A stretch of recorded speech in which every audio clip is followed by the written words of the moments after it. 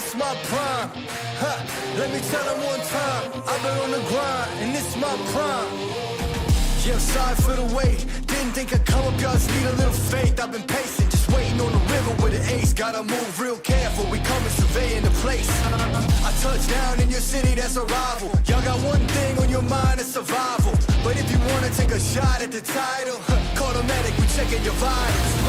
Let me tell them one time, I've been on the grind, this is my prime.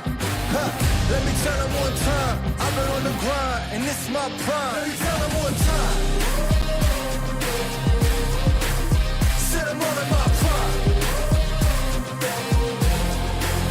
Let me tell them one time, I've been on the grind, feeling real good, yeah, all in my prime. It's about that time, say your goodbyes, cause ain't no match for the way that I grind, yeah, I'm all in my prime. Prime time, we mile high, the gate closed.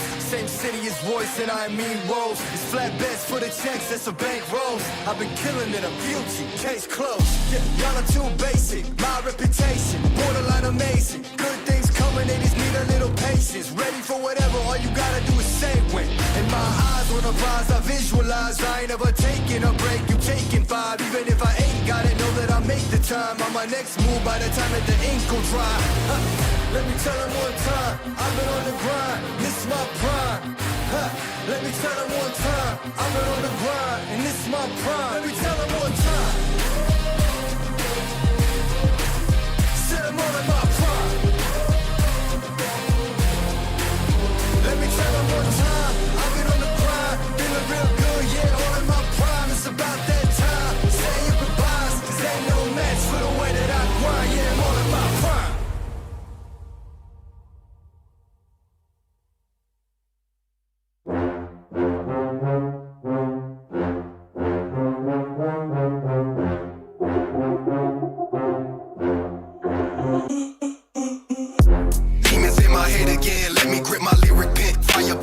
Smoking now, I'm pulling sons. I won't stop, so don't confront too much. Supposed to be a grunt. Watch my back and also front. You drop it off, I pick it up. Deep pockets a mean one. Heavy like machine guns. Talking like they heard about me, they ain't never seen one. You ain't really bout it, I can see it through the screen, son. Taking limit lane, busters never trust they jump. Like you want it, my opponent's never on it. I ain't thinking about tomorrow, only thinking about the moment. Feel the rush from the buck jump. 20s in my loaded trunk. Watch me make another hit. Yeah, I'm tripping off that funk jump. Like you want it, my opponent's never on it. I ain't thinking about tomorrow, only thinking about the moment. Feel the rush from the buck jump. 20s in my loaded trunk. Watch me make another hit. Yeah, I'm tripping. Yeah, I'm tripping.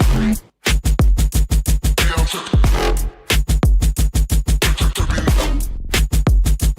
Yeah, I'm tripping. Watch me make another hit. Yeah, I'm tripping. Yeah, I'm tripping. Yeah, I'm tripping. Watch me make another hit. Yeah, I'm tripping. Demons in my head again, let me grip my lyric pen. Fire burning from my junk, smoking now I'm pulling sons. I won't stop, so don't confront too much. I'm boss to be a grunt. Watch my back and also front. You drop it off, I pick it up. Deep pockets a mean one. Heavy like machine guns. Talking like they heard about me, they ain't never seen one. You ain't really bout it, I can see it through the screen, son. Taking limit lane, busters never trust they jump. Like you want it, my opponent's never on it. I ain't thinking about tomorrow, only thinking about the moment. Feel the rush from the buck jump. 20s in my loaded trunk. Watch me make another hit. Yeah, I'm tripping off that funk jump. Like you want it, my opponent's never on it. I ain't thinking about tomorrow, only thinking about the moment. Feel the rush from the buck jump. 20s in my loaded trunk. Watch me make another hit. Yeah, I'm tripping, tripping. Yeah, I'm tripping. Yeah, I'm tripping. Watch me make another hit. Yeah, I'm tripping. Yeah, I'm tripping. Yeah, I'm tripping. Watch me make another hit. Yeah, I'm tripping.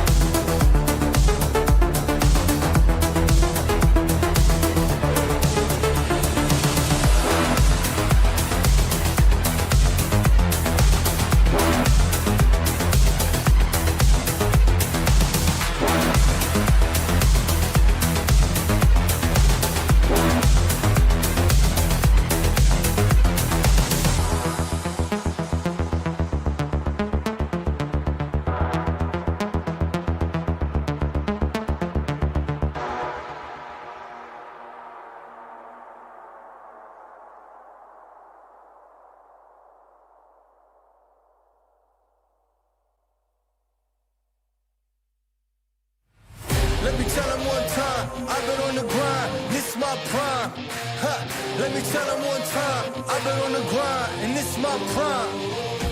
Yeah, sorry for the wait. Didn't think I'd come up, y'all just need a little faith. I've been patient, just waiting on the river with an ace. Gotta move real careful, we coming surveying the place. I touch down in your city, that's a rival. Y'all got one thing on your mind, it's survival. But if you wanna take a shot at the title, call the medic, we checking your vitals. Let me tell them one time, I've been on the grind, this is my prime. Let me tell them one time, I've been on the grind, and this is my prime. Let me tell them one time. Set them all in my prime.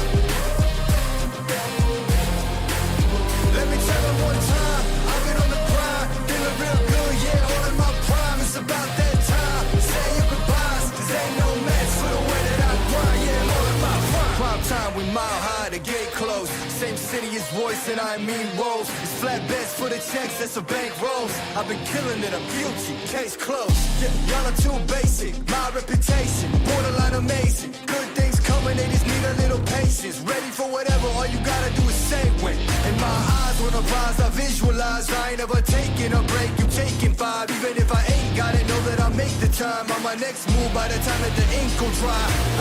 Let me tell them one time, I've been on the grind, this is my prime. Let me tell them one time, I've been on the grind, and this is my prime. Let me tell them one time. Set them all in my prime. Let me tell them one time, I've been on the grind, feeling real good, yeah, all in my prime. It's about that time, say your goodbyes, cause ain't no match for the way that I grind, yeah, I'm all in my prime.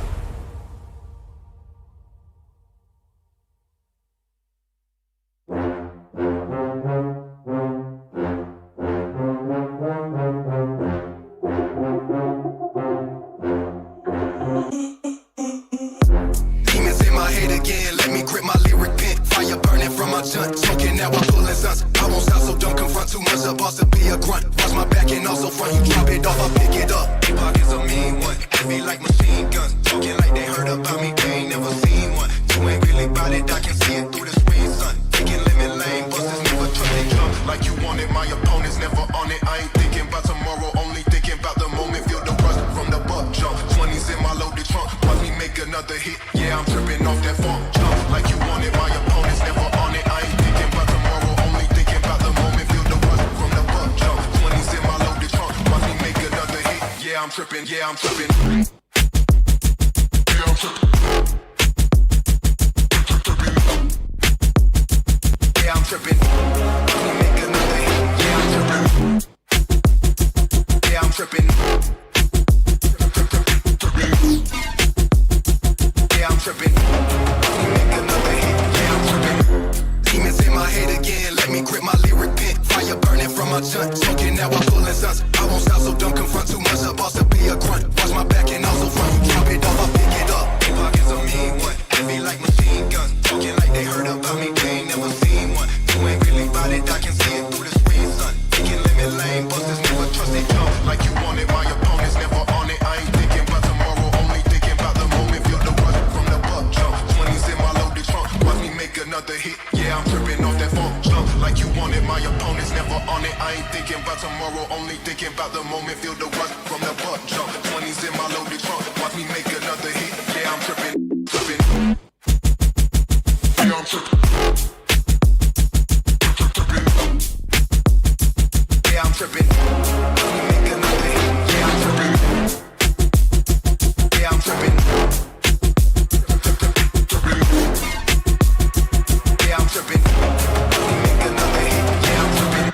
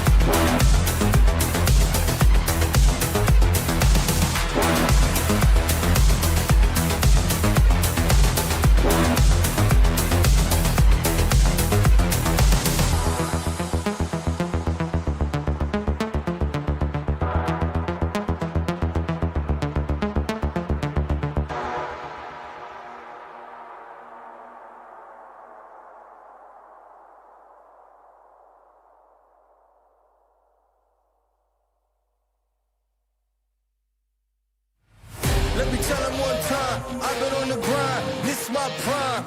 Ha, let me tell them one time. I've been on the grind, and this my prime. Yeah, I'm sorry for the wait. Didn't think I'd come up, y'all just need a little faith. I've been patient, just waiting on the river with an ace. Gotta move real careful, we coming surveying the place. I touched down in your city, that's a rival. Y'all got one thing on your mind, it's survival. But if you wanna take a shot at the title, call the medic, we checking your vitals. Let me tell them one time. I've been on the grind.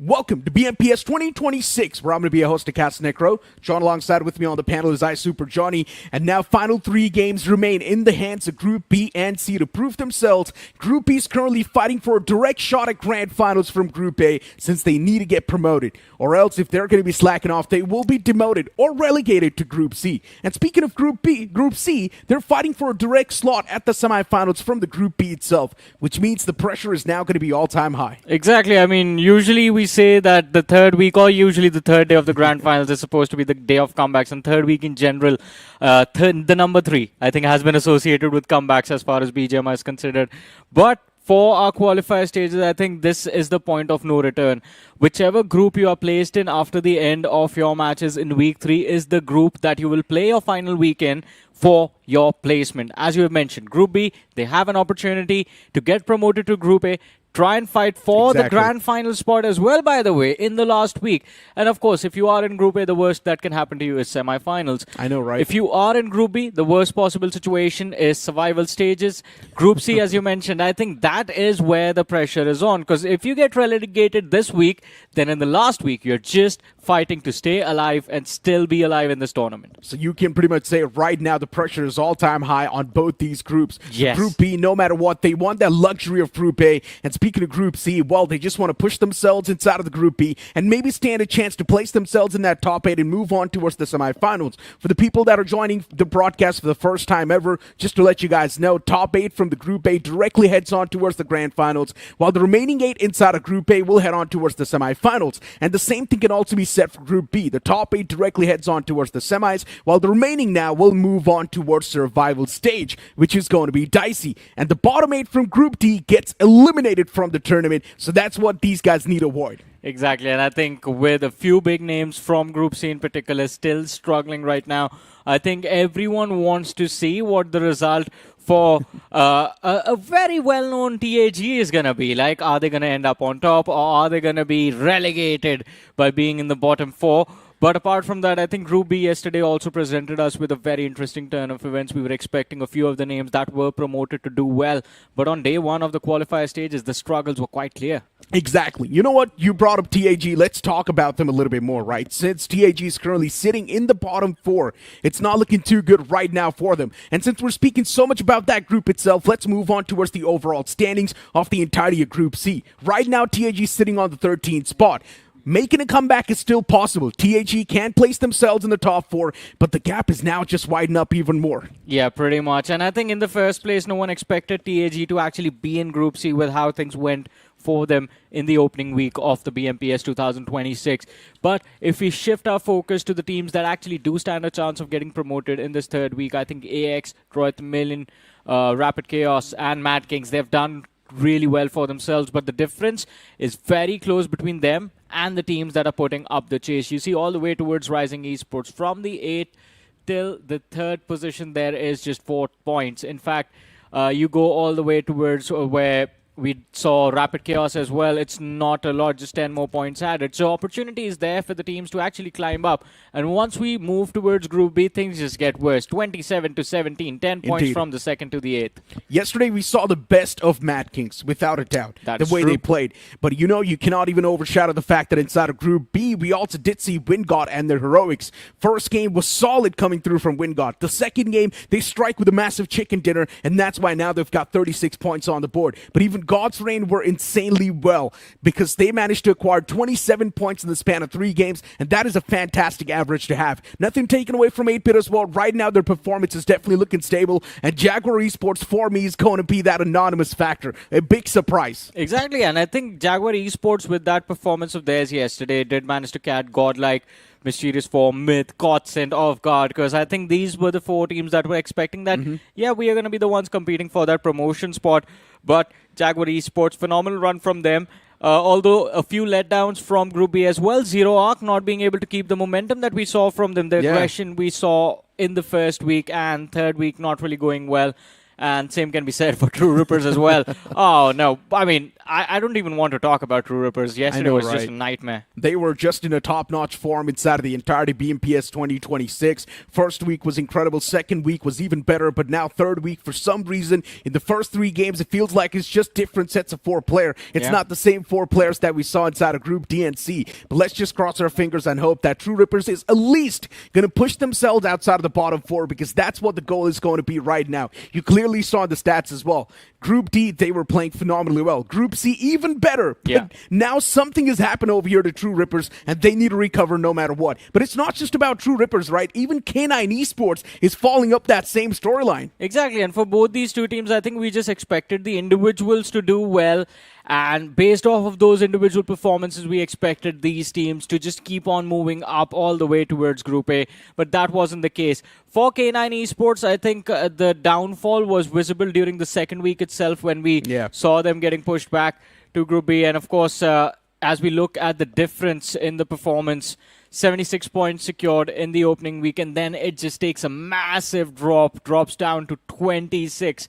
50 points up in the air, just gone. Poof. Exactly. It was an insane downfall coming through from K9 Esports inside of the week 2, and now in the week 3, it's even worse. So I really hope that K9 Esports as well finds that groove once again that they had in the week 1. And you know what? Generally speaking, in week 1, teams are trying to figure things out. They did not exactly know how the format's going to be working, how the promotion and relegation system's going to be working, how it's going to be affecting overall game. And once teams started figuring things out inside of the week 2, that's when we saw the major shift in the playstyle. But Nebula Esports is the only team from Group A who was able to adapt from the start till the end, next to Seoul as well. And Team Tamilas. Yeah, they you also could had a say top-tier that. performance. You always end up ignoring Team Tamilas. It's nothing like that. But anyways, I think they were doing quite well for themselves. These 3 teams have put up exceptional numbers on the board. But let's talk about the teams that, again, I mean, I want to focus on the downsides, right? Teams that have let us down. So True Rippers, K9, 4TR. We have been saying this, I think you and I have been talking about this since the opening week of BMPS, that 4TR, the roster, the players, they just don't feel the same. But you know what, Johnny? Looking at these players and looking at the way they like to play, they always perform when the sword is literally on top of their necks. Yeah. If you talk about BJS, Rapido, Arthur, these guys just wake up when there's no possible way you think this team is going to be making a comeback, and then you just see them at the top of the board. They have done it so many times, and I believe 4TR is at least going to put themselves outside of that pressure point. Hey, they are in Group B, so I think not a lot of pressure for them to deal with, at least for now. I think the only thing that they need to avoid is getting relegated down to Group C. Because if you're in Group C, going into survival, it's a whole different sort of an environment you need to get used to. Not a lot of matches, of course, and then you need to find your burst of performance.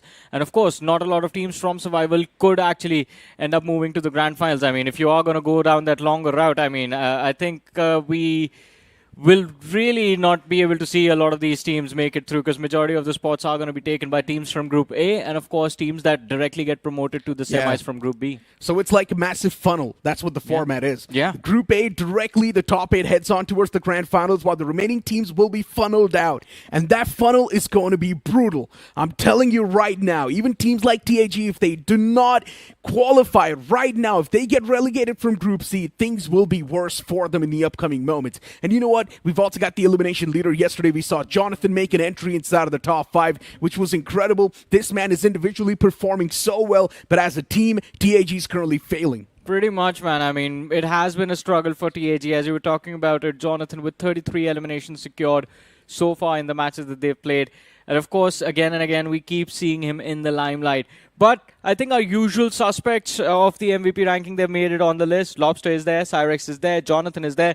But 2 new faces, Taurus and Dhruv, they've been quite incredible for their rosters, and it's a story similar to the one we see for Jonathan, wherein individuals are doing really well, exceptionally well, in fact, for themselves, but the teams are crumbling under pressure. And you know what, Johnny? Rapid Chaos Esports isn't even doing that bad this time. They're doing really good for themselves, and there's a chance they might just be ending up in the top 4, because right now they're in the top 2 itself. Yeah. So Rapid Chaos Esports is in a great form, which means Dhruv is now going to be propelling himself in the MVP ranking even better. The Agile ranking as well is on the screen, and it's really surprising to see a new face over here as well. It's going to be Fraggy from GODSENT Esports. GODSENT's performance has been immaculate, nothing taken away from the way they like to play, fully aggressive. We see them every single time in an aggressive stance. Yeah, GODSENT has been quite phenomenal. I think the confidence we have seen from this team was something we did not expect, to be honest, based on the format, based on the teams that were put in their particular group.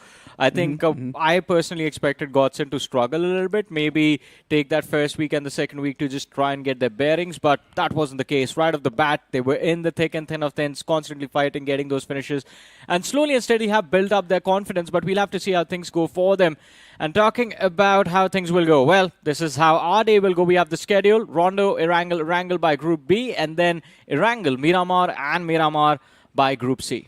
So for Group C, once again, it's going to be a bit of a safer approach since 2 Miramar are going to be part of it. But for Group B, that map of Rondo is going to be a massive opportunity to pretty much establish a comeback in the overall standings. Now, if you talk about the talent prediction, I personally am going with GODSENT Esports and God's Reign. I believe these 2 teams will easily head on towards the promotion side of things. Just 2 people out of the 8 of us have not gone for Godlike, Maisie and you.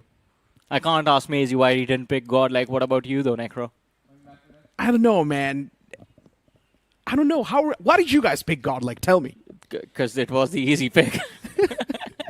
Still, we have seen Godlike fumble up in these type of scenarios. And you know what? The only reason why I did not pick Godlike is because of that trust. Right now, I do not trust them with a guaranteed performance, even in the remaining 3 games that are left over. I think all of us know a little bit about having trust issues on people, right? And Godlike as well. I agree with you. They have proven a little untrustworthy of the support of the fans. But hey, this week they've woken up and chosen violence. Yesterday was a decent day. And today gives them an opportunity, again, to claim a spot inside of Group A. Let's see how things turn out for this team and everyone else as we take on the first map, Rondo. And you know what? Speaking of Godlike in general, yesterday in the first game itself, they got a chicken dinner. But the remaining 2 games, Johnny, they fumbled up massively. They messed up big time. So I hope now in this game of Rondo, we might see a major recovery from Godlike, and they might just secure a lot of points, because the map of Rondo is supposed to come in with a lot of elimination points and a lot of heat. And this time we've got 2 plane flat paths on the screen, and both of them starting from the southern side. One ends up towards Stadium, the other one towards Minhopan. And again, I think with a flight path like this, majority of the big drops are going to be denied. I think with the second flight path, the one starting from the centric southern region and heading towards the northwestern quadrant, I think you still have Joutain and Stadium available, and test track for the flight path heading east. But we'll have to see which teams are willing to take those early fights. If the ones that do like to fight towards test track aren't really in that flight, then they are going to have to go for an alternate drop. And in a position like this, I think the only one that is visible to a lot of these teams is that city of Yulin. Yeah, and Johnny, my eyes are going to be on test track and Neox Factory. You can see a major cluster of teams heading towards that direction. And probably the escape options as well will be available for a lot of these teams. You can see Fraggy from GODSENT Esports heading towards Tulin. to get that recall tower in control. And as of now, you've also got Zero Arc taking a fight against 8-Bit. And 8-Bit has already kicked things off. First man taken down from Zero Arc. That's going to be another blunder on the board. ZA needs to wake up. And it seems like the casualties aren't going to slow down anytime soon. Aries Bijoy takes out the Danger Man Sarwar, a top performer for the side of Zero Arc in the opening week of the tournament. But since then, that aggression, that performance has completely faded away. God's Reign, we see their name pop up on that finish feed as they take on the players of HADX, and it seems like they have shut HADX completely down. But 40R, it seems like they could be stuck. K9 towards Yulin. They have Aries, 8-Bit, True Rippers in the mix. Naqsh in the backlines, doesn't matter. Arthur still finds the opening, and now is left to deal with a 1v2. That was a great strike. And still the players of K9 Esports stubborn, adamant in shutting down the remaining men of 4TR, and somehow Stranger is still alive. He hasn't taken a sliver of damage, but the moment I say so, the man gets knocked down. 4TR, things under control as they wipe out K9 Esports, but there is still a man in the back lines who's going to be the escape option. While you move on towards Neox Factory, learn from past. For a moment I thought he might just have to jump, but he messed up. I think he already has gotten a lot of value from his play. Two players taken out, the distraction that was there for Mysterious 4, learn from past, they take full control. And Max, oh, he just needed to chip him, a shot on his shoulder. And Max finds the knock, the finish conversion comes through. Learn from past, moving up to a total tally of 3 eliminations on the board. Nicely done, but still in that danger zone. One big mess up and you can still be pushed down to the bottom 4, and that's what they need to avoid. 4TR, they were in the bottom 4 when the game, or when the day started. But as of now, since they've got a few elimination points secured up, they're already outside of it. Outside of the danger zone. K9 Esports, all the 4 players once again back on the board. The recalls are done. 8-Bit looking to take a fight, looking to approach the players of Aries Esports, but the nade wasn't placed that well. Skips is still trying to move up close and personal, but Aries Esports, they're going for that revival, but a man flanks from the back, and it's going to be 4TR now third-partying this. Rapido does get those finishes for himself. We'll have to see 8-Bit, how did they react to the skips, went to check, saw those crates. Now, information has been confirmed about threat lurking nearby. The players from 8-Bit a little bit further away from each other. We see skips on our screens. Then I believe it was Sarang sitting on the right. 4TR on those balconies will have the upper hand with the high ground advantage. Should be able to see the players of 8-Bit move quite comfortably, but if they get nades lobbed in towards their faces, then it will become difficult for 4TR to deal with. Same goes for 8-Bit. Skips somehow does manage to dodge a nade and lobs a 1 in retaliation. It is going to be a slam dunk. A 2-pointer coming through as Skips finally decides to make the pounce. Viper, he's holding on the other end. But I think this flush from the Molotov should be able to help Skips get this finish. Yeah, but still the Molly spread isn't that good enough. It's not wide enough, and Skips, he falls apart. Oh my god, the opening he found was insane, but he was not able to capitalize that well. He had no idea that there was a man up close and personal, but 8-Bit, they're still continuing to slaughter the opponents. And this is what you like to see from a banner like 8-Bit. 4 elimination points secured already around Yulin, and it seems like they're not going to be stopping anytime soon. The remaining men of 4TR now getting that revival on the fallen comrades. Things will be recovered for the better. Still a massive cluster remains in Yulin before the city is declared clear. I think a lot of value from here was picked up by 4TR. 7 eliminations secured in these early fights. And I'm a little too surprised, Necro. They haven't used even a single recall from their sides. The players that were knocked out apparently did get those revives, and they're back at it again. Johnny, WINDGOD Esports right now possesses a big threat to True Rippers. And there we go, somehow Cheyenne, he's replying back pretty well. He's also got the advantage inside of the fight, by the way. With where True Rippers are, Necro, everyone possesses a big threat to True Rippers. True. 1 point, 2 points secured from this game. And as you mentioned, Cheyenne just left behind by the entirety of the team. It feels so weird to say true whenever someone makes a statement about True Rippers because their name is True Rippers. Yeah, but they aren't really ripping anyone anymore. I mean, they are getting ripped. But hold on! Cheyenne, right now, is definitely ripping to shreds the opponents.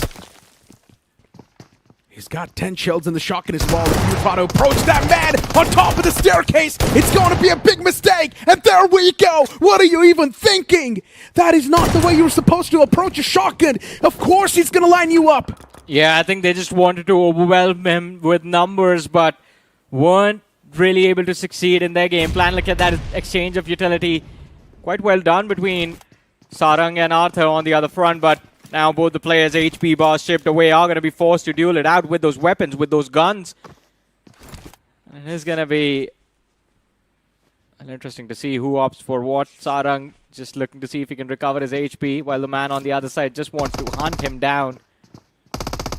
Oh, well, there we go. 4TR. Not even breaking a sweat in that fight. As they scoop up the last remaining point of 8-bit as well. For Godlike, things are the other way around. At least they've got all the 4 players up, so that's a good thing. JAGUAR Esports from the opposite side, now trying to create some troubles. Godlike as well, just trying to get some suppressive fire in. Those bullets not exactly finding connection, but it's fine. It's just about instilling that fear in the opponents. Yeah, and I think from the POV of Godlike Esports, they did in fact do quite decent yesterday. So today's journey should be a little bit simpler.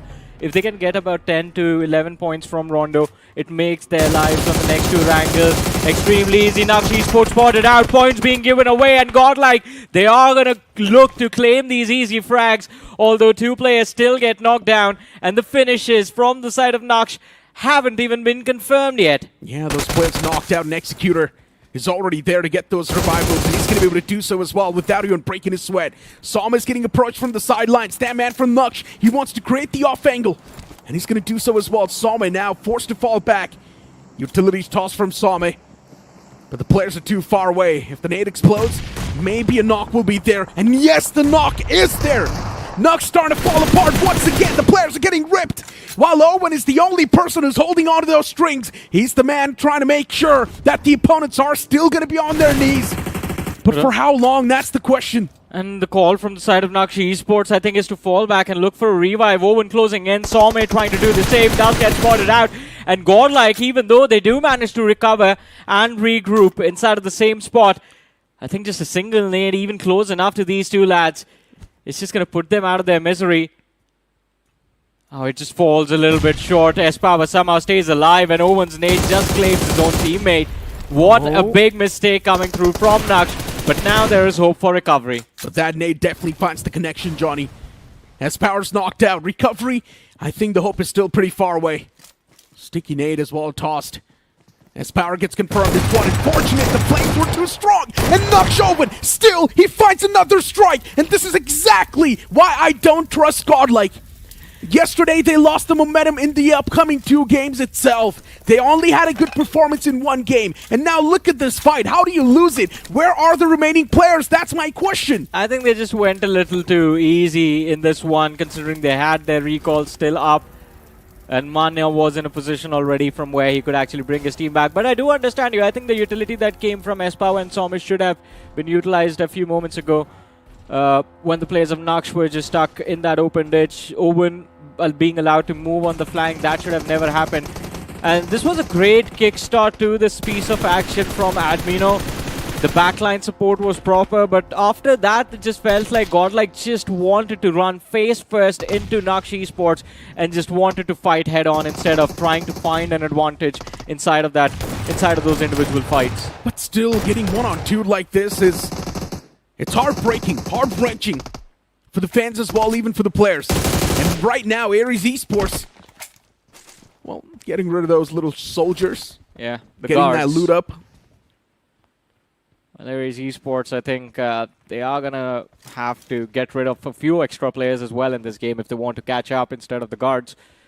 Just 2 points on the board so far. Recalls have been used, and Ares is struggling in the bottom 3 of the overall leaderboard, which is not where you want to be honest. Ares Esports is one of those newer names on the block that you just do not know what to expect. Their performance has sort of been hit or miss.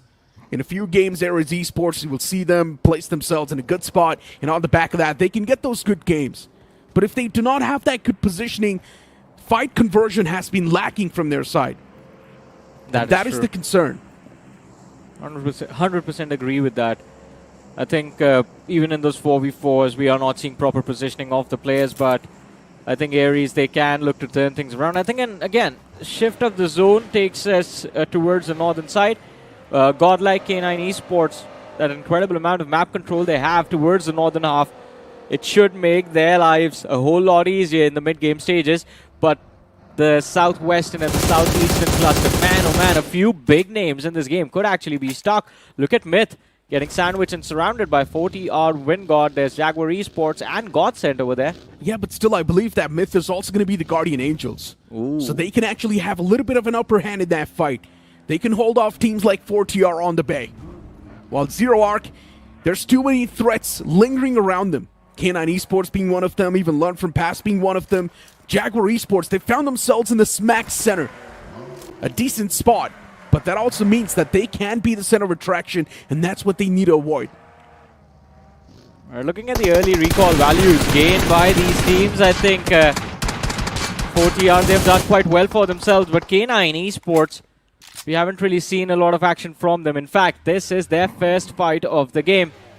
The one they took before this, it wasn't a fight, it was more of a massacre where K9 Esports were the ones annihilated.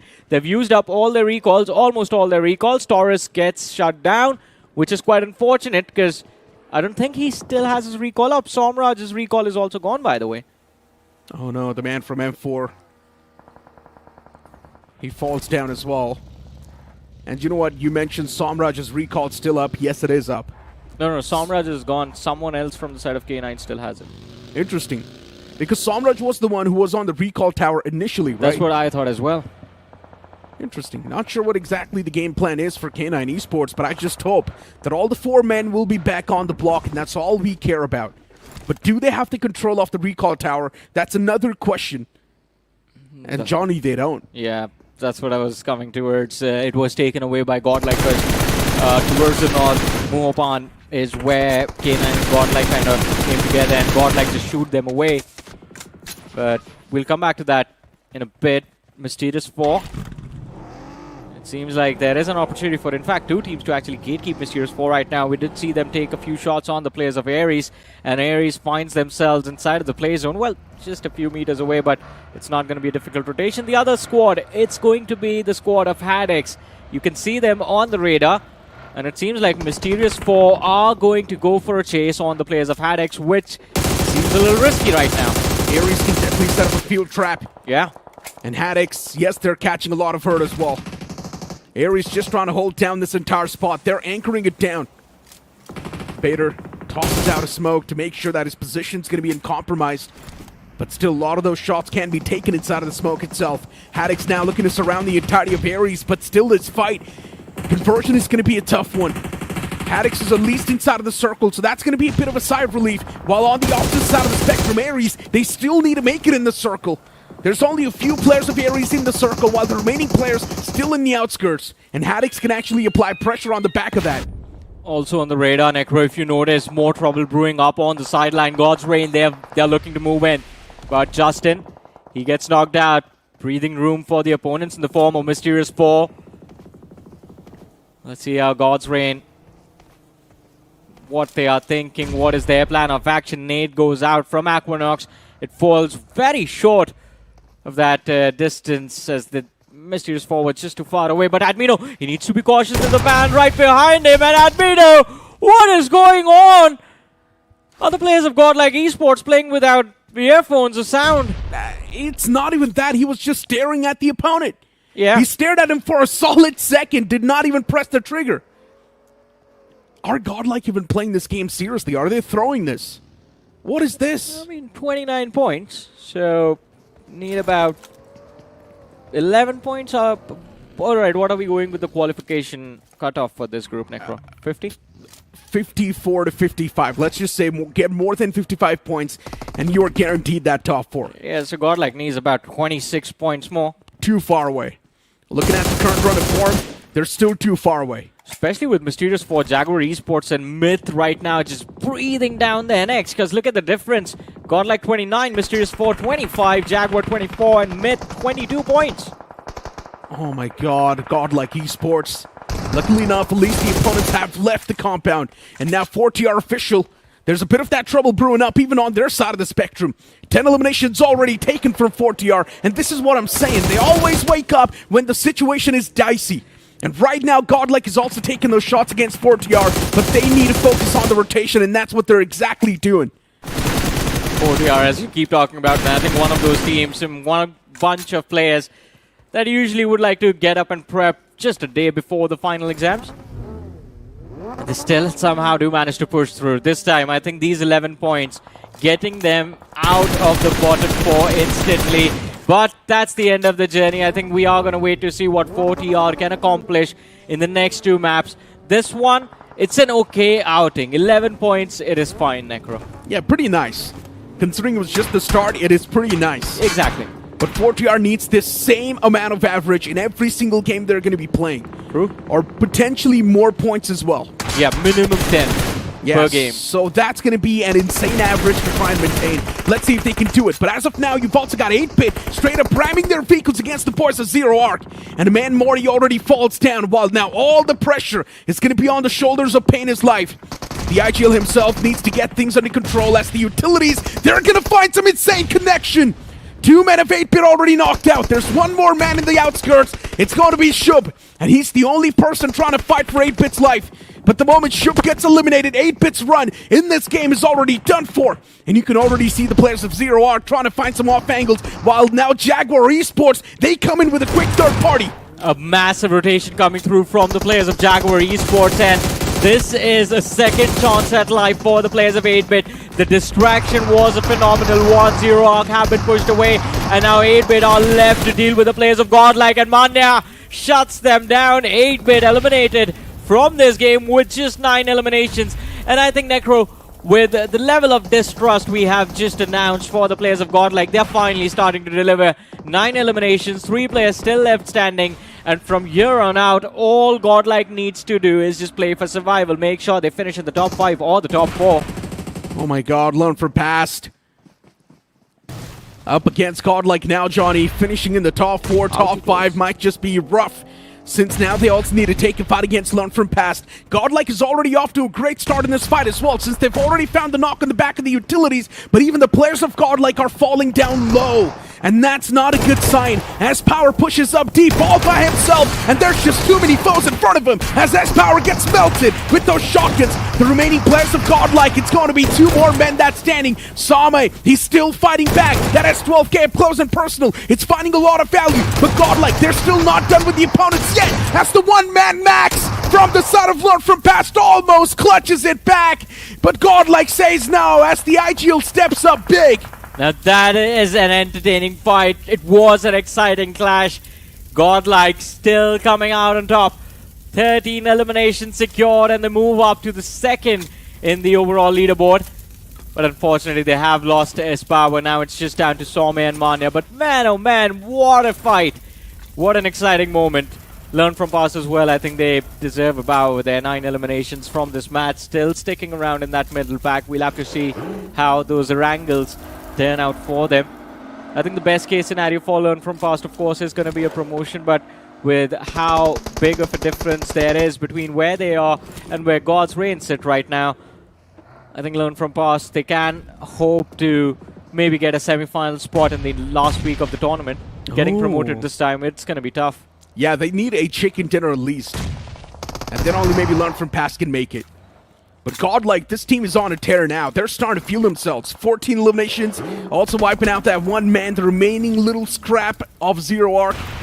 Have a look at the replay of that entire fight once again. Nades from the side of S-Power were brilliant, but the way things really cooked up in the middle stance, they were kind of awkward. Yeah, it was. I think at one point, Manya and Somme were just spamming their shotgun inside of the smoke without even seeing if the shots were connecting on anyone or not, without even realizing if they got a hit marker or not. So they just went trigger first, trigger happy in that moment. But I think 14 points. Godlike, the intention with this match could be to just try and get as close to 40 points as possible.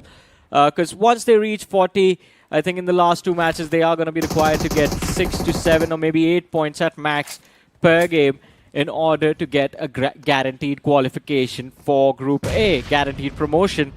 And with where they are right now, I think it is going to turn out to be a frag-heavy ending for Godlike as well. Lots of opportunity for them to fight, but if they try to push for the center of the circle, then they could get sandwiched and taken out, especially with Myth already there on the high ground. That's the point, right? Godlike now making it inside of the circle is going to be next to impossible. There's also going to be WINDGOD Esports in the way, Myth as well, as you mentioned. Even God's Reign's going to be in the sidelines. And True How do Rippers you up even north. make it? And as you mentioned, even True Rippers, just to add on to it, it even gets worse. But Johnny, GODSENT Esports is still live in this game with all the 4 players. And if GODSENT Esports ends up getting a chicken dinner, that's going to be a direct catapult in the top 4. Also, by the way, Necro, I think we were so focused on the teams that are fighting for qualification. Teams like Godlike, God's Reign, Jaguar, M Mysterious Form, Myth, that we ignored the fact that WINDGOD, they are again off to a decent start to their journey. Not a lot of eliminations. Why did I take their name, man? Okay, My you know what? apologies, WINDGOD Esports. 1-8 from True Rippers, and it seems like WINDGOD are sent back packing inside of the wind. It is literally Johnny's fault, and you can't even deny it this time. The moment you Powers. say WINDGOD is doing so good once again, well, there comes a massive nade. A heat-seeking missile that just knocks out 2 players instantly. And now WINDGOD's firepower, it's cut down by 70%. There's just one man standing. God's Reign! What is this street brawl? Oh my god, you blink it and you miss it within the span of a few seconds. Mysterious 4, they're on the verge of being extinct. But the moment I say so, it's God's Reign that falls apart. A third party from Godlike is going to make sure that God's Reign has been eliminated from the game. And now Godlike takes over that spot. Exactly. And Necro, I think with that one play also just proves it's not just me, it's you too, buddy. We're cursed. Yeah, God's Reign. Also, by the way, in that fight, so many shotguns went off. It felt like shotguns going off at the rate of an LMG. Yeah. Just point-blank range, massacre, as you mentioned. A street fight in the middle of nowhere, but True Rippers. Loki, you know what I feel like, Johnny? S12K is just spray and pray. Nothing else. You're just constantly tapping on top of the opponent. The crosser is so massive, and since you're just constantly tapping, you're just spraying. That hopefully the pellets are going to connect, and the pellet usually connects. I mean, I kind of, yeah, I do agree with you to a certain extent, but I think majority of the times people are just swinging so quick in and out of corners that you are required to just land that flick. Yeah, in the open grounds, though, I'm speaking of, right? Yeah, in the open grounds, it's just spray and pray, man. You're just crouching, turning your head, leaning side to side, just trying to see if you can juke the opponent and make him miss the headshot. Using every single possible maneuver you can. But you can't do that with DBS, and that's why not a lot of people like it anymore. Yeah, I don't like the DBS as well. Yeah, true. Why? I don't know. I think something about the weapon can't seem to aim with the DBS. Yeah, it's really hard. That how long is the mini reload? I think it's like a 1.7 seconds or 2 seconds. It's pretty long. That just It's pretty completely long. throws off the aim after the first 2 shots are done. But that's just like me personally, and I'm not one of the best players, to be honest. So let's just say it's more punishing, more balanced compared to the S12K. While the S12K... DBS. Yeah. No, man, I mean S12K all the way. No, I'm saying DBS is more punishing. Oh, since if you miss a shot, you're just done for. To yourself, not to the opponent. Yeah, it's to more yourself. punishing to That's you. what I'm saying. But oh, True Rippers, hold on! Too busy on taking that ridge while the man from Myth, he says, man, we're not just a Myth, we're also the legends. And Myth right now is definitely making it hurt, and even from the sidelines, it's going to be Godlike. A bit of that tag team effort coming through from Myth and Godlike, and now it seems like True Rippers, they're going to be melted within a few seconds, and there we go. The final nail, it's going to be in the coffins. True Rippers eliminated with 10 points in total. 9 finishes onto Manya. Things are definitely getting heated up in the Godlike bootcamp right now. What a phenomenal run coming through. 20 points just for eliminations. We haven't even tallied the placement points yet.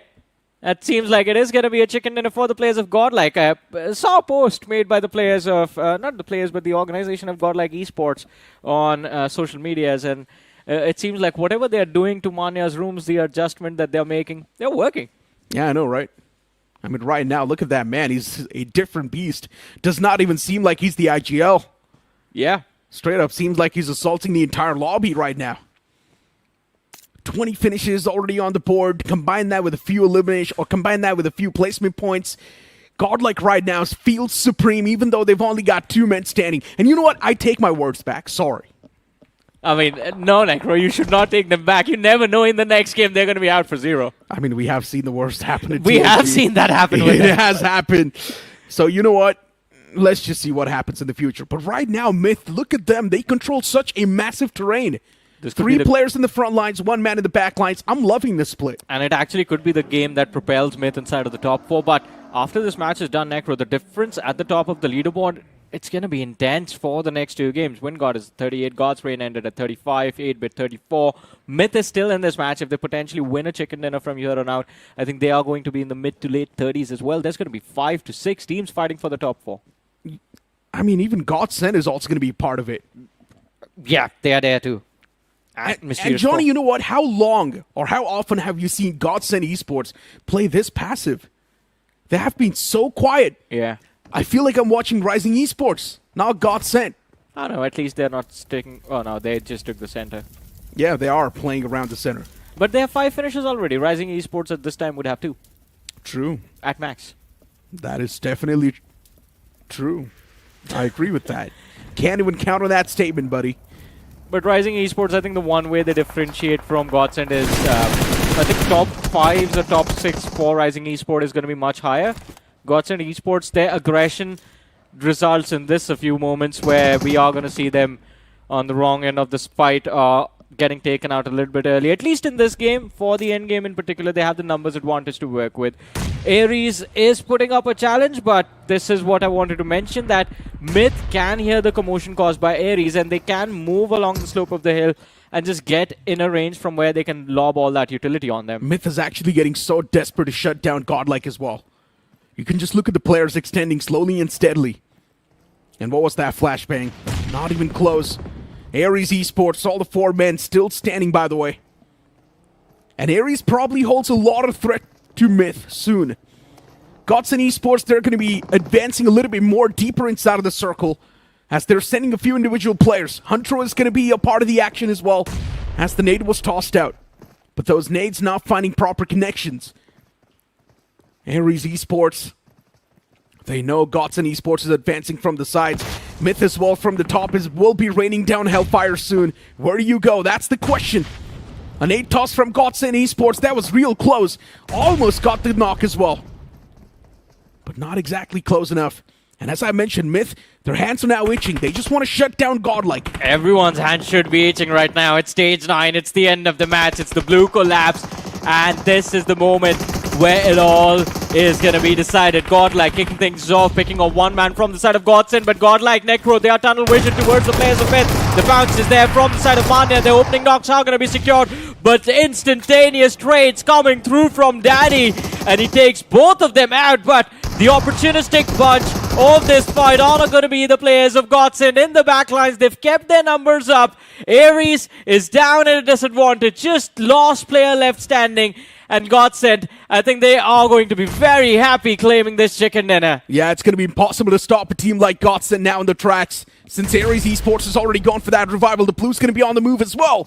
And this time it's going to be doing a lot of damage. GODSENT Esports moving from the sidelines. First finishing off the knocked players so they can get the elimination point secured. And now Ares Esports, they're trying to fight back, but the players still do not have enough HP. And even the position is not too good. That nade's going to be chipping up a lot of damage. Another nade tossed out. That's going to be a confirmation. And a knock on Bijoy and his teammate. Now things just crumble down to Knuckle. Can this 1 man inflict that pain? Can he put that punch in the gut? And the answer is going to be no, as Ares Esports have been eliminated. And it will be GODSENT Esports taking this chicken dinner.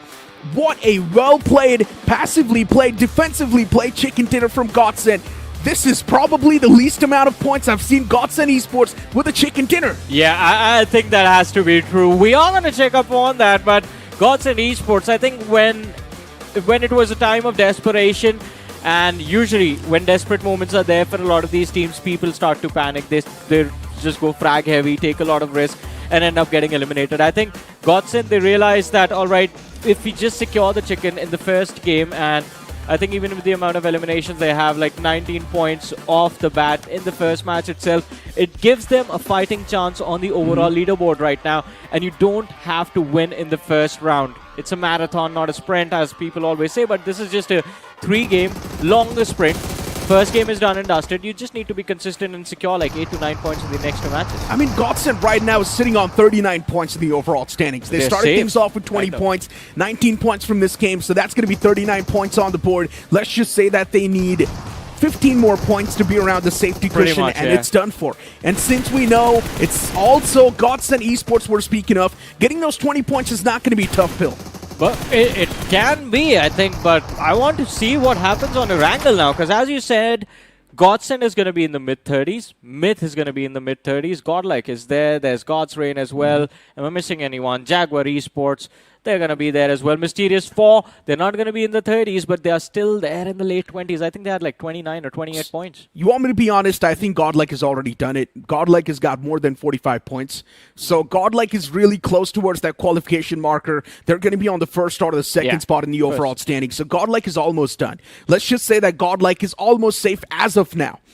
Counting on the teams that are going to be around the mid-30s, almost touching that 40 points marker, that's where GODSENT Esports is going to be. And GODSENT right now is going to be feeling a lot of heat. Also, a team that we did not talk about at all when we should have been was WINDGOD Esports. They had a decent run in this game. They were sitting first on the overall leaderboard. And yes, my apologies to the players We did talk about them. Yeah, the moment they got taken out. But anyways, they dropped to the second position. WINDGOD still has a chance to fight for survival.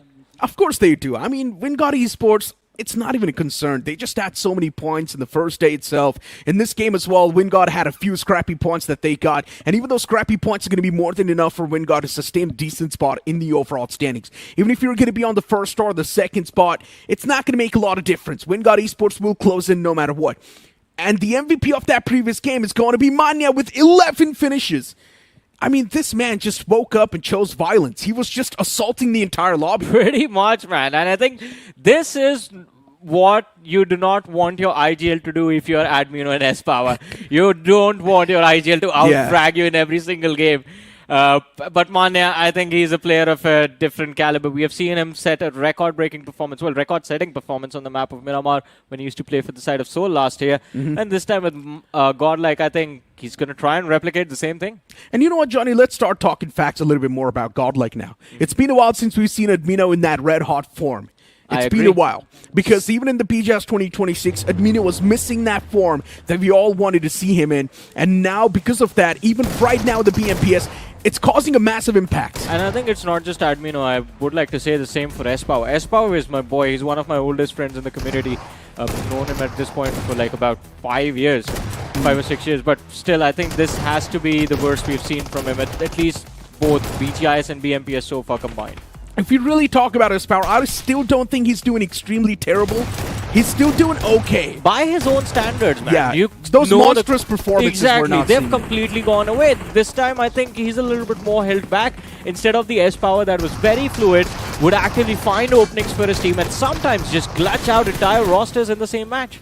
Definitely. I mean, we're not seeing S-Power in that superpower form, so let's just hope that maybe when Godlike does qualify towards the upcoming group, which is going to be Group A, because Godlike is definitely going to be needing S-Power in his top-notch form if they want to place themselves in the top 8 and directly have a shot at the Grand Finals. That is true. And the more we talk about this roster, the more my head starts to spin, because we talked about Admino, we talked about S-Power, but even with these two players unable to perform, Godlike should never be in a case where they got demoted into Group B, right? Because you have Manya and Some. Some is also a pretty high frag potential athlete. So even with Some and Manya, they should have been able to just stay around in the in Group A the longest. But I think now, as you said, they have woken up. They were sleeping during the second week. They got demoted. Now they've woken up.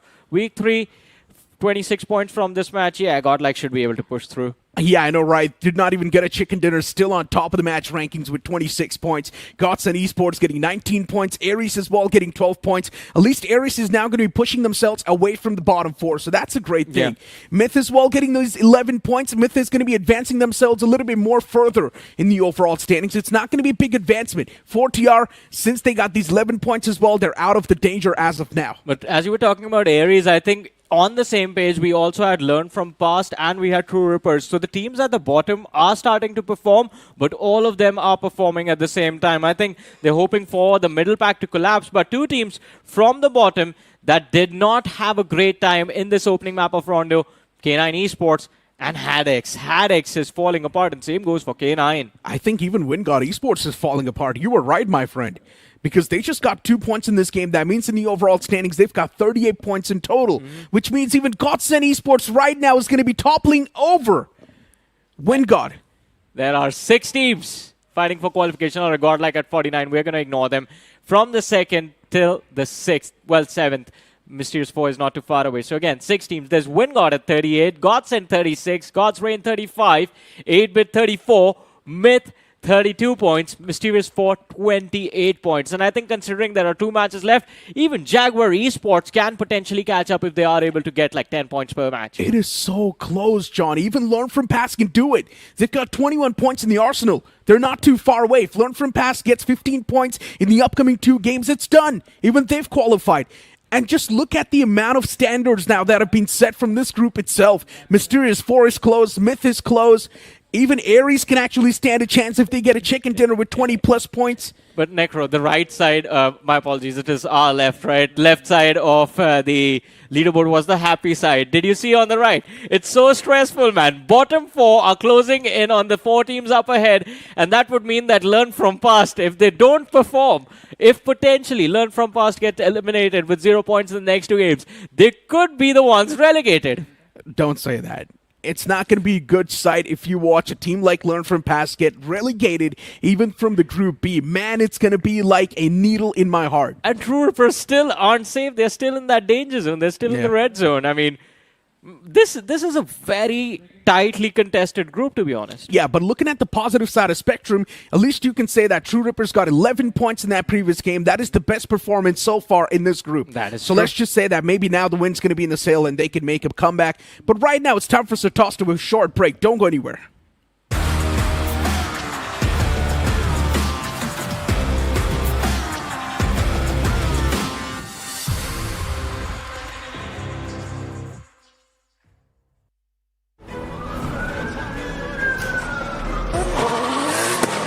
This is how legends are made. I know I got what it takes.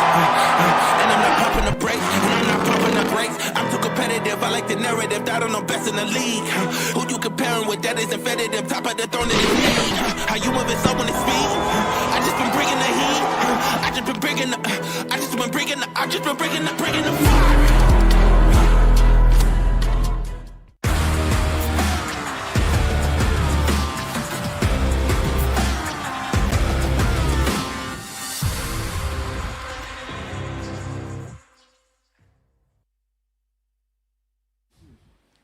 Hello everyone and welcome back to BMPS 2026. You guys are currently watching the English broadcast here, and today's games has been really exciting as well, with Godlike pulling one of the biggest, I would say, dominating map in the map Rondo as well. Who would have thought with a 2-man army with Saume and Manya was able to snatch up so many points in one single game. And I believe, Salty, you have a lot to say about this match. Exactly. I mean, imagine this. That was the highest individual performance, or rather the best individual performance inside of BMPS 2026 so far. The previous record was actually held by Dhruv OG from Rapid Chaos, who is currently the eliminator. He had 10 eliminations in a single game. Manya, like you said, was stealing away all of those finishes from Saume, but I still feel, in a day and age where IGL slowly are getting taken away from the picture, I feel like Manya stomping on that, getting 11 finishes, it says a lot about his class. Hey, for all things considered, they started from Group A. They stayed in Group A for the longest of time, and then eventually came back into its Group B, was relegated. Now they are going to be fighting for their shot to actually push themselves back up. So that is going to be something that I'm looking forward to see. But as of yet, Godlike, they're pretty much secured for the top 4, 49 points. I don't think they would go down in these next 2 games. All they need is like 1-2 points. Like just cross the 51 mark. You should be safe. We saw how close it was for Group D in particular. And when I'm talking about them, I feel sad for Quantum Spark. don't hit that tangent, man. It hurts right here, man. But you know what? We will talk about Group D later on. For now, of course, there will be a couple of teams who will be a little sad. I'm talking about WINGOD Esports specifically, I think, because yesterday they had a phenomenal run, by the way.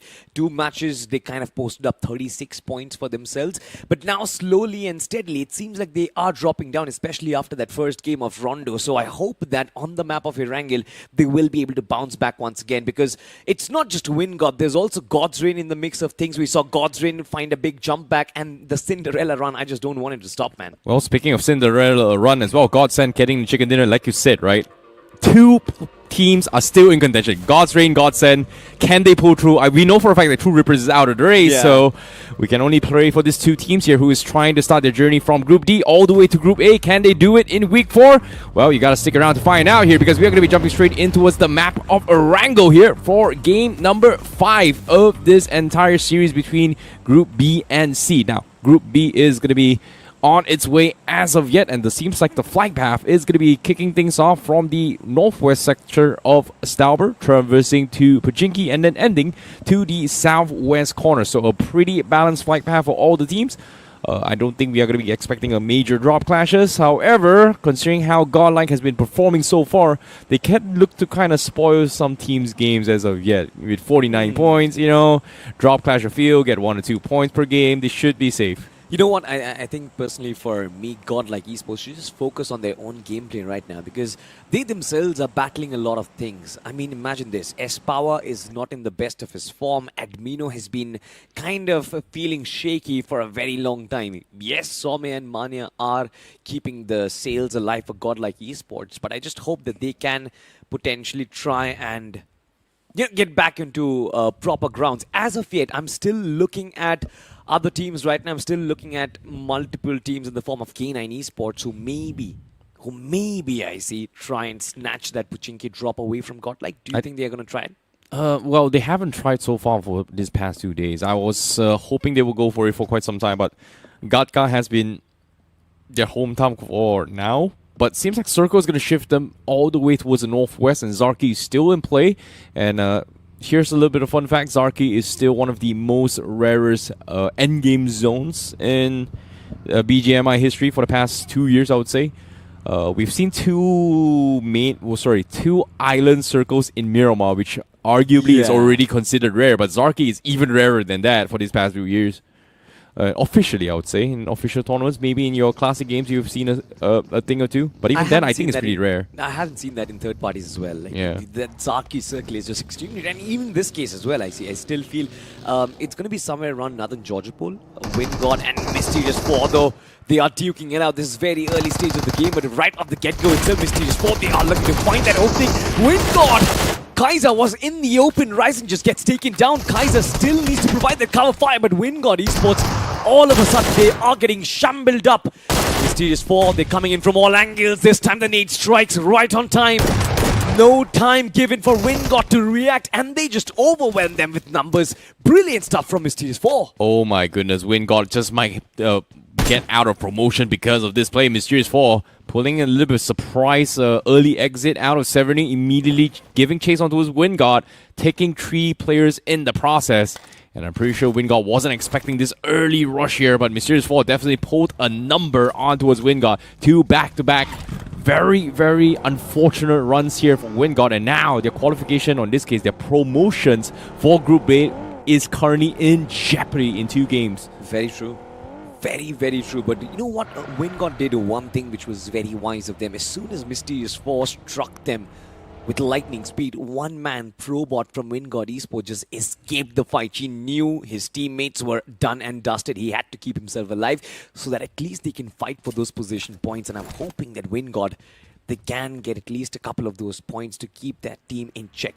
Maybe if they cross that 40-point mark at the end of this game, it kind of becomes an easier job in the next one, because 12 to 15 points in the last game, it's just too much pressure on your shoulders. I would say, considering how early they were taken out, yeah, I would say that has to be like the best case scenario for Probot in general. But all things considered, we've seen Cinderella stories before. Well, in BGI's Grand Finals, it was Hunter snatching a chicken dinner with a solo warrior. He was one of the he was all by himself right from the get-go, and then somehow made it to endgame zone, snatched the chicken dinner, and with a decent amount of finish points as well. So I'm looking forward to see whether or not Probot is going to do exactly just that. But arguably, I would say on a realistic count, getting into his top 8, it's more frequent than not. And then eventually trying to reach top 2 is the best case scenario. But I don't know, man. Like this is going to be tough. But if he's able to get those points, it is going to give them a little bit of a comfortable spot. But with that being said, as the current standings, the floodgates is for the taking. So another slot has finally opened up. And 8-Bit, Myth, Mysterious 4, they're going to be very happy about this. And not to mention as well, Mysterious 4 was the one that actually got the shutdown onto his WINDGOD. So they should have a decent amount of time. But now, back towards the conversation on what's on screen as well. Godlike seems to be on the hunt here for K9 instead. Oh my god, 4 players. There's just Somraj upstairs, K9 Esports. This is going to be no chance. Look at that. Every single player has got a nade in his hand right now. It just will be flushed in any moment in time. Somraj taking in shots. Easy pickings for Godlike Esports. Once again, it is a K9 falter. But you can't really blame them, to be honest. Somraj was all by himself inside of the compound. Godlike had brilliant information, and they charged up next to him in, of course, very efficient manner. Godlike, I think, has been phenomenal inside of this group IC, but I'm just looking at the overall standings. Look at that. From the 2nd position to the 7th position, every single team has crossed up that 30-point mark. How close is it going to get it to the end? Yeah, it is going to be very close. But for Godlike, they're pretty much set in stone. But for K9 Esports, Smoker, not too happy that Somraj was picked off. Fires away a couple fadeaway shots, but they were very, very split off as well. Taurus was still looting up in Gatka. Somraj left on the hit, and of course for Smoker, already way past the bridge as well. So no backup was able to be provided as well. They're trying to get some sort of a center control. But for K9 Esports, they definitely need to find a way to rack up some serious points here. You don't really want to be kicked down the bottom 4. Why? Because the moment you get kicked down, that means you are guaranteed for survival stage regardless of the outcome. But on screen now, your Godlike seems to be on the hunt once more. They're just crashing compounds, spoiling games for everybody. They just want to do that right now. They have started to feel their strengths. They are getting their form back as well in all of these players. They just want to explore it as long as they possibly can. Boys are in the zone. The boys in yellow, they certainly are making the rest of the lobby feel mellow right now. I mean, imagine learn from past. You're max out there. You all of a sudden get spotted. And it's the entire army of Godlike Esports who is just coming in and ramming in at your compounds. The 2nd time that they've done it so far. First it was Somraj from K9 Esports. Now it's Max from Learn From Past. Well, it seems like the dynamic shift in gameplay has pretty much changed for all these teams. And I'm talking about, in particular, has to be Godlike Esports as well. Considering how passive the games were in Group B in all 3 games that was played yesterday.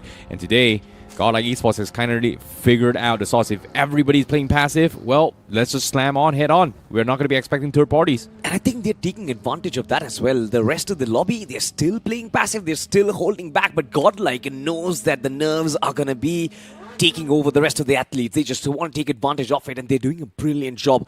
52 points on the overall ranking so far. They're leaps and bounds beyond WINGOD, by the way. A 14-point lead between the 2nd closest team out there. Well, as of yet, I think all 15 teams does have something to lose as of yet. And for Godlike Esports, they're in a situation where they've got nothing to lose. Like, regardless of whatever the outcome, they can just ruin the games for everybody else. Which, again, in this time, they've pretty much ruined Learn From Past's chances. And even K9 as well ruined their chances of staying in Group B by the end of Week 4. And that's going to be a big problem for them. Because semi-finals qualification on the line here for the teams in the bottom. If they get kicked down, there's no shot at all. Like you mentioned, I think if K9 gets relegated from survival stage, it's going to be an almost impossible run for Somraj to actually get back to the finals. There's no way amidst all those teams, you are going to be those 2 teams who actually make it forward. But I still believe that K9 can actually avoid the relegation zone. Maybe a couple of those extra points. 10 points out of the course of the next 2 games is going to be more than enough to secure your position inside of Group B. And why is Group B so important, Nice? Is because you still get that shot to the semi-finals. You still get that shot to the survival stage, yes, for sure. But at least your fourth week performance, it's going to matter something. Yeah, at least there's going to be a little bit of a reset as well. So staying alive is going to be the game plan, but seeing how the circle is going to be shifting onto his shooting range, it is going to be a tricky one. If you do not have vehicles and do not know how to dogfight properly, things are going to get very, very messy. You can see teams just running around, driving around circles as well, as 4TR official ran into his two separate teams and realizes that let's not stay out in the open. We are going to be hunkering down on those houses to kind of gather our bearings, as 4TR official knows that the moment you get picked off outside, you're pretty much done for. For 4TR, for Team like True Rippers as well, I think they know that promotion is almost nigh impossible. I still want to find out if True Rippers and 4TR can maybe, avoid that relegation zone. True Rippers with 16 points, 4TR with 19. It's not really the greatest of positions where these teams want to be in, especially with the way things have gone past. I think they can try and do much better. JAGUAR Esports this time catching two players off guard. Aries is going to be a 50% squad. Two men just brought down in brilliant fashion. Of course, one man is still knocked out, but I see there's no way Team Aries is going to get that man back. Yeah, but at the same time as well, they flipped their vehicle, but a nice little ram with the buggy saves the situation here for JAGUAR Esports. For a second, they were very vulnerable in a spot where if you do not have a car, you are pretty much done for. But with that pick onto Aries, they're going to be very lucky that there's no third party. Have you seen that mechanic where back in the day people used to use nades to actually bounce that car off? Oh, and yeah. Actually get toppled off. I think they're gone are those days, man. Well, once upon a time, it was like if you do not have a nade, you pop one of the tires on top, right? It actually flips back. Are you really kidding me? No, I'm not even joking. It was for real. Like, that's way before people use nades. Oh my god. Well, of course, I'm going to try it sometime, but have a look at this. It doesn't work anymore. It doesn't work anymore. Well, ladies and gentlemen, we'll find out if it works out for Aries, because all of these players, or rather, let's just call it the two remaining players, they are hiding inside of the bunkers. Inside of shelter, not the greatest of positions, but you know it, JAGUAR Esports is going to throw every single thing at it. I mean, the nades, the molotovs, the smokes, the flashes, I'm pretty sure it's going to come in from that entrance. And if Aries have a backup plan, I would love to see that, but it seems like they just want to keep themselves safe for a while. Yeah. But, speaking of which here, HADX now going to be on the edge of zones. Counts out the remnants onto his Naqsh, who's going to be edge-gaping them for quite some time. But for now, the circle is going to force them a little bit in the middle. Tries to go for a stab. Guess what? They do get traded off. But its zone is ticking. It is going to hurt a little bit more. HADX does have a little bit of time for a reset, but they're still engaging their way through. Nice two-pump here from Cypher to stop the aggressors, but eventually wasn't expecting the third, but Naqsh is able to shut them down, and this is going to be the reset for Naqsh Esports. Unfortunate stuff for HADX, to be honest. Didn't really make the best of the positioning. They were back in the blue as well, and with Naqsh trying to capitalize on that situation, there was not really a lot that you could have done, but have a look at this. 4TR, this is the first time I've seen them play a much more edge of the circle gameplay. I think majority of the times it's Anonymous who tries to find the center of the circle as soon as the circle pops in. But this time he's been denied. Elsewhere, True Rippers, they're not going to be denied of anything. 4 players wrapping in. K9 Esports, the nade was brilliant, by the way. Shine has been brought down to 50% HP, but this one might just connect. Yeah, battle of the bottom finally commencing. True Rippers, they are going to be going for the slam. And realizes that K9, they're in no position to fight this, but the nade clips through. Omega finds one. True Rippers might go for the slam. Dermy's scouting around here with the hovercraft to try and get audio kills. And it seems like they are boxed in. Smoker is a little bit away from the pack, so this is the perfect time to push up the squad house. Smoker providing a little bit of cover fire, but he can't seem to regroup with his teammates. He's getting shot from afar. True Rippers still waiting very patiently before they actually take this fight, and I'm actually concerned for this, but Termi finally pushes up, finds one through the smoke. You know, switch back to the FPP mode. This man is ready for action through the smoke, but he gets knocked down. K9, that is a brilliant bounce back, but Taurus did not really manage to keep himself alive for a little bit longer. Now it's just Smoker who's left, but it is JAGUAR Esports as well who is coming in and charming in for the third party. For True Rippers, it's going to be unfortunate, but I still believe I see this team can restabilize and get back into fighting zone. Oh, Shogun messed up the nade. He had the perfect angle, but Doesn't matter, he does give them a little bit more time. Omega in the top angle, trying to spam his way through, try and catch them off guard. Jaguar Esports finally knows there's someone, but Omega, he's trying his best to buy a little bit more time. Unfortunately, doesn't do so. But through the window, Godlike actually chimes in with the third party. Omega gets knocked off. And this might be the prime time here for Jaguar Esports to try and push up, but even them, they're a little bit afraid here. There's just too many smokes to work with. True Rippers under fire as of yet. And Godlike Esports is also chipping in. You can see Jaguar Esports, they're a little bit afraid. Finally goes up, but gets taken out instead. Your True Rippers, they are really fighting a losing battle this one. Even if they win this fight against Jaguar Esports, they don't have any idea that Godlike is waiting from the back lines. And now it seems like, finally, Avnish might just be looking to actually back away from this fight. What is going to be his next course of action, we'll find out. Godlike on the other side, they were way too exposed. The circle going on a hard shift. Godlike will be forced to migration once again. But I see out of all of this chaos, look at Smoker, by the way. He's keeping K9 Esports alive out of nowhere. Yeah, they're just going to try and go for position points, but you can see Jaguar versus True Rippers. This is going to be a long drawn-out fight. Circle is going to shift on towards them, and True Rippers, they're back on their feet. They were able to slow down the aggression. They are going to try and hold on for as long as they can for their dear lives here. Everybody else is trying to make their way in, and True Rippers realizes that, wait, this is the only safest compound. Everybody is going to be walking in. And as of yet, they can't really peek out because Jaguar Esports is still down below. But it seems like Thermi is not too happy about nosy invaders. He's going to try and push down potentially. But for Jaguar Esports, they've also put on a little bit of a full stop in this battle, knowing that there's no reason to fight each other. Everybody outside is still alive, and they have to look in.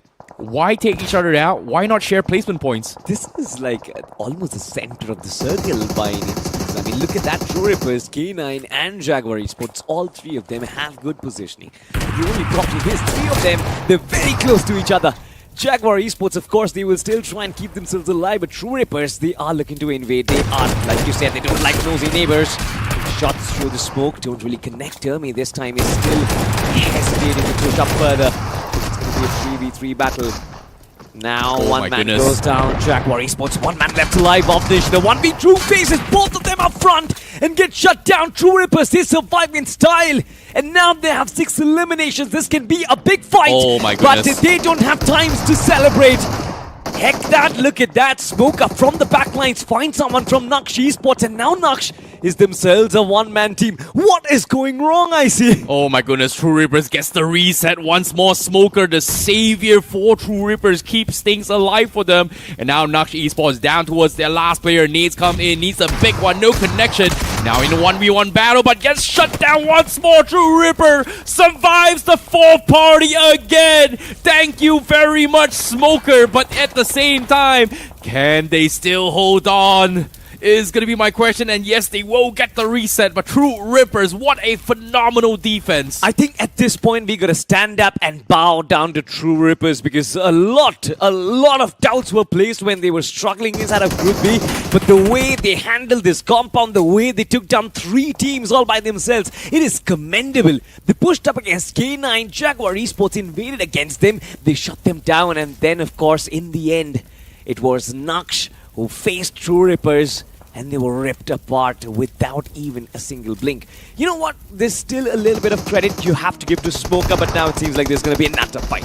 Yep, outside the fight here, GODSENT having a little bit of drive-by, circling around Myth Official, but Equinox gets taken down. They haven't actually gotten a pick, and just like that, they get picked apart. They never descended from the vehicle. They just drove around hoping for a mistake, and Myth Official takes advantage of the one-way smoke. And now Mysterious 4, they are going to go in for the third party. They heard the commotions, and they are going to spray their way through, but D-Chalk through the smoke finds an opener once more. How are they still alive? This man is back in the zone. Myth Official, they're still holding on as the smoke of cloud has been established.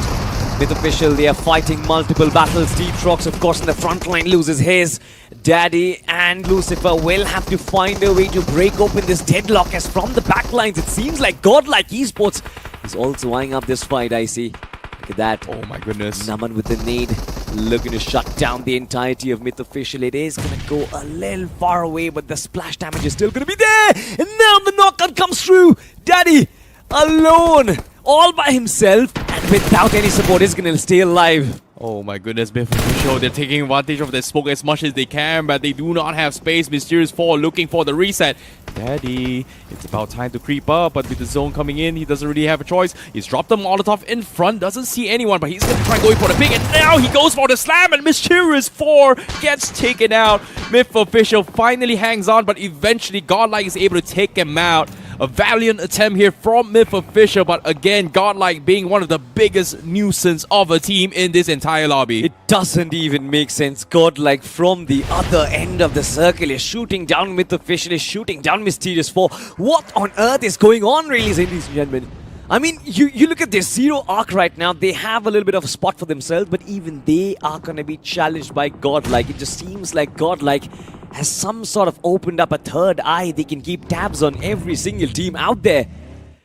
Of course, Admino is going to be extremely close to the lakhs of Zero Arc, but no shots are being taken as of yet. This team, in spite of being so aggressive, I see, has been very opportunistic as well.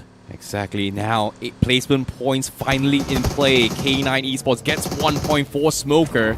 But the rest of the pack here seems like GODSENT has been sandpacking in this game with a Hunter getting taken out. 4TR Official looking in the wrong direction there. Ares gets a nice shot through, even 8-bit as well.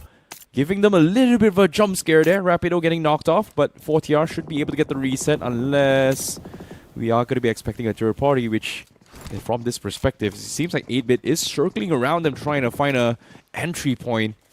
But for K9 Esports, look at this. Smoker. Seems like True Rippers hasn't decided to chime him on in yet, but the nades from Zero Arc. One nade was done. Ares gets eliminated just like that. Yeah, at least Zero Arc will actually get a couple of those finish points for themselves. 5 eliminations already for this team. 4TR from the back lines. They're looking to capitalize. There is, of course, going to be the team of 8-bit. Moving around, circling around them. Sarang with the shotgun looking to drive by this team. It's not going to be easy. 4TR is going to shut down 8-bit. Wow. That was quick. That was a quick takedown from 4TR. But it seems to me, K9 Esports finally getting taken out as well in 6th position. That's a decent amount of points for Smoker. True Rippers, you know, has given him a little bit of a leeway to survive for the longest of time. But that's enough points for you, K9. We thank you for your service as a hired mercenary. But we'll be taking this compound for ourselves. But seems to me the circle is about to move in 5 seconds there. That's the reason why True Rippers wants to wrap things up. They want to get out as quickly as they can before the next zone shift. But the circle pushes up north. So True Rippers still having the compound for themselves here. And they should be good. But for the rest of the pack, Zero Arc getting shot from afar. Even for 4TR as well. It seems like GODSENT also getting eliminated, the last player. This circle, all of a sudden, is just going to shift the favor back to 4TR and True Rippers. And now, all of a sudden, I see it just seems like True Rippers winning that fight. 3 back-to-back fights inside of the compound. I think that was a win condition. Now, it doesn't really seem like there's going to be anything that challenges them. Of course, there can be an invasion coming in from Godlike. There can be an invasion coming in from 4TR. But unless and until that happens, pretty sure True Rippers is going to walk away with the win. But for now, Zero Arc, they were on the offense. One of their men has been knocked out quite out in the open. 4TR might just have those cyclones. The smokes are going to be extremely important. But what is BGMILIVE is doing is trying and take the fight to 4TR, and 4TR is backing away from the ridge. Oh my goodness, high ground now on Zero Arc. 4TR in a lot of trouble. They're getting pinned in by True Rippers as well. Seems like they do not have a choice. They have to push up. Arthur goes down, trades across the board, but it doesn't matter. It wasn't even a trade. It wasn't even a competition. Zero Arc completely shuts them all down. Final 3 teams, Zero Arc Official, Godlike, and True Rippers in the end games. But guess what? Godlike is going to be going for the slam against Zero Arc instead. It is going to be a triple threat right now. Godlike almost about to find the first finish. Look at this. Fania with the shotgun finds one. Zero Arc already is going to be a man down, but it is going to be the same for Godlike Esports. The nade is perfect! It is a 3-pointer! Steph Curry away from North America, ladies and gentlemen. Sarwar OG, this man has landed 8 finishes for himself and is looking to hunt down Godlike. What nade was that? Oh my goodness, but it's not over yet here. Godlike now, their backs against the wall because True Rippers finally heard all this commotion and they are going to chime in for the wrap-up for the winner chicken dinner. And Mino is all by himself. He's getting boxed in, but guess what? Omega getting naded off, getting scared off. And True Rippers, they may look to try and go in for the reset once more here. Thermi a little bit far off here. Amino needs to win his 1v1, but he loses it. And just like that, True Rippers, they clutch the winner chicken dinner. Or in this case, wait, it's not over yet. Hold that thought. Seems like it was a little bit of prank here. Zero Arc is still in play. It's going to be a 2v2. Sawar finally finds the second one. And True Rippers just might be losing it. Thermi finds the last dog, and now it comes down towards 1 versus 1. What a prank, production. It is a great prank. But no way, ladies and gentlemen. True Rippers, they are going to win it once again. Very, very funny stuff happening. But what a win. What a game, ladies and gentlemen. How do I tell people to believe me when I say this, that a match of Erangel just happened in front of us, which ended in this manner. My word. Sarwar with 8 finishes, Thermi with 7 eliminations, Cheyenne with 4 eliminations, True Rippers winning 3 fights in that compound. There were so many things to talk about, I see. Yeah, but at the same time, you have to give credit towards Thermi as well. He was always finding the opener as well. And even this final moment, he was the one that clutched the winner chicken dinner. What a bounce back from True Rippers. A well-needed one as well to stay out of the bottom 4. With that being said as well, with this winner chicken dinner, we are down towards one final game. Whether or not can True Rippers survive the bottom 4. Oh boy, I've got to go and take a breather, to be honest, because this was extremely stressful. Let's have a look at the final blow. Zero Arc, of course, after that nade, there was no question about it. There was absolutely no question that Sarwar, when he landed that nade, Godlike is going to be able to survive this. But I did doubt whether or not will True Rippers be able to close out their chicken dinner, especially because they were so much out in the open. But still, Thermi, with his brilliant execution, I think he is one of those standout players. Nobody considers him as one of the top assaulters in the country, but I think he has established himself as the most efficient. Yeah, he was. We saw his debut. Well, he's been playing for quite some time. Yeah. I think when we talk about his signs of life, his performance was his debut for semi-finals in particular for BGIS, where Thermi was single-handedly dismantling the lobby we learned from past, and now getting poached off for True Rippers. We had a lot of expectation coming from them when they were forming here, and I was hoping that True Rippers was going to be part of the Cinderella team to push all the way up top, but unfortunately now it's just fighting for survival, fighting for a shot for semi-finals. Hey man, hold on to the thought for a second, because in my opinion, I guess if True Rippers can bag yet another similar performance, they are going to be through, by the way. They have moved out of relegation zone by miles, but they can. We'll talk about that for a second when the standings come up, but for now, the MVP, ladies and gentlemen, Sarwar OG, 10 eliminations, 1184 points of damage from Sarwar OG. Zero Arc was on fire, and especially this man. What is going wrong today?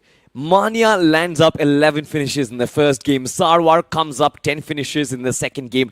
What more am I yet to see? Well, this is going to be interesting. At least for me to see a little bit of surprise entries here, especially coming for 4TR as well. Viper, a little bit of appearance. True Rippers also. It's been a while, this entire week we haven't seen too much. Manya has been very, very consistent, but I feel like this game too, a lot of teams got completely wiped out by Godlike because of how aggressive they've decided to approach this game. And we saw so much passiveness in this lobby, and it makes a lot of sense because it is a very, very sweaty lobby. And Group B in particular, you can see when survival is on the line, and what I mean, survival of having a chance for semifinals on the line, I think everybody has to be like, they have to stop pulling punches. You know, the only team I'm actually feeling very bad about has to be WINDGOD right now, because yesterday it was almost certain that WINDGOD is one way through towards Group A. There's no questions about it. But today it just seems like now they are slowly getting trickled down. There's so many teams back in the competition. And of course, with Godlike extending that lead up top, there is of course going to be no more questions about it. Zero Arc, by the way, was also one of the teams from the mid-pack who was kind of struggling whether or not they're going to make it, whether or not they're going to get relegated. I think after this performance, after Sarwar landing 10 eliminations by himself, I'm pretty sure this team, they are going to restabilize once again. They are potentially back in the race for promotion. Exactly, and even the nades here coming in from Sarwar was just spot on. Just completely stopping here Godlike in his track altogether. But with that being said, I'm curious to see how the overall standings is going to be looking like as well. True Rippers with 22 points. I think with this one game, they should be out of bottom 4, right? Yeah, they are out of bottom 4. They had somewhere about 19 points before this, True Rippers I'm talking about. And I think after this game, They will have so much points, man. They will have crossed that 40-point barrier. Zero Arc on the other side, 19 points for them. It's been a very high-fragging game, and this is what I was talking about. Look at Godlike. They themselves got 10 eliminations. Zero Arc had 13 eliminations. True Rippers had 12 eliminations. 40R had 8 eliminations themselves. Myth had 6. Mysterious 4 had 6. There's something terribly wrong. I think on the second page, there's going to be no finishes whatsoever. Oh boy, learn from past. GODSENT, WINDGOD, and HADX getting absolutely nothing from this match. Jaguar Esports with 2 points, K9 with 3. I think K9, if they did not get enough points from this game, yeah, we can give props with Smoker for surviving for as long as they can. But even then, they're still not out of the hot seat yet. So I'm curious to see how the overall standings or how close it is. Because it seems to me, Godlike with 64 points, followed by Dex. Seems like there is still 3 slots available for promotion all the way down towards the top 9. Even for Zero Arc, even for 4TR, everyone is still in the race. There's just one game left alive. True Rippers jump Oh up my God. 9 positions. Now they make themselves inside of the top 4. The Cinderella run. True Rippers, WINGOD, GODSENT, Godlike, all of them inside of the top 4. What's going on? Wait, True Rippers was all the way in the bottom. Yeah. Now they are on the top. And one more game decides here. And this is only possible because everybody messed up. Except for Godlike. All right, fine. We have the top 4 for us, for sure. But there's Myth Official, who is tied up. There's GODSENT at 35. There's 8-Bit at 35. Mysterious 4 at 34. Zero Arc 4TR with 30-plus points as well. Anything can happen. Just one team short of moving on to Group A, and that is Godlike Esports. The rest of the 3 slots, God knows, man. I thought True Rippers was out of the race. I thought like it's going to be GODSENT and GODSENT, but because of what Godlike did in first and second game, and we see so many teams messing up, it will come down towards the final game where it could be the dream. All 3 teams survive from Group D, makes it to Group A because of this game. So this next upcoming game, are we going to see it? Oh my goodness, this is... I'm getting stressed up already, man. I can't wait for the next match to actually come up, ladies and gentlemen. I see a set at the context perfectly. Godlike are sure of making it to inside of Group A. They will get promoted, but the rest of the 3 slots, they're still up for grabs. But we'll find out, of course, who is going to make it. There's at least 9 to 10 teams who are competing for now, but all of that is going to happen with the last game of this group. We'll come back after a short break.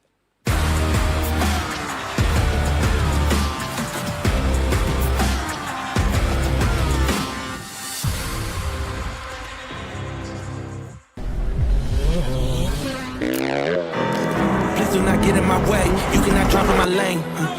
Tires is burning the pain. You don't have nothing to say. This is how legends are made. I know I got what it takes. And I'm not popping the brakes. And I'm not popping the brakes. I'm too competitive. I like the narrative. That on no place in the league. Who you comparing with? That is competitive. Top of the throne, it is me. How you moving so on the speed? I just been bringing the heat. I just been bringing the fire. Bringing the fire. I just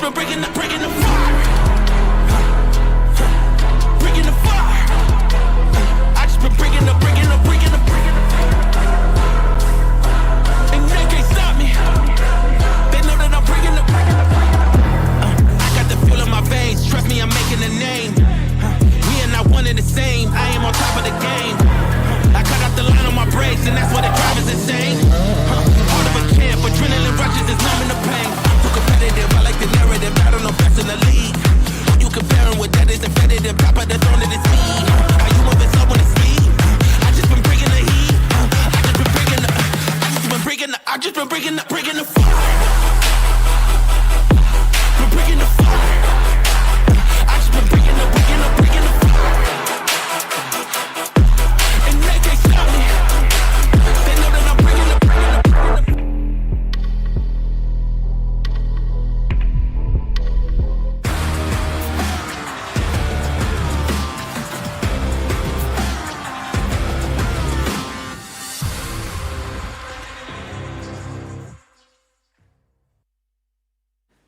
Welcome everybody, and this is of course BMPS 2026, or should I call this absolute cinema going on inside of Group B right now. Necro is joining alongside with me for this final game of this particular group. Of course, there's a lot of stakes on the line, whether you make it to Group A, whether you make it to Group C. But what were your thoughts of the last game? You're watching it from the backlines. I want to know that first. True Rippers, what? I never even dreamt of them making a comeback. A team that was on the last spot in the overall standings now somehow is inside of the top 4, just shocking every single person and every single team in the overall standings. But this now opens up so many more possibilities now, which also means that even another team around the 8th spot can actually make a comeback if they do get a chicken dinner. They don't even need a massive one. Yeah, they don't even need a massive one. And the best part is, True Rippers, right now, they are inside of the top 4. But if they slip up in the next game, they are going to get instantly kicked out. And this is how much the high stakes of one map of a Wrangle is going to hold. I can't wait to watch this. Zero Arc with their performance is back inside of the race, by the way. There is 3 teams who started their journey from Group D. I'm talking about GODSENT Esports. I'm talking about WINDGOD. I'm talking about True Rippers. Yeah. Now they are on their way to making it inside of Group A. It's making me laugh, man. It's almost a comedy of errors what actually happened throughout. And let's not forget, there's also a few names in the line. It's going to be God's Reign as well. Myth Official 2 is going to be in the line. So yeah, the question is just lining up in my head. Who is it going to be? What is going to be the final top 4? Who are we going to be seeing getting promoted towards the Group A? Because let's not forget, from Group A, direct top 8 teams head on towards the grand finals. That is the luxury every single team wants, but these chosen 4 will be the closest. These chosen 4 will be the closest, ladies and gentlemen, as we dive straight into the map of Wrangle and find out what is going to happen. Like Necro said, if you make it inside of Group A, the worst case scenario for you is going to be the semi-final slot. But, of course, inside of Group B, the situation is so much more different. One map decides everything. Ladies and gentlemen, we are back in the skies and we are starting off from Novorupnoy and moving towards Georgiapol. This plain flat path, once again, is going to be quite a smooth one. Unless if you want to move around Kamishki or even Lipovka, that might be a bit of a tough stretch. But I highly doubt anyone's going to be going towards those drop locations, which means everyone is now going to be in their comfort zone, which also means we might be able to see a bit of a slow game this time. Yeah, I'm expecting for a slow game, to be honest. But you know what happened in the last game was the Circle, of course, playing with all of the teams inside of the lobby, for sure, constantly pushing us towards a knot, but also one team in the form of Godlike. They were causing problems for everyone and just caused the rest of the lobby to just adapt to their pace and adapt to fighting. And True Rippers, all of a sudden, they just shined under that pressure. I mean, I still can't forget that one compound where they struck against K9 Esports. And apparently after that, they defended that compound against 3 teams pushing up next to them. How many times have we seen that happen? I mean, Salty, it feels like this week has been full of surprises, right? Yeah. Yesterday we saw some of the names that we did not even expect to perform that good, and now Godlike somehow out of nowhere we're seeing an explosive performance. I really want to know what sort of conversation they had at the end of yesterday's day, because that's what really changed everything. Manya now is taking control in his own hands, and it feels like it doesn't even matter if his assaulters are performing or not. He's going to be out there getting those finishes. You know, Manya actually needs to be given a lot of respect, in my opinion, because imagine this, in an era where most of the IGLs are slowly washing away, they are not really being considered as one of the, you know, a very key part, or let's just say a priority inside of the team right now. I feel like Manya stepping up and landing so many finishes just goes to show that even an IGL can take up assaulting. You don't need 4 assaulters in your team for a team to actually work that well. Or maybe you can't just say, as you mentioned, an IGL can be the assaulter. Yeah. Simple. He just needs to convert himself and mold himself that way to adjust and adapt to the lobby. And let's just say that even Punk deserves a lot of credit for that. Even he has been playing really good for himself, and not just himself, even for the team, and he's been doing justice to that banner of True Rippers. I mean, imagine this. The same can be said for Punk. Like you mentioned, he was in the elimination leaders, he was in the IGL rankings, he was in the MVP rankings. What more can an individual player do? And this just goes to show that, of course, since Somraj and, you know, Knuckle and all these IGLs, they are celebrated in the country. I still feel like Manya and Punk, they've got a lot to prove, and these boys, they aren't going anywhere. And we'll find out, of course, where do they go to, whether they go to Group A or towards Group C. But this game, the Circle did land upon us, Necro, and we are moving somewhere towards Georgiapol shooting range Suvarni. So it's still going to be a rather northern Circle. Salty, just looking at the overall standings, I'm getting so anxious. The Circle is, yes, around the northern side, but man, so many teams with a chance to actually make it in the top 4. There's barely any difference in the points. Just a few points separating them. They don't even need big performances to take the slot over. Consistency is now going to matter the most than ever before.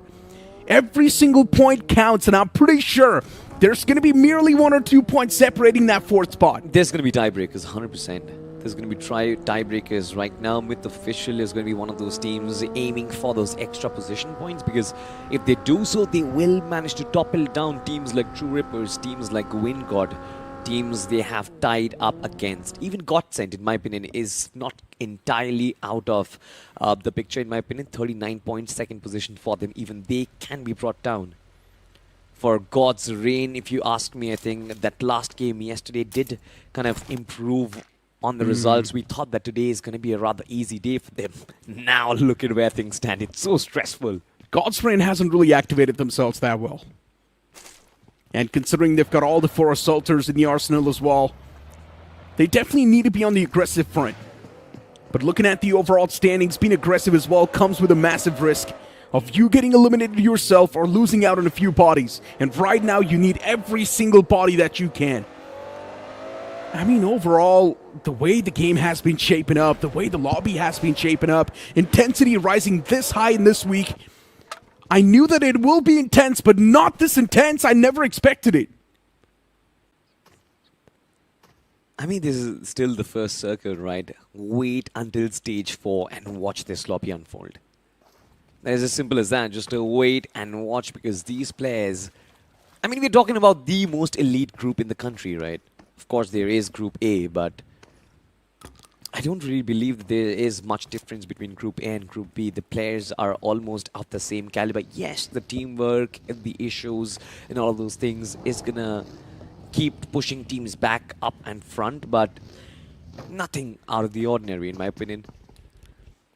I just expect WINDGOD Esports to just keep holding their position, because ever since yesterday happened, those last 2 games, I think that has really halted the momentum. Imagine this, Necro. WINDGOD had 36 points after the first 2 games.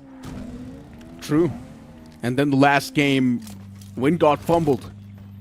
They were picked off one after one. Right now, the top 4 is once again pretty shaky, other than Godlike. 64 points, solidified, not even a question. But then you look at the teams underneath the top 4, you've got 8-Bit, you've got Myth, God's Reign, Mysterious Force, Zero Arc, 4TR. You know what I see? A lot of potential. That's what I see. Well, we'll find out if the potential can actually turn to actual numbers and performance. But, ladies and gentlemen, we do have the map in front of our screens, and 4TR, they are moving towards the central spot, something that we know Anonymous has been doing for a very long time. 4TR, they're still going to be in the race, playing in from the center. I think it has halted them, it has hampered their progress for a very long time, so we'll find out if this approach is also going to pay them dividends. Last match they played in from the edges, they found those finish points, and I still feel 4TR needs to go hunting for those finish points. Without a doubt. They need at least 25 points. Bare minimum 25 points, that's what they need. And knowing the boys of 4TR, Rapido, Arthur, they always perform when the pressure is all-time high. And you know what? I've also got a gut feeling that in this game, 4TR will get a chicken dinner and they will squeeze themselves in the top 4. Yeah. Oh, really? I've got a gut feeling, man. That's how they like to play. That's how they've been playing even in the BGS 2026. They always scrape through the surface, and I think they will do it once again. Well, we'll find out. You know what? I think if it was the map of Miramar, I would really back 4TR, because they love the map of Miramar. They have had so much success on the map. But since it's Erangel, I'm still a little shaky. And in my opinion, I think Arthur and Rapido, who have been in phenomenal form inside of BGIS, now is not in the greatest of positions. We'll find out if they can get back their touch, get back their form. But as of yet, HADX Esports, HADX, K9, Learn From Past. It's so surprising that Learn From Past actually struggled in a lobby like this. They came in from Group A, by the way. Starting off from the luxury and now down in the slumbers. That's what happens when you're not careful. You need to be extremely careful with every single decision that you take in life. Even the richest can fall. They can be broke. And Learn From Past is a prime example of that. And you know what? Speaking of fall, I saw someone falling and getting knocked out. It was someone from True Rippers. Yeah. I mean, you can see that red dot on the DOA status, but I just hope the True Rippers can get that man back because this is not a time for playing around, man. The timing was so good, too. I was just talking about falling, and then someone just falls down and gets knocked out. That is called a caster's curse, man. Well, we will put a hold on to that thought for now because the circle is shifting northward. Look at that. Shooting range is still going to be in contention. Godlike Esports will have a lot of space for themselves, and the same can be said for GODSENT Esports. Team 8-bit, by the way, is also on the flank. They are coming in from the right-hand edge. I'll find out if GODSENT and Team 8-bit will duke it out in some time or no, but this is going to be heavily populated on the south, right next to Georgepol City. Ruin, Sportyard, maybe a little bit of Gutka as well. All of these places, I think it is going to be laden with teams and players. Without a doubt, it will be. And right now, God's Reign, they're situating themselves around that chaotic spot. And this is not going to be a good situation to place yourself in. There's soon going to be a massive tsunami of players approaching you, and right now there's Jaguar Esports around you. God's Reign. But considering and looking at the players as well, all the 4 men with a lot of firepower, they can definitely stop every single team approaching them. But God's Reign right now with a bit of a bruise on themselves. Man knocked out. Jaguar Esports looking to pounce on top of the opportunity. They know they've got the man advantage in the fight, and if they want, they can just straight up ram the vehicles against God's Reign, and that's what they're going to do. Jaguar has always had the tendency of trying to be extremely mobile while taking their fights, and they are doing that once again. I mean, look at that movement. The vehicles constantly circling around this compound. They've got to hit that. The entirety of God's Reign is going to be there. Those needs are coming in as well. But now finally they are going to get a hint of that from the back line. There is going to be some sort of third-party measures. So the best case scenario for us is going to be to fall back and find out if we can take this fight another day. Ares Esports, in my opinion, just saved God's Reign from yet another elimination. Almost. That backstab was definitely there, and that's why maybe you can say the opponents, they were a bit shaky. Jaguar Esports is suppressed right now. While Naqsh, they're going to be busy taking a fight against Godlike. Oh no, Godlike, a team that is already qualified. Nothing to pretty much worry about. While for a team like Naqsh, they need to perform no matter what. And there we go, they've already kicked things off. Executor, how is he still even alive? That's my question. And somehow Admino flops. Oh no, the man falls over. Godlike now taken down to a 2-man squad. Man advantage in the hands of Naqsh. Godlike somehow messed this fight up, and I think Admino messed up big time. Yeah, it is of course going to be very important for Gods. Oh wait, there's also a substitution, by the way. Seems like Mania is not going to be in the playing for Gods, is the only man who is still surviving inside of this lobby. It's still completely fine, I guess. Godlike understand they've done the job. But for Gods, I think a few more position points is what you would ideally want, because I think it's his first time playing inside of It is. Man's given a bit of that playtime before heading towards the Group A. And I like that. Every single person gets a shot. But Gods right now is too exposed. Prone to a lot of injuries. And that's where you can see the players just backing away. The only person, the only glimmer of hope left standing for Godlike. And this is also going to be his first and last game in this group. So let's just hope that Gods all by himself can actually leave a mark. I mean, he has been impressive in the past as well, whenever he's got the opportunity. Yeah, but honestly, in my opinion, Necro, I think this is also the best case scenario for the rest of the lobby. Godlike in this day has been extremely notorious, taking fights left, right and center. They've caused problems for other teams. They've caused problems for other teams rotating out in the middle as well. If you have a compound, Godlike will come in and snatch it away from you as well. So I think with Godlike being reduced to a one-man lineup, the rest of the lobby can finally breathe right now. But look at this, God's Reign. They were on the move. A couple of those shots being taken. No way the drive-by could have connected. But Jaguar and God's Reign, they're still going to be in close proximities. I'm pretty sure God's Reign wants to find a little bit of that revenge arc for themselves. Of course they would want to. Since God's Reign almost lost out on a crucial man because of that team, they would want some revenge. But I still believe right now taking a fight against Jaguar Esports also means inviting a lot of third party. And that's not what you want as a team. You want to play it as safe as possible. And speaking of third parties, 8-Bit, they're definitely in a lot of trouble. Myth, somehow they mess up. 2 players eject outside of the vehicle at the same time, and 8-Bit now, they slap them all down. Within the matter of seconds, Myth has been eliminated from this game, and there's a chance they might not stand in the top 4 at the end of the game. Oh my word, 39 points and Myth official, they have been put down to a halt. There's a complete full stop. The journey is done and dusted, they've been eliminated, and there's a high chance that 8-Bit might actually be able to topple them over as well. And to be honest, I think for 8-Bit as well, I think these do stand a chance of making it inside of Group A. What a journey is going to be. I mean, imagine this, they have been struggling inside of Group B for 2 consecutive weeks. But on the 3rd week, when it's so crucial to try and perform, 8-Bit being able to prove themselves and keep themselves inside the top 4. I think it's a brilliant job being done by Chusi and Sarang, but like you mentioned, it's not going to be easy. 39 points. It's still the bare minimum, I guess. Anybody could just topple them over. Look at the circle, by the way. It is in the middle of nowhere. It is confusing and it's also anxiety-inducing as well. Imagine this. If you are WINDGOD, you've got GODSENT Esports as well. 2 teams, in my opinion, they are going to be safe. But what about the rest of the lobby? Where do you go? Well, pretty much try and fight it out and hope for the best, maybe. That's what they can do. And I'm pretty sure a lot of these teams are going to be doing that. True Rippers just got a good spot in their hands, but now that spot, it's pretty much just out of the way. True Rippers still need to reposition themselves inside of the circle. There's so many teams just waiting in the corners. Maybe breaching from the northern side is going to be a good option. And that's where you find out a few teams like 8-Bit. And even Mysterious Force going to be around that space, same spectrum. Even Naqsh Esports is right there next to Mysterious 4.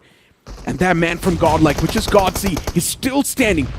A fight between HADX and Learn From Past, both the teams currently in the bottom 4.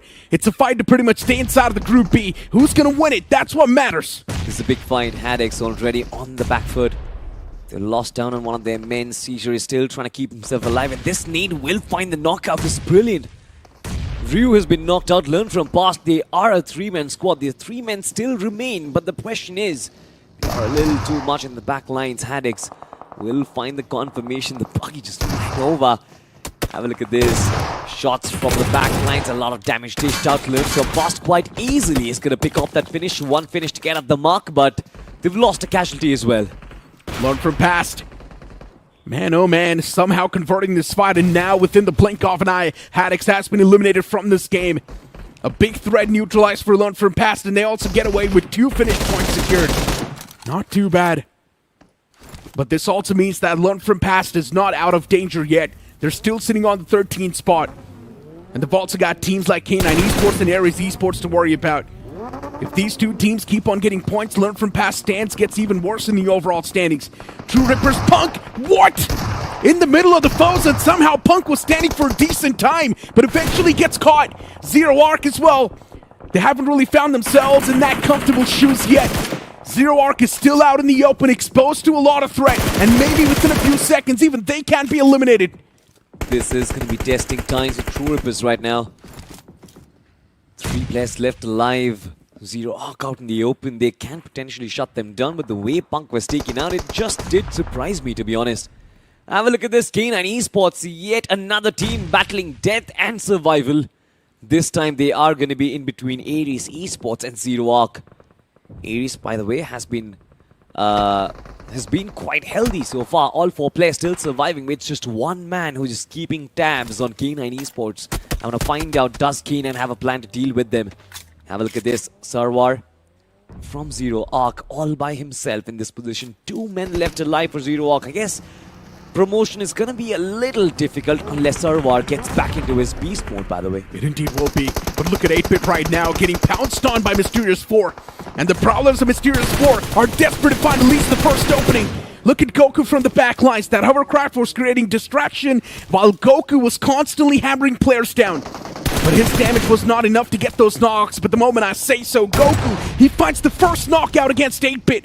Now the situation's taken down to a 3-man for 8-Bit. While the man from 8-Bit, he's still trying to fight back. In the front line, Shubit's taken down low, and Goku he still stands a chance to eliminate Shoot from the game, and something happens between GODSENT and Aries Esports. GODSENT now with the upper hand inside of the fight as the man from Aries collapses. Aries, one man left alive, two men knocked out. It's not the best of the world for them, and GODSENT constantly keeping them under tabs. Yet another nade flies out, but the smokes is going to protect them for a tad bit longer. No, wait, Necro, GODSENT, they have been eliminated. They are no more inside of the game right now. It seems like they're not making their way towards Group A. Oh my god! Upsets after upsets. First we saw Myth fall down, now we saw GODSENT fall down. Even Zero Arc and Mysterious 4 follow that same fate, but you know what? Guess who's alive? 4TR is still cooking in the game, and even True Rippers is still alive in the game. Look at the lower half of the leaderboard, K9 Esports. They have 23 points for themselves, all 4 players still alive, and they have 7 eliminations. This team is finding momentum for themselves, and they are trying their level best to keep themselves inside of Group B. They do not want to head towards survival stage. And I think this is going to be their best bet. You found momentum. But I still can't figure out. GODSENT was fighting that battle against Zero Arc. Where did K9 come from? It's so confusing. They have been trying their best to fight out of that relegation spot. And with these 7 eliminations that they've got wrapped up, yes, they woke up, but they woke up a bit too late. They should have played like this even in the previous game, and maybe K9 would have already been outside of the danger. But look at this Aries, Naqsh, JAGUAR Esports, they have been eliminated completely. K9 just needs 4 points to avoid relegation, by the way. They can do it. That is very, very doable in my opinion. Yeah, and since K9 also have got all the 4 players standing, it just gets even more easier. And we know K9 can do it, man. Experienced lads under that banner, they're supposed to make it no matter what. If they don't make it, yeah, well then at that point, there's going to be a lot of questions popping up even in my mind and even in your minds. 4TR, a team that's looking to pull off or mount a monumental comeback. With 2 finishes already on the board, it's 2 less. 4TR needs a lot of finishes right now around the spectrum if they want to even stand a chance to breach inside of the top 4. While you've got teams like WINDGOD Esports currently gatekeeping it right next to True Rippers. Yeah. That fight between WINDGOD, True Rippers, GODSENT, and 8-Bit, man, it's going to be so intense and so close. I think 8-Bit is for now taking a backseat in majority of these fights. They are, of course, in the far northern periphery of the circle. The same can be said for 4TR as they're holding down the edge lines of the eastern part of the circle. But like you said, GODSENT, WINDGOD, and True Rippers, these 3 teams, they can be, or rather they will be willing to duke it out in between them. And whoever comes out on top, I'm pretty sure they are making their way inside of Group D. From the distance, it is going to be 4TR. Viper taking shots, no damage being dealt against K9 Esports. They're still looking for more points in K9. What on earth are you doing, Reversky? The vehicle has been smoked up. Yeah, K9's way too far away, and that's why still that man's alive. It's really hard to shoot down laser beams that range. While Smoker, even he's fighting back constantly. The man from Learnford Pass from the waterways. Oh man, his position is also compromised. He cannot survive. Honey's soon going to be tasting a bitter loss. But from the underneath, he might just be able to survive that. But backlines is something that he needs to worry about. 4TR official as of now. They're trying their best to find any sort of angle against the opponents. But since their position is limited, it's really keeping them around those limits. You talk of limits, I am thinking of for how long WINDGOD will be able to hold on to that position. They were there ever since the start of the circle. They were there without even taking a fight, and they're still now sitting at 0 finishes. They started this game with 39 points. They're still sitting at 39 points, by the way. They haven't shot a single pellet so far. GODSENT on the other side, they are just capitalizing on these loose stranglers. They found that Honey as well. They might just be able to get the frag. Not really. They need that point. They really desperately want that point as well. They will have established that lead over True Rippers, but they were unable to get that. But now look at this, True Rippers with a man down. How are they willing to battle this situation? I have no clue, Necro. Omega needs to reunite with his teammates while Learnford Pass still facing constant troubles. It's going to be 4TR now up close and personal as Arthur. He hands out that death to one of the players. GODSENT Esports, man, they're trying to be outside of their own limits. Really pushing the boundaries for themselves. And GODSENT Esports with only 2 finishes around the basket. I don't think that's going to be enough. GODSENT needs to push themselves even more. K9 Esports around the edges, those smokes, it's gonna block the bullets. But for how long? The moment the smoke fades away, K9 Esports, their position will be compromised, and they will be spammed to death. A man from 4TR is also moving up close and personal, and from the sidelines, the moment he gets that line of sight, K9 Esports is done for, and this is exactly what I'm saying. Anonymous right now holds a deadly angle against K9 Esports, and the players are falling apart. This one water body just being the graveyard of K9 Esports right now. 2 players knocked down, 2 players still surviving, but as soon as they try and cross on over, I'm pretty sure they are going to get shot at from all sides. It is K9 against the rest of the lobby. And right now, K9, they aren't really looking too good. Just 2 players left alive. 40R, meanwhile, they were holding back for a while, but now they have those 4 eliminations intact. No. 37 points, Necro. In fact, even this team can actually make it inside of the top 4. But we'll hold on to that thought for a second, because K9 Esports now nearing on elimination at this point, and it seems like a couple of more bullets, he will be done and out. Look at the entire lobby is looking at K9 right now. That's my whole point. K9 just needed a few points to push themselves outside of the relegation zone. But now with how the lobby's functioning, it feels like K9 Esports will be eliminated. And they're still going to be in the bottom 4. K9, they only needed a couple of points, but they were not even able to get those points. What a sad ending to K9 Esports in this week, as they will be relegated to Group C, which means guaranteed survival stage. 40R was taking shots at them. GODSENT Esports was taking shots at them. True Rippers were taking shots at them. I guess even WINDGOD Esports got involved in this entire commotion as well. It just was unfortunate and unfair for K9 Esports to not be able to cross that river. But now they will have to live with that. They will have to battle it out through the survival stages. The topic of discussion, ladies and gentlemen, who's going to make it towards Group A? We'll find out right now. 40R colliding right now. True Rippers being absolutely destroyed. It's a 1v1 and Viper wins it all. And True Rippers, they have been reduced outside of the top 4. True Rippers could not make it. Another heartbreak, upsets after upsets, and 40R now stands a bold chance to make it in the top 4. Salty, I told you, this team, they always perform when the sword's on top of their necks, and especially when the last game approaches. 40R, they somehow just break the barriers, they break the boundaries, but the game's not done yet. 40R can still fumble. These 3 remaining men from 4TR, they've got immense pressure on their shoulders, while you've got a team like WINDGOD Esports still standing, and WINDGOD is busy taking down GODSENT. They certainly are busy. They've been busy since the start of this game so far. WINDGOD Esports right now do have one of the best positions inside of the circle. If they do back this chicken, there's nobody stopping them from moving inside of Group A, from bagging the direct slot to the semi-finals.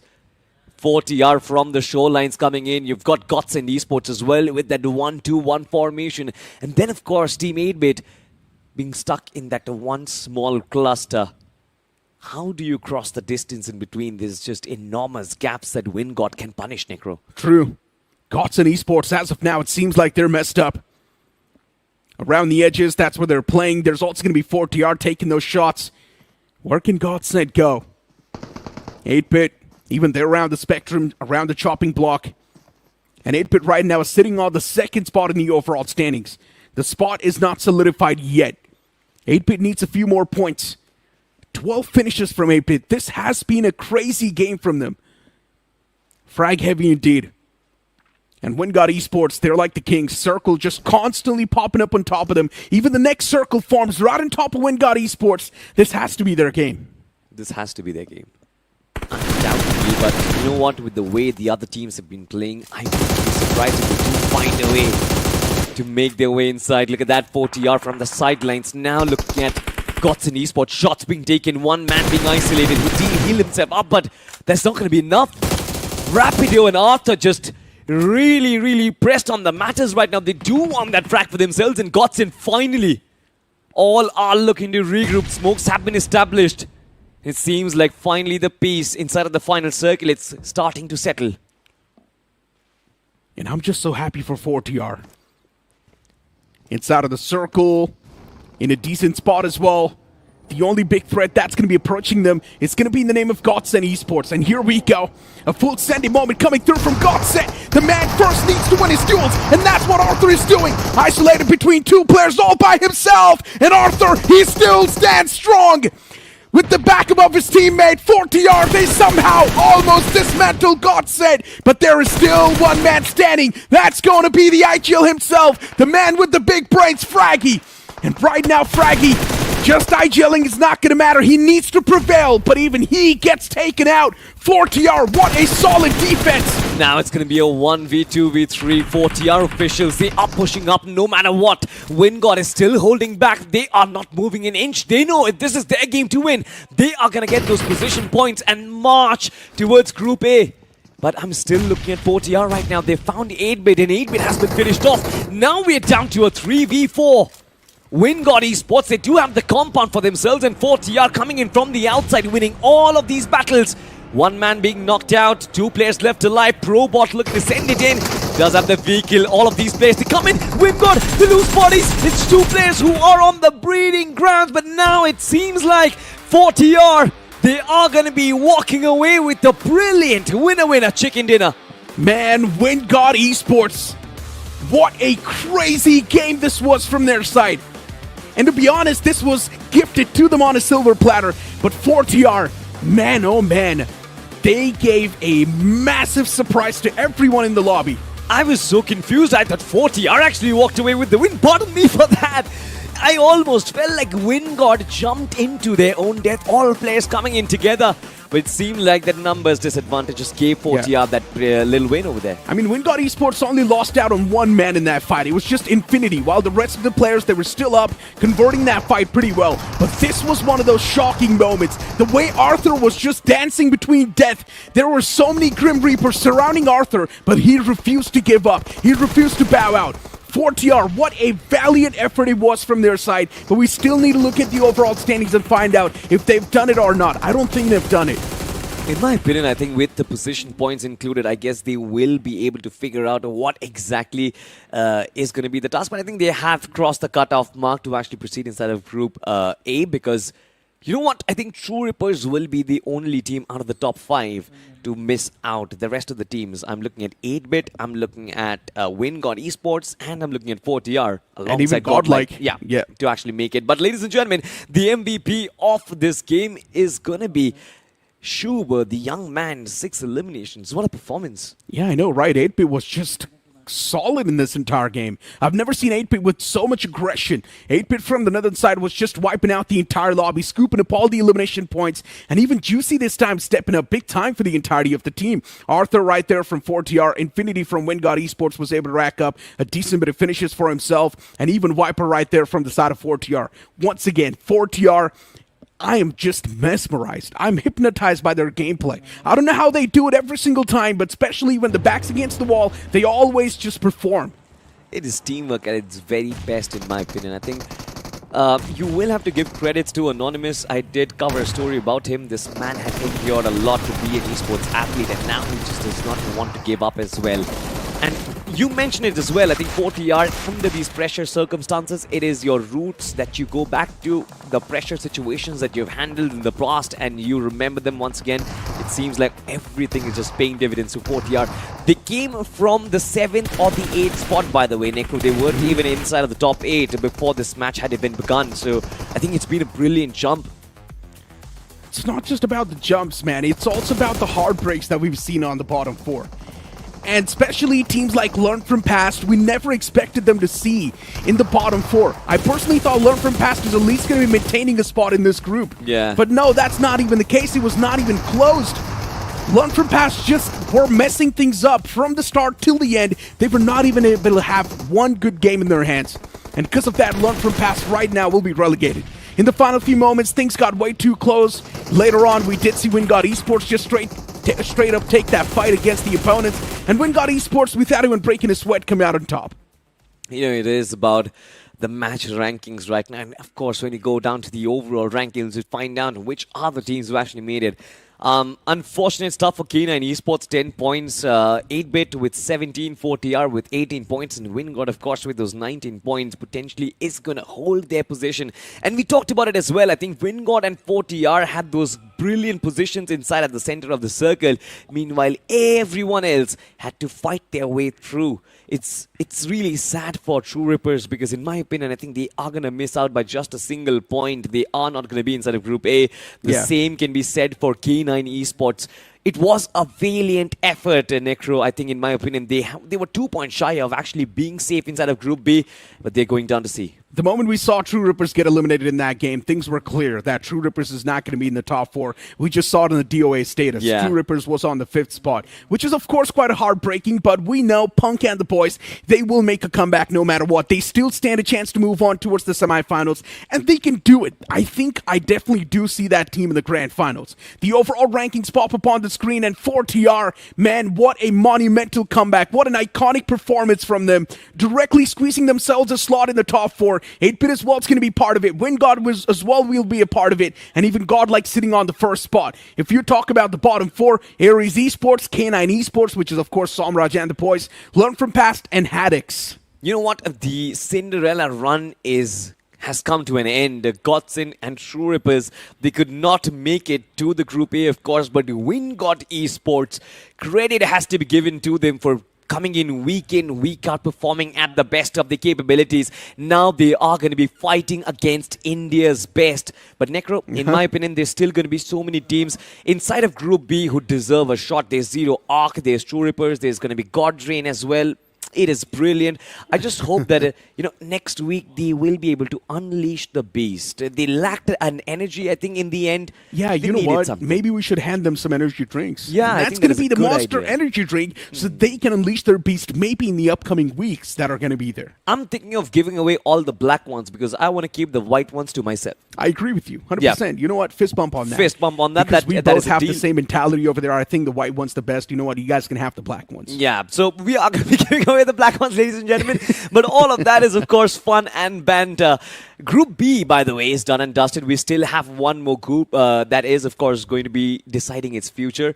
There is, of course, going to be Team Apex Gaming coming back into the action. Group C does have a lot of drama in itself. Are you ready to withstand all of that? I would love to see that. There's just so many teams with a lot of potential. You just want to see them move on and get promoted to the upcoming group. And this group was a prime example of it, but only the top 4 can make it. It is what it is. The format is cutthroat. Before now, it's time for us to toss to a short break. Don't go anywhere. We'll be right back.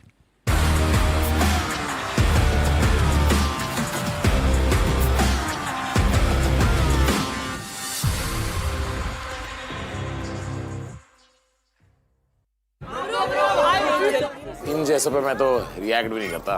BGMI cricket league का winner है, रोज खेलता है, आप भी try करो। अबे असली का 650 करोड़ देगा फिर भी नहीं करूंगा। इस खेल में ना सिर्फ टीम सपोर्ट करनी है बड़े भाई। जीत गया छोटे भाई। ये देख बीजीएमआई पे टीम सपोर्ट करो और ग्लेशियर जीतो।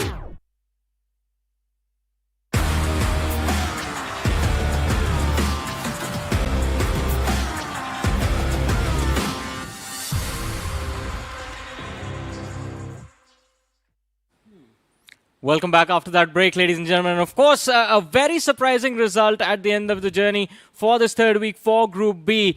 But as those results are out, I think we have the 4 names that will be moving forward, getting promoted to Group A. We still have to find out the results of the promotion and the relegation of Group C. Now, this is where things get a little bit more interesting because I think, again, another close standings on the overall leaderboard. Exactly. For all these teams here, they are fighting for something in line, and that is going to be a chance to qualify to the semi-finals directly instead of playing all the survival stages, which is going to be happening here in about a week or 2. But nevertheless, here, as of now, we've saw a little bit of an unexpected ending in towards Group B. I'm looking forward to see how Group C is going to be able to fare out as well, because yesterday's games, Group C was a high-octane, action-packed gameplay all together. And to kick things off for the final 3 maps here is going to be the map of Orango, and then we are going to be heading into the quote-unquote deserty lands of Miramar itself. Yeah, and it's going to be quite exciting to see the result that we get from Group C. As you mentioned, Group B, a lot more tactical, a lot more slower paced. And because of that, I mean, the standings were so close in that last game. But this, in Group C, we just have pure, unadulterated chaos. We have predictions for the promotion and the relegation teams. I have gone for AX and Autobots getting promoted. And then Riot Nations and Phoenix, they've been quite kind of absent this week. We really haven't seen the kind of performance we would expect from them to get promoted. And they're stuck in the bottom 4 right now. Actually, a majority of us actually went for AX and then followed by Autobots as well, coming from promotions as well. But we did see Mad Kings, which I think Maisie, they picked the safest pick as well. I feel like Mad Kings is pretty much already promoted as well. They are sitting in the table toppers. But of course, anything can happen. We saw how WINDGOD started the day as well. They were the table toppers and then dropped 2 games and then out of nowhere, they perform and then they actually qualified. So it was like, okay, this is kind of interesting. Exactly, and I think there were a lot of Cinderella runs that we expected, but only one coming true from that previous group. We'll have to see if we can see not a Cinderella story, but a comeback story from Group C itself. I think Apex Gaming, Necro has predicted, or at least he expects them to just stay in the bottom 4 till the end of the day. Wow, that's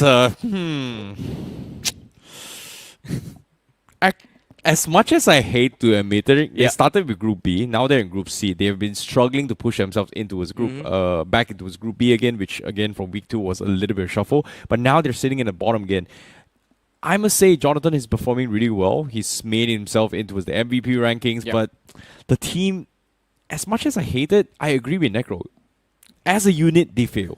Yeah, I mean, we have been seeing the star player Jonathan perform. He's there in the player leaderboards as well.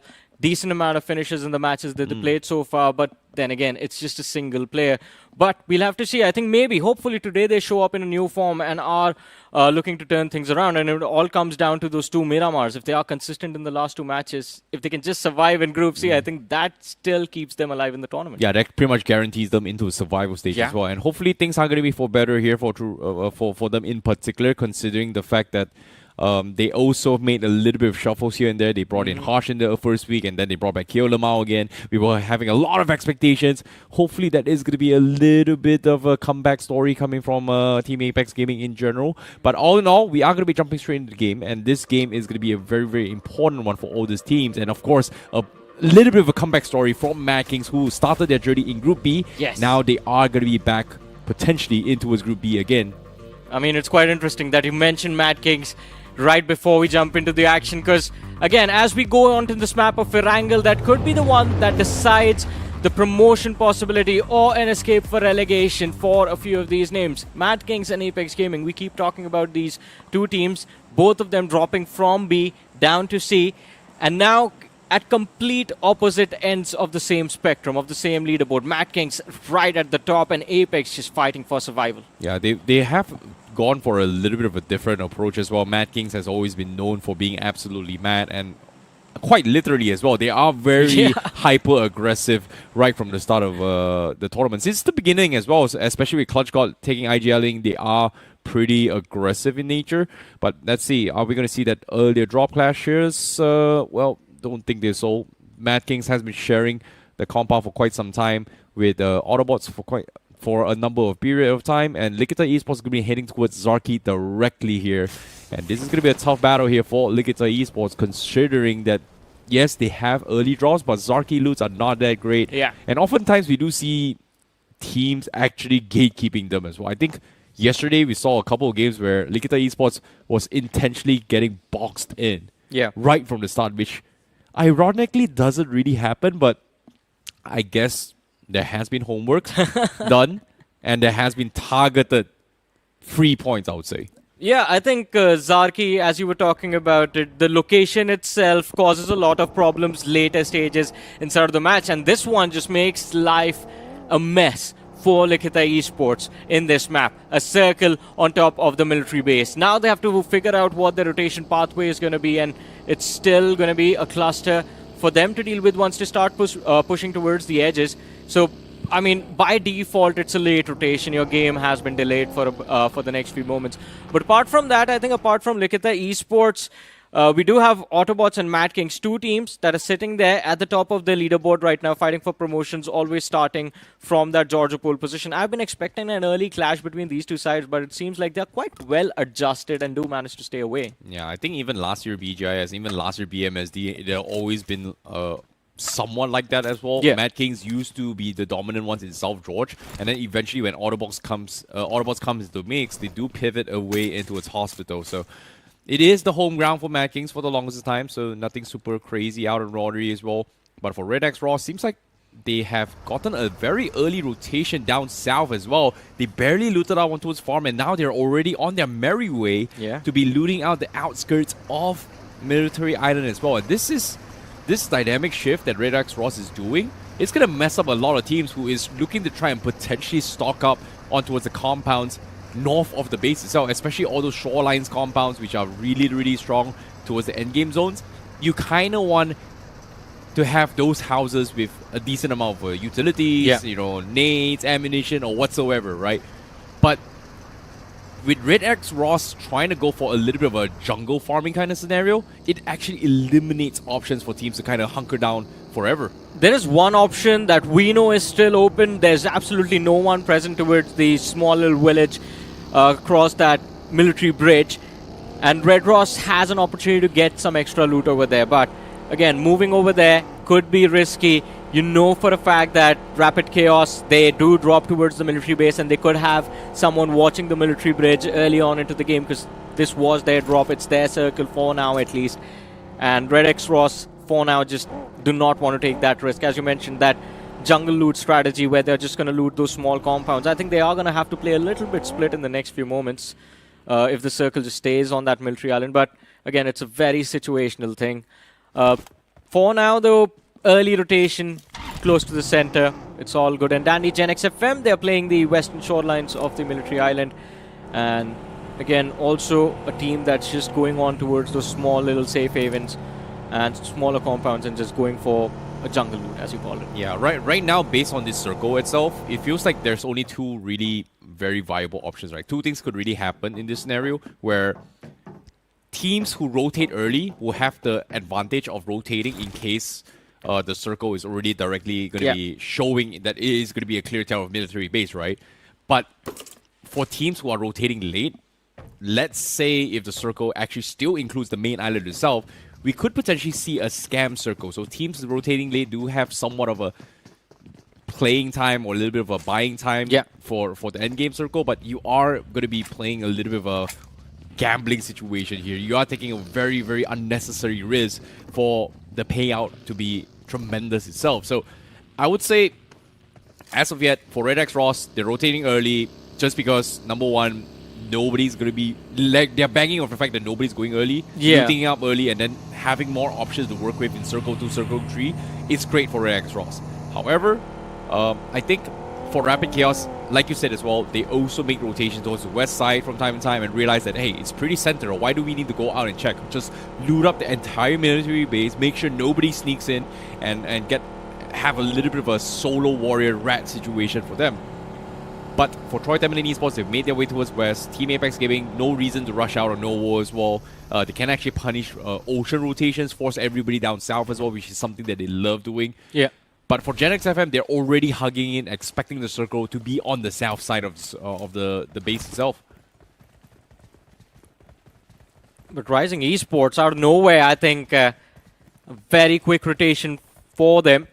We know they like to play the southwestern quadrant of the main island towards Primos Ferry Pier, and now have crossed over towards the western edge of the military island. But luckily for them, Gen XFM, who were just here on these hills, on the same hills as Rising Esports a few moments ago, have completely shifted towards the southern periphery, towards the southern cliffs. Aura Esports, I think this is a decent timing to move inside of the circle. As you were talking about the teams playing the center, I think, just to summarize it all, a low-risk, low-reward strat from their side, where they are just going to stay bunkered down until they see where the circle is going to go. For the teams that are playing outside, a high-risk, high-reward position. Higher risk being taken because you're tanking the blue. You're going to be forced into fights very early on out in the open. but rewarding. If the circle moves up north, you're still safe, have options. Agreed. Right now on screen is a perfect clear example of a low risk, low reward scenario for Troy Tamilas Esports, right? One of the first teams to get early, but look at their ammunition, all-time low. They spot a couple of glimpses of Rapid Chaos, fired a few shots, but they just could not commit to those sprays because the moment they do that, they're just do not have enough weaponry and arsenal to actually take on a second fight or a third fight or a fourth fight as well. And that's the reason why there are a lot of options that all these teams actually have to weigh as well. Do you want to risk getting caught in a situation where there's absolutely nothing you can do? There's no smokes, there's no nades, there's no ammunition to fight back. And Troy Tamilas Esports actually had a scenario like that in yesterday's Rondo map where they made it the top 2, but because they had no more 5.56 ammunition, they had no choice but to play the shotgun, but the terrain was out and open and they just got completely wiped up from afar. Very true, I think, and it's not just them. I think we've seen it multiple times in the past where people are just running out of ammunition and utility in the late game stages. But I wanted to talk about this because something is going on in Milta City. We have AX, there's Aura Esports moving in, and amongst these two giants is the side of Lastade, a titan in its own right. And these rosters colliding in Milta City, it's the edge of the circle, so you know there's not a lot of pressure to move in. But mistakes still being made from the side of Lastade as Shadow has been caught completely off guard by Aura Esports. Yeah, pretty much caught out in the open, looking in the wrong direction as well. But Aura, going for a little bit of wide swing here, tried to greed it out to go in for the thirst, but unfortunately gets taken out. So now it is going to be a whack-a-mole situation where they have to try and capitalize the situation. Lastade looking for the resets, want to drop down low. Dope taking some shots here from the side. And just like that, Lastade, they will be able to equalize here. And the rest of Aura getting fired off because now the third party comes in and Team AX is able to scout out the commotion. And Aura now getting completely boxed in. I feel bad for Aura Esports right now. They thought this was going to be just them and Lastade. And AX with that mid-collision third party just catching them off guard. Important fight for Lastade and AX, by the way. Both the teams fighting for qualification. Lastade sitting third on the overall leaderboard, and AX, as of now, sit fifth. But Lastade, they do find an opening. The trade comes through, but Aura Esports, with that, are down to the last man. Kalyug in the back line. And I think Lastade over here have done a phenomenal job just defending their position inside of these city compounds against Aura Esports. A little bit of help from AX as well, but all 4 players still standing and they have 3 points. Yeah, but unfortunately for Aura Esports, they will be the punching back. And, and it's going to be Kalyuk to try and clutch things out, and Circle still having a little bit of a cover on towards the main island, so that gives them a little bit more time. But for Kalyuk, Circle 2, there's not a lot of options he can do with as well, but it seems like he's able to spot out Cyrex in the open here. Doesn't want to take shots, wants to find a way to place some sort of a position point. And RIX, they're not exactly in the clear yet for the red spot down bottom 4, so has to play this very, very patiently. Meanwhile, the circle still covering the north side, completely empty. AX just making sure they are going to be taking out as many people who's trying to rotate from the east side. But something is going on between Mad Kings and Autobots on the map. Look towards Georgeful. Everyone's like kind of moved in towards the play zone. And then there's Mad Kings still sitting and I think patiently waiting for the players of Autobots to make a move, maybe crossover. Both the teams in a comfortable position. Well, Mad Kings a little bit more comfortable sitting on the first, and Autobots on the 6th are the ones forced to just proactively hunt for points, to proactively try and improve their position in the overall leaderboard. Ooh. And here they come. They've laid a trap. Clutch God pulls the trigger. Eggy stays alive for a few seconds. That whiff allows Autobots to find a breaching point. It could have been a game changer, but I think Eggy's finally been put down. Yeah, what a shot there from Clutch God, and now Autobots has to go in for the reset as well. Autobots has been doing this for the longest time, and Mad Kings, their neighbors, have known about it for quite some time. And now taking out Eggy, Autobots has 2 options, save or back off. It seems like they are going to back off because the rest of Mad Kings are already looking to confirm this. What a sneaky approach coming from Mad Kings, though. Oh, man. I see we were talking about high risk, high reward, low risk, low reward. That was a kamikaze move by Mad Kings. Their rotation now to stage 3. It's very late. They are going to tank a lot of the damage from the blue in stage 4 as well, pretty much. But Mad Kings, I don't think they care or worry about it a lot. Yep, for all things considered, look at how disgusting this circle is as well. Yeah. Like almost 50% is in the water. Main of the island still has some sort of small spots to work with. Those are prime spots for you to actually hunker down to try and play for placement points. But look at the splash of colors down south. We are going to be expecting half the lobby getting taken out during this stage. And AX, them on no Repnoy Bridge, they have full control. Should have a pretty easy time. But as you were talking about that splash of colors, I think a lighter cluster was visible towards the northwestern edge of the play zone as well. That's when we see Right Nations taking shots on Likita Esports, but not a single connection found. Likita Esports getting away scot-free, but these are the only two teams, by the way, over here. There's Blink Esports sitting on the flank, and we have Higgboson just playing the shoreline. They're looking to cross that military bridge, and I think that's the call that's been given to the team. Interesting. Higgboson have been gatekeeping the western bridge, AX on the eastern bridge. It is so difficult to actually cross as well. So teams to the north, they have been dodging most of it quite some time, and Lestade has forced to take the ocean pathway down south on the east corner as well. But I feel like right now Troy Tamilas Esports has one of the prime spots for center control, and they have been consistently doing this since yesterday until now. Take center no matter what the situation, and they have been doing it fantastically well. But my biggest question is, were they able to get those restocks early on? We are about to find that out. Well, a nice little camp set up by the players of Higgboson, but they can't seem to hit those shots.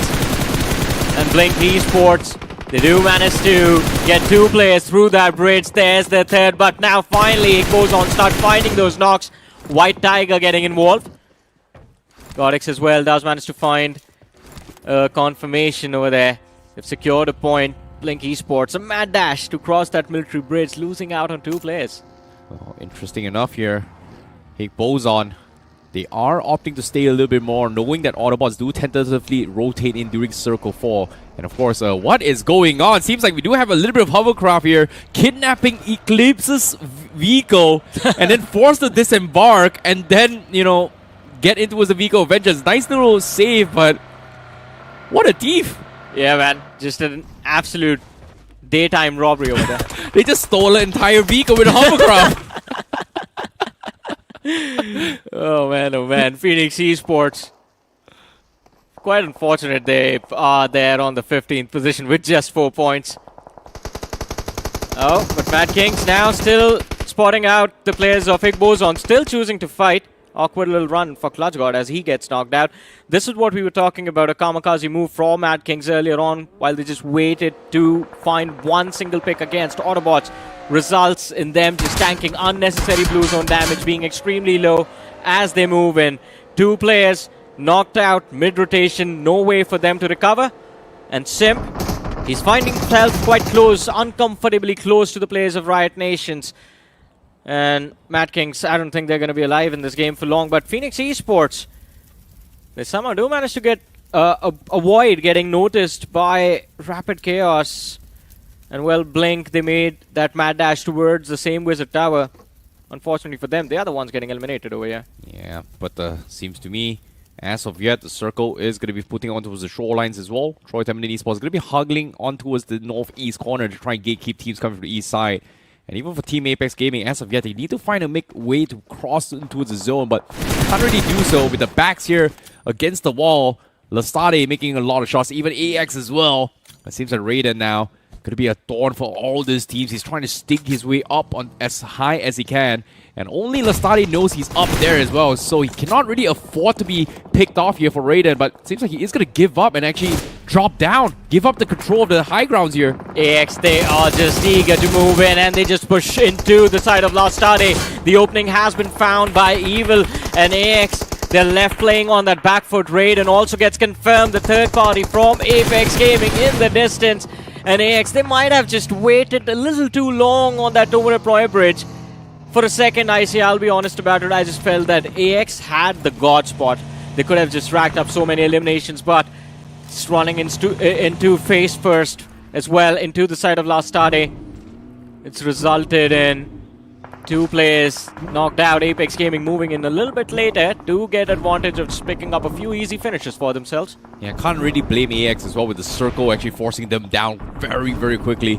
They had to make a little bit of rush in here. Team Apex Gaming is able to capitalize on this. Lastade now in a little bit of an awkward spot here. Jelly is scouting things out. He's trying to bait some sort of reactions, but no knocks yet. But despite it all, a nice smoke wall being set up here from Lastade to try and defend this. Keeps them at bay, but the third parties keep piling up.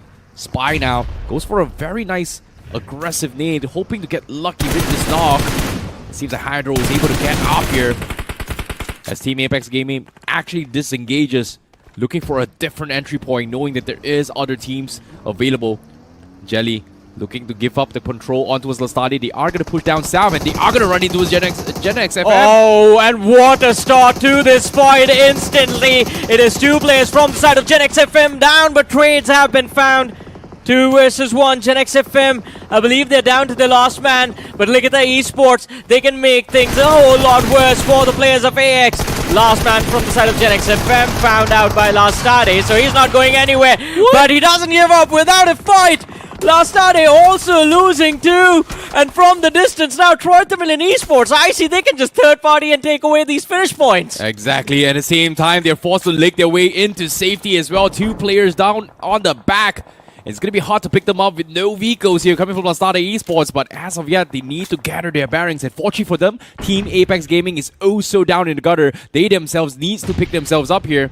Hydro was able to pick Jonathan up. Now they are going to try and capitalize on this situation to snatch up all those points. But while this is happening as well, Nikita Esports is also trying to chime in, but they're a little bit afraid to commit to this fight. Meanwhile, Hydro is able to find an opening on Lastade. An opening has been found, as you mentioned.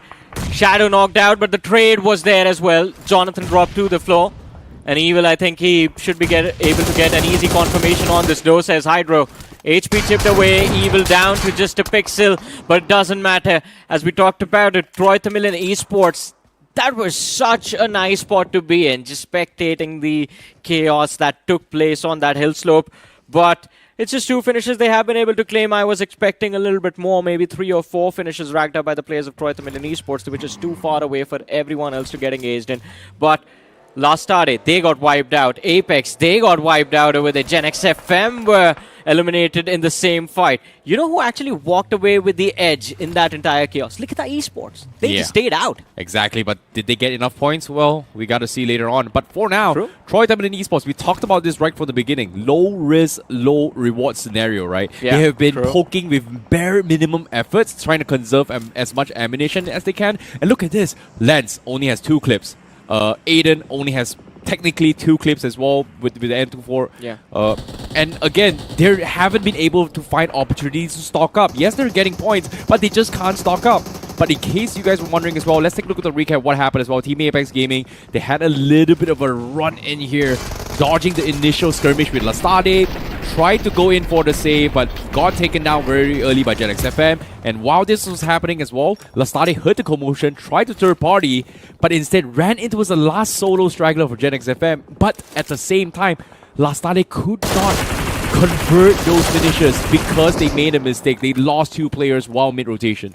I think what happened over there was no one was ready for that fight. Absolutely, no one was prepped. AX, my apologies, Apex, they try to avoid that conflict against Lastade, and then, as you mentioned, just that run-in against Gen X FM just made sure that that volcano was going to erupt. But look at the esports, 2 eliminations on the board, still on that southern edge, as we mentioned, for them just surviving inside of this group. I think that is what they're hoping for, not getting relegated down to Group D and facing that elimination fight in the last week of qualifiers. Yeah, it's going to be tough to do so with 2 players left and 10 teams remaining. And we talk about half the lobby being eliminated here. Seems like stage 5, we're down towards the last 10 teams, and Autobots, a master of this circle, actually rotated in during circle 4 and is able to find a breaching point in the zone, almost near center. What a performance coming from Autobots. Always, man. I mean, Autobots and their rotations, immaculate. But Troy Tamilas Esports, as we spoke about them, playing that low risk, low reward strat, well, it had some risk, and it seems like it has finally gotten them eliminated. That push from the players of Red Ross, not expected by the players of Troy Tamilas. This is insane stuff here coming in from the game itself, but Circle pushes up north. Higgboson has a prime spot here. Autobots does have a prime spot for the west side. Mad Kings caused them a little bit of a problem right from the get-go. But again, Autobots, when it comes to this circle, they have one of the highest success rate thus far. And the only team with the highest success rate when it comes to late rotations into military base. And they're only teams willing to take a risk to actually tank stage 4 before rotating in. And sometimes, almost every single time it actually pays off for Autobots. Pretty much, and as of now, they're the only team with any concrete cover inside of the play zone as well. We'll still have to see Autobots. While this game was going on, their standing has dropped. They were 6th at the start, now they find themselves 8th. Just because of how things are changing by the finishes claimed by the teams. And they need to compensate for that, but here they come, their main rivals. Mad Kings knocking on the door. Autobots, they do get a few extra points, and it's the IGL, Arib, claiming those finishes. Wow, Arib single-handedly dismantling 2 players just like that. But for Nikita Esports, they have been a nuisance on the high ground. This time, they are going to get rushed in with Red X Ross. Daniel versus Aman now in a 1v1 situation. Needs are coming in. Shots fired, but Aman gets taken down, and just like that, he will claim the point. And Daniel is going to be able to hold on here for Nikita Esports, while the third parties from afar as Higgboson Esports is trying to capitalize on the situation. And look at how badly their standings can shake up right now. Look at the Esports, they get eliminated from the game, and that just pretty much clears the second half of the leaderboard.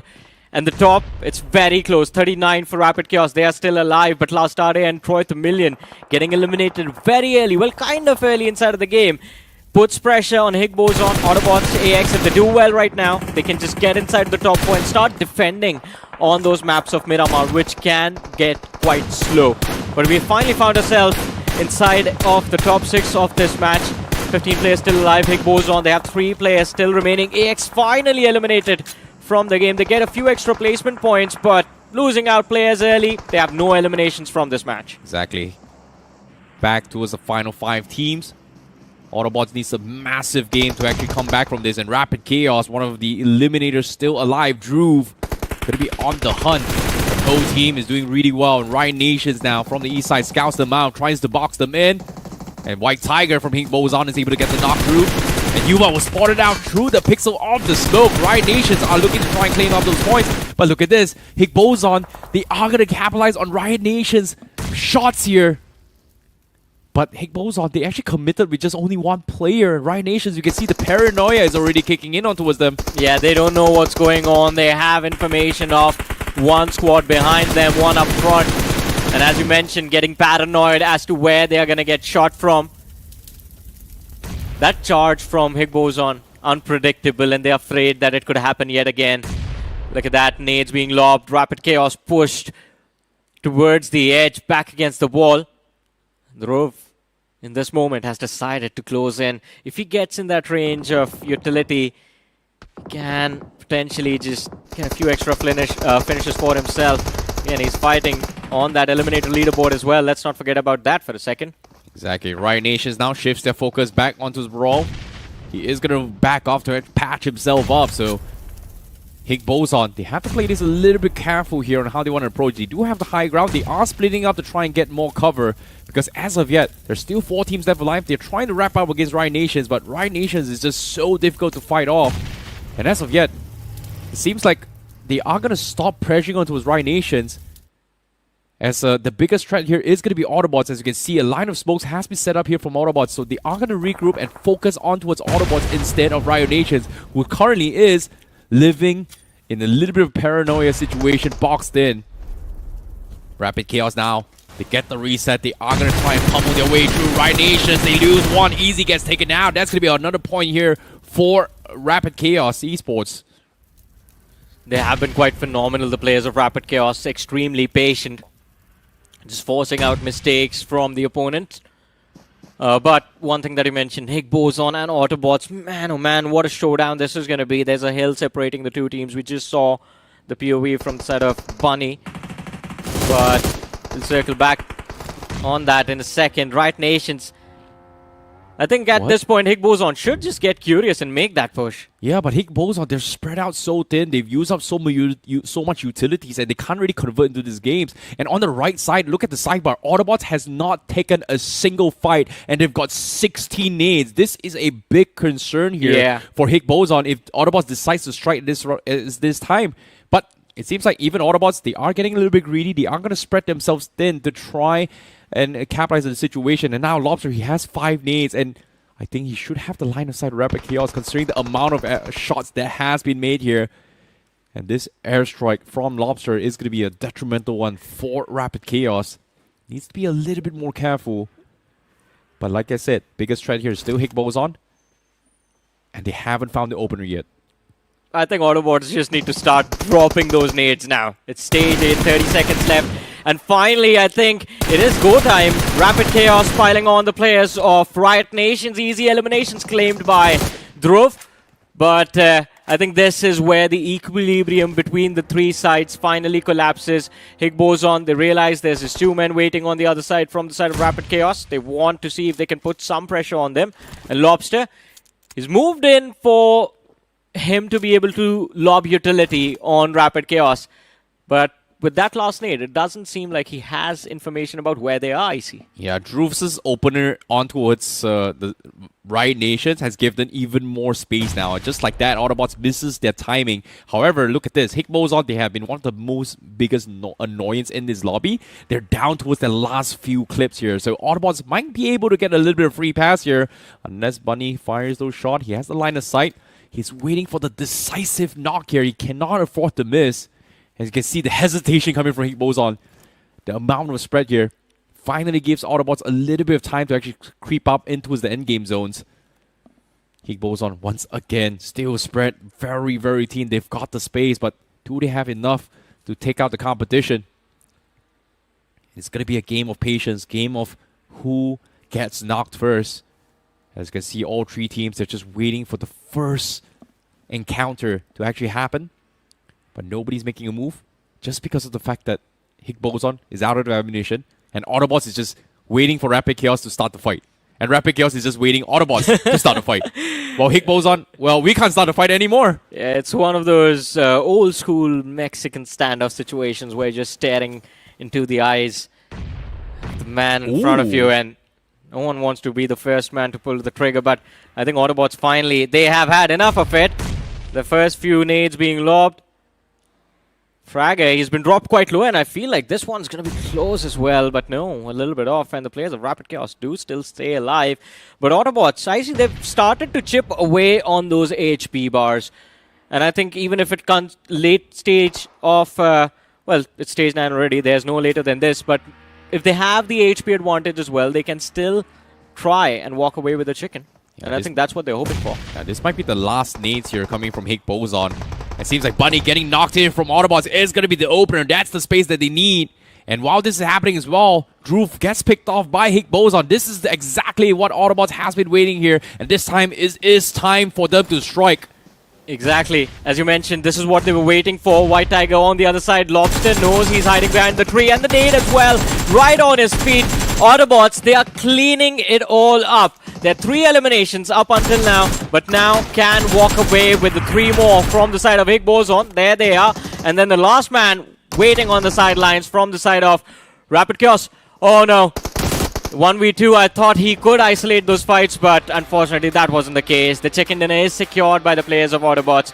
And an impressive win, by the way. Because go back to the start of this match. Mad Kings. For a second over there, it seemed like their entire focus for this game of Erangel was going to be to ruin the start of the day for Autobots when they just waited and waited till stage 2 inside of the blue on Georgia Pole. They lost a player and then rotated somehow by stage 4 inside of the play zone, stayed alive and walked away with a win. Exactly. Autobots is the only team that has one of the biggest success rate this year and last year if the circle transforms into this scenario here where they rotated in late. Mad Kings wasn't able to stop them. Higgboson wasn't able to stop them as well. And we've seen this multiple times as well, even the earlier days of BGIS. And for some reason, after stage 4, stage 5, nobody looks at the edge. Pretty much, I think. And that is what they kind of used to find the extra bit of advantage that they could inside of this game as well. And I think Again, Autobots, they have been very impressive. For me personally, when I look at the story of Autobots, I think this is also another team that's chasing redemption. Because I don't think, personally for me, I did not expect them to be here in Group C by week 3. I expected them to be chasing that Group A dream, or at least stick around in Group B. Yeah, and as of yet here, with this winner chicken dinner from Autobots, it does give them a shot for Group B at the end of week 4, and maybe a shot back to the semi-final as well.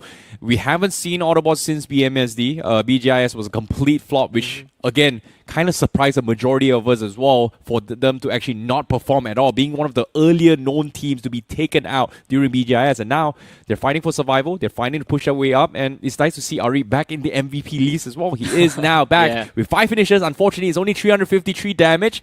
But again, like you said, at the start, they were picked apart by Mad Kings. I was like, what the heck happened? Why is Mad Kings gatekeeping us? Because Mad Kings usually just ignore the Western Bridge. Exactly. We have never seen Mad King stay there so late. And I think that was something that even Autobots were caught off guard with. But looking at the list of top players, we have Areeb followed by Fragger from Rapid Chaos. And Dhruv, by the way, as well, is also on the list, sitting 4th on the top players list. We have Hydro from Apex Gaming and Superb from the side of Red Ross. Red Ross are always good in the early stages of the match, but it seems like late game chaos, they can't seem to handle it. Exactly. But of course, this was a very interesting game as well in Group C in particular, because throughout the entire lobby as well, everybody was kind of doing their own things here. Some trying to go for low risk scenarios. One in particular, I think Lastade, Aura, and AX was trying to gatekeep the edges. Yeah. Was also another different factor that actually impacted the overall gameplay of the lobby.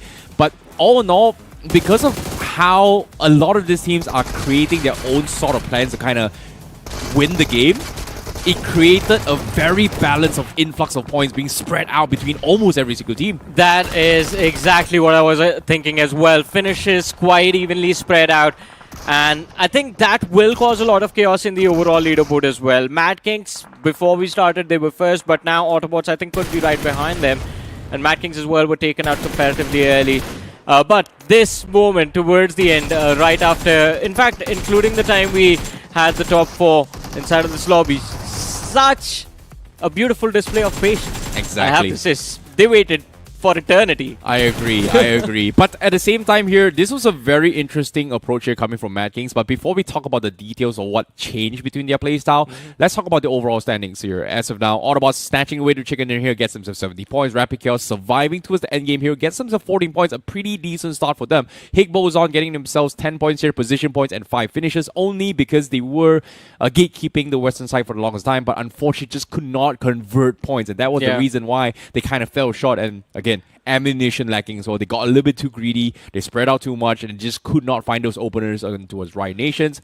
Red X Ross with 9 points, Riot Nations with 8 points as well, Lastade with 7, which is pretty decent. But on the second half as well, we have Likita with 5, Troy Tamilas Esports with 3, AX with 2, Mad Kings with 2, Gen X with 2, but for Phoenix, Blink, and ORAX, absolutely nothing.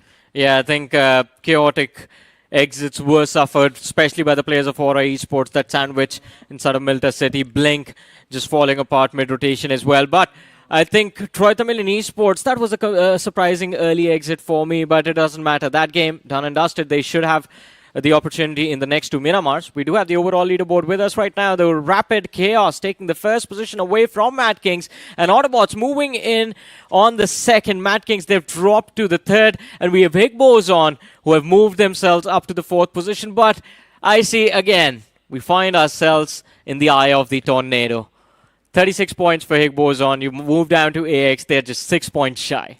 Yeah, this is going to be a little bit of a close call yet, but there's still 2 more matches for Group C, so anything can happen yet for those qualifications. We saw how Group B kind of went off us just now as well. But for the bottom 4, Gen X FM, Likita, Blink, and also Phoenix, they are risking survival as of yet. If they do not stay out of the bottom 4 next week, they have to fight for survival, quite literally. Exactly. It will be a literal fight because, again, a reminder, bottom 8 from Group D, they get eliminated. And that is a place you do not want to be at the end of our qualifiers journey. But I think from the bottom, one thing is clear, you just need one big game. If you can't have one massive 20-point match, all you need to do is just unleash the monster and at least one of those matches, get those 10-15 points in. And if you guys want to unleash your inner beast as well, well, our energy drink partners, Monster, ladies and gentlemen, unleash the beast, just like our players have been doing inside of their games. And as I was talking about those performances that we expect from the bottom four, one match, you just need to save yourself and just try and play the survival stages a little bit better. But 2 maps of Miramar remain. Before we jump into the action of the next game, we're going to go on a very short break. Stay tuned. We'll be back after this.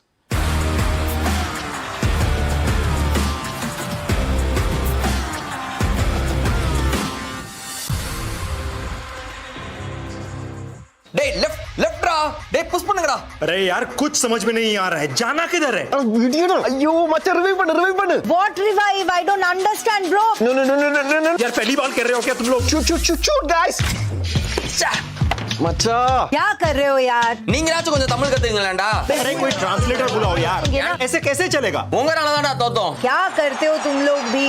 IPL champion of CSK. Mass மச்சான் ஐயோ தல yes Yellow army, bro. C language இல்ல CSK இருக்கு மச்சான் guys बंदे come on அவன சுடுங்கடா come on man nice shot man well played guys yeah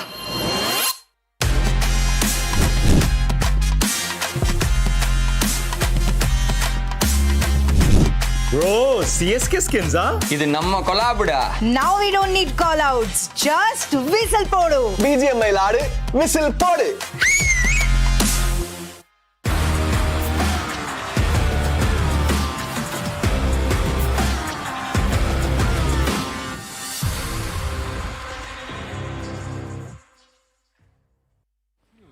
Welcome back after the break, ladies and gentlemen. And of course, with Group C kicking off their journey for the last 3 matches, things are getting a little bit chaotic. They are getting spicy, but Salt was missing, so we got Salty with us right now. And it has been a very awkward start, just like that awkward move in that map of Erangel. What are your thoughts on the performances we got to see, especially with a few teams that were still struggling on single digits? Yeah, they certainly are struggling. I mean, you know what? I'm not even looking at the relegation chart right now because... Really? It just feels like there's no life. There's no signs of life. You've seen that meme, right, where they try and poke and ask them to do something. And I'm going to say the same thing to Phoenix and Likita Esports. You know what, man? Do something. But I hope that they will be able to come out of that position. Yeah. But I'm also looking at AX. I'm also looking at Apex Gaming. It just seems like there's still going to be chances. Yeah, I mean, chances are there for them to fall back into the bottom four. But with that first map, at least they are in a comparatively much safer position. They were able to find a few key finishes. And because of that, I think moving out of the bottom four after game one, it has to relieve some pressure. But the fight still goes on to find the 4 names that get promoted and the 4 names, of course, that get relegated. We move on to the map of Miramar, the desert lands, as we like to call them. And of course, it is going to be an intense series, these last 2 maps. Slower maps in comparison to the first game we just saw, and of course, the rondo that these lads have already been through yesterday. And with the standings being ever so close at the top as well, anything can go wrong.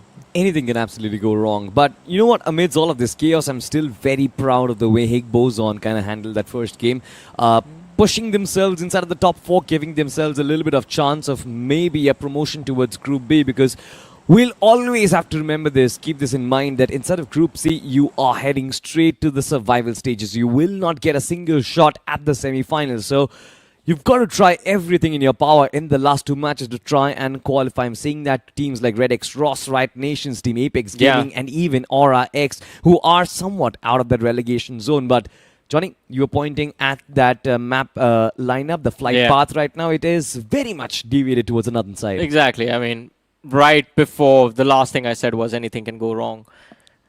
And this is a flight path leaning towards the northern half, as you mentioned. Los Leones, it is going to be a little off reach for a lot of these teams. But last day, Rapid Chaos right next to each other. You have Apex Gaming dropping towards Montenuevo as well.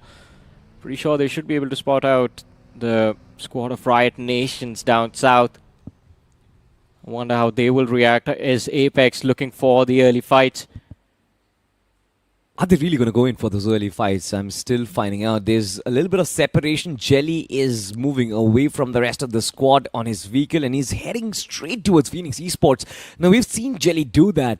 Overall, the general suspect of the community is that inside of Apex Gaming, it's just Jonathan who's keeping a hold of the team together, gaining those very crucial finish points. But the rest of the team, they haven't really been able to find those circles. Jelly is still yet to recover form, in my opinion. Johnny, what do you think about that? Yeah, I think this is a discussion again me and IC were having in that previous match. Not in the game, but before the match during the pre-game. Where we were talking about Jonathan doing kind of well. Apex, they are experimenting with their playing for as well. And as you were talking about Jelly, I think still trying to find the sync with the team. Maybe it's just taking them a little bit longer. But Apex, they are doing better today with that first map. I think that is quite clear. So I think just keep our fingers crossed and hope things work out. Because a few moments ago, one thing that you mentioned was teams that will get promoted, right? Of course, very impressive run from Rapid Chaos, Autobots, Higgboson was the team that you spoke about. But I'll be honest about the fact that I did not expect Apex and AX to be outside of the top 4 right now. I think they should be there with Autobots and Mad Kings, but things are not going too well for them. And Rapid Chaos, Drove being back in form in this third week has just completely changed the state they were in. Absolutely. I love Rapid Chaos right now. They are living up to their name. They're bringing chaos quite rapidly inside the lobby. But look at this, though. Mad Kings from the backlines. It seems like they've found a little bit of a blind spot against Higgboson, and Higgboson have no idea, by the way. Clutch God was almost about to take some shots against Hero, but kind of resisted. Maybe is in the search of a better position. High ground for Higgboson. They have found themselves that topography to kind of start their journey with, but what remains to be seen is where do the finishes come from, because Mad Kings, like I said, they are still in the foothills around Higgboson Esports. Hero at least has some vision, and the Mini with the 6x. Their scope, it can give them information about Mad Kings, as you said, but a big spread between both the teams, I think, is just not going to allow them to force a fight right now. It's still quite early for that. A big rotation from the players of Last Started, just now managing to reach the north of Los Leones. Where are they seem to be going for that early loot? They still haven't looted anything. Yeah, they're actually yet to start their journey and their migration towards the center of the circle. Very surprisingly, teams are still very clustered around. We usually get to see at the end of 4 or 5 minutes, teams start their journey towards the middle, start colliding at the center, but right at the get-go, that is still yet to happen. And one of the reasons is because, of course, the circle is still very basic. It's still very default. It's not out of the ordinary. It can go anywhere, by the way. The second and the third hard shifts are going to be very crucial for the teams to still figure out where do they want to head towards. But in front of us are going to be defending champions, Team AX. Devotee is in a blinder for form, by the way, I think. Oh, yeah. I agree with that. I think Devotee, he's one of my favorite players right now. Right now? In AX or just like in general? In general, I feel like Devotee, I think he's going to be the man. If I want one guy to be in clutch situations, I would either want Joker or I would want Devotee. Hey, man. Rookie of the year, right? Yep. I mean, phenomenal performance last year, and the form just... I think it came back at the right time, because again, we do not want to mention BGIS for AX, right? It wasn't a fun time. Cyrax wasn't there in particular. Cyrax has returned, and again, I think I would have really enjoyed Henry also still being there with the team. He's walked away, M4 doing well, so he's on a different story of his own, and then you have Raiden as in the playing for. He's done quite well. I think the start of the day was decent. I would have loved if Mad Kings and AX would have had a fight early on, because you know what? Cyrax being there, he was in the part of... he was in Mad Kings. Then, of course, they've got Pro as well. Pro is sitting in the sidelines. He's on the bench right now for AX, but he was also a part of the playing for of Mad Kings. So it would have been a little bit of a reunion inside of the map of Miramar. Yeah, it would have been fun, no? I mean, fighting against your older teammates is always fun, I believe. And I think Mad Kings right now as well, I think... are a finish-oriented team with how they are playing and how they've been competing so far, I think, within this 3 weeks. So it would have been quite exciting to see AX versus Mad Kings. the action. We will get to see it eventually. I mean, we still have a few more games to go, but Mad Kings moving to the center early this time. Do you think that Lobster can actually chase up to Dhruv? In my opinion, I think Lobster is, of course, going to play a much longer course inside of the tournament. So maybe. I'm expecting Autobots to at least reach the grand finals. And through that, I think if he does get enough matches, then Lobster maybe will be the eliminator. I think it could be. I agree with you on that, but it would be exciting if it happened with both of them making it to the grand finals. So you're saying it's a showdown in the finals, huh? I mean, whoever survives the longest, right? Yeah. Keep getting eliminations. I think Taurus as well from the side of K9 Esports is a player we'll keep our eyes on. Sarwar, by the way, with that performance today, 10 eliminations in a single game. Oh, yes. Yeah, that was a performance and a half. Mania, by the way, has broken records. He's still got the best individual performance instead of BMPS 2026, 11 frags in that first game that we saw. But Sarwar in the next game is like, oh wait, somebody just crossed my record. I'm gonna get the same thing as well. He gets 10 for himself. And I think we did see Sarwar in a similar form in the first week. And that is where we saw actually Zero Arc off to a great start inside of their group. But I think that was just for the first day as well. Yeah. And I think then he started to fall back and Dhruv kind of took over and became the eliminator. From there on out, Sarwar wasn't really able to perform. But hey, if he's back, and we just hope to see him be consistent. On the other side of things, this is turning out to be a very slow game. We are 8 minutes in, all 64 players alive. Yeah, this is very surprising, by the way. The only team that is actually outside of the circle right now, quite deep away, has to be Phoenix Esports. Alongside them, Riot Nation's also making their way in, but they're still at the boundary of the circle, so will be able to push in at any moment in time. For Phoenix Esports, in my opinion, this team is going to be a little late for rotation. All the good spots inside of the circle is going to be captured up. Look at that. It is a central shift. You've got majority of the teams Autobots. They are going to be very happy with this position. Troy Tamilian Esports as well. This is a position from which they can make their plays. Aura X needs a good performance, Johnny, because after that first game, if they don't perform here, they are going to be down and out. Yeah, pretty much. And I think this is a very awkward shift of the circle right now. Everyone's just starting to push for that empty center. You could see the land visible a few seconds ago, and now it's just a splash of colors. Troy Tamilian Esports looking to move in early. There's Gen X FM, Mad Kings, Aura Esports, Likita Esports up north, REDX, Ross on our screens. These are the teams that are pushing the edge right now. Rapid Chaos is on their western flank, but Rapid Chaos, they have to be cautious. There is a little bit distance before they eventually will have a run-in into the players of Higgboson and Aura Esports if they keep moving up north. You know, looking at this cluster like you described it, it kind of feels like for Phoenix and Riot Nations, it's really a blessing that they did not really push it out of the circle early on. They're playing it from the outside. Just hold on to that position for a second. But have a look at this. Last Starday begin a little bit of their fight against Mad Kings and Shadow OG. Seems to be extremely quick on his feet, finds the first frag for himself. The knockout is going to be there. Mad Kings right now will, of course, look to build up, and Last Star, they should be willing to fall back unless they're hell-bent on taking this fight, Johnny. Yeah, very important for Last Starter to perform. They need to secure as many points as possible. 5th on the overall leaderboard right now. And as we have been talking about it, the gap, there is no safety net. Last Starter need about 10 to 15 points of this game to get themselves to a safer spot.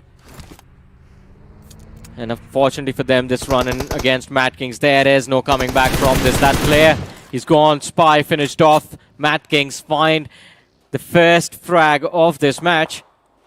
And I think it's going to be a wise move from Last Starday to actually fall back. Yeah. There's no way you were going to be able to bring back Spy. Mad Kings was already looking for Last Starday to try and press on the foot on the gas pedal, but Last Starday decided to disengage. It is, of course, going to be a casualty on their side and not really a positive trade, but I guess with 3 men, Last Starday, they still have some sort of a fighting chance, maybe inside of the end game.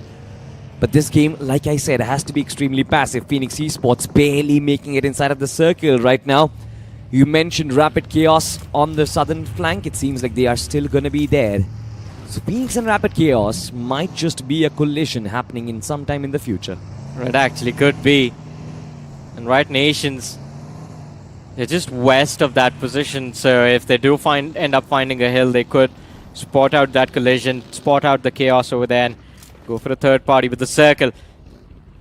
I think it gives a big advantage to the players of Higgboson, who have taken control of a massive hill. There's some concrete cover for Mad Kings to work with as well.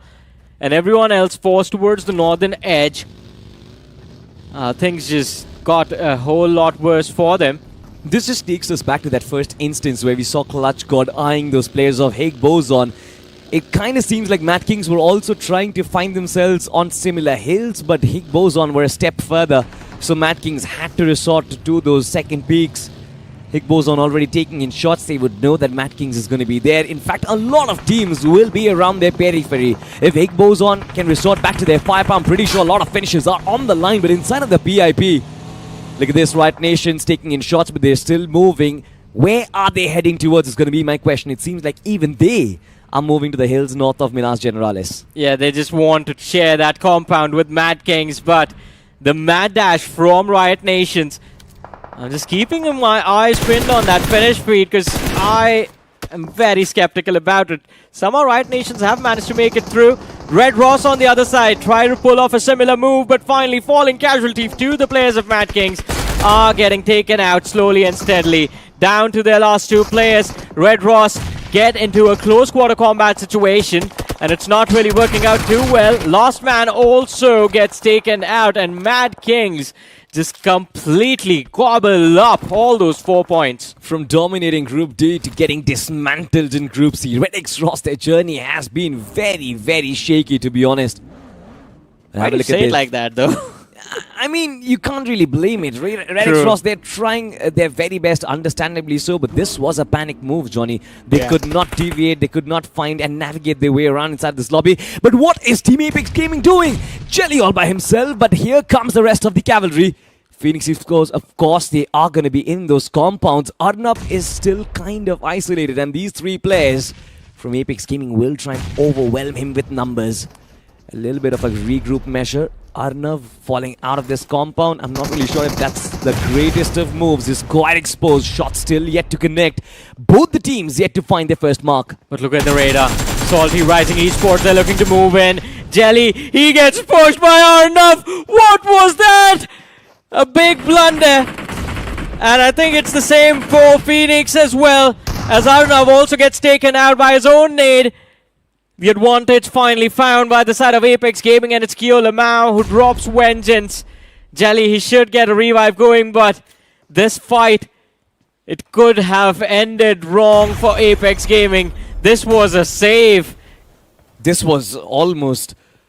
I'm speechless, to be honest. It was borderline funny, yes, for sure. But then again, Jelly would really be thanking his gods right now. Phoenix Esports, you can't really blame them again. The numbers, the amount of firepower that Team Apex Gaming have in their arsenal, it's just way too much for them to deal with. And look at that. Even then, they kind of struggle, to be honest, to finish off this fight. Team Apex Gaming need to work out on their teamwork. But you know what? I'm still not going to be extremely critical. 3 finishes in the back, 23 points. Team Apex Gaming, at least they've got to start now. Finally, the nerves are going to start to settle. You know what they say, right? Slow and steady plays in the survival stages. What? They don't say that. I think they just might for all of the teams stuck in the middle pack, but yeah. Apex Gaming, I think, again, 23 points. Right now the cutoff is at 37, so there is a little bit of a distance they need to cover, for which nothing short of a chicken dinner is required. But Autobots, a team that has been brilliant in that first game, and even in this match, are looking to replicate a similar performance. Still playing quite slow, sticking around towards the northern edge, spotting out the players of Aura Esports. Shots taken by Lobster. And imagine if he is able to surpass Dhruv right after this game itself. Question you asked before this game, answered after it. Then he's going to become the eliminator. Yeah. Wow, we just solved a big problem. It wasn't a problem. I think the problem is we aren't sure if Lobster will do it today or maybe, well, the next week. I mean, this is a big man, of course, we're talking about. I still remember that interview. He mentioned that he just loves going in for those finishes. So maybe, you know what, we will find out what Autobots is, of course, capable of doing. They have been brought to a man down. So this is a 3-man outfit still navigating around the circle. Also, Mad Kings, absolute dominators of the Southern Edge, 7 eliminations on the board, have surpassed Autobots. When did this happen, by the way? Yeah, I'm as surprised as you are, but I think it all began from Red Ross getting wiped out. They got 4 there, and then they were able to gatekeep, I think, Lost Star Day as well. Interesting stuff. Lost Star Day Esports, just 1 man left alive.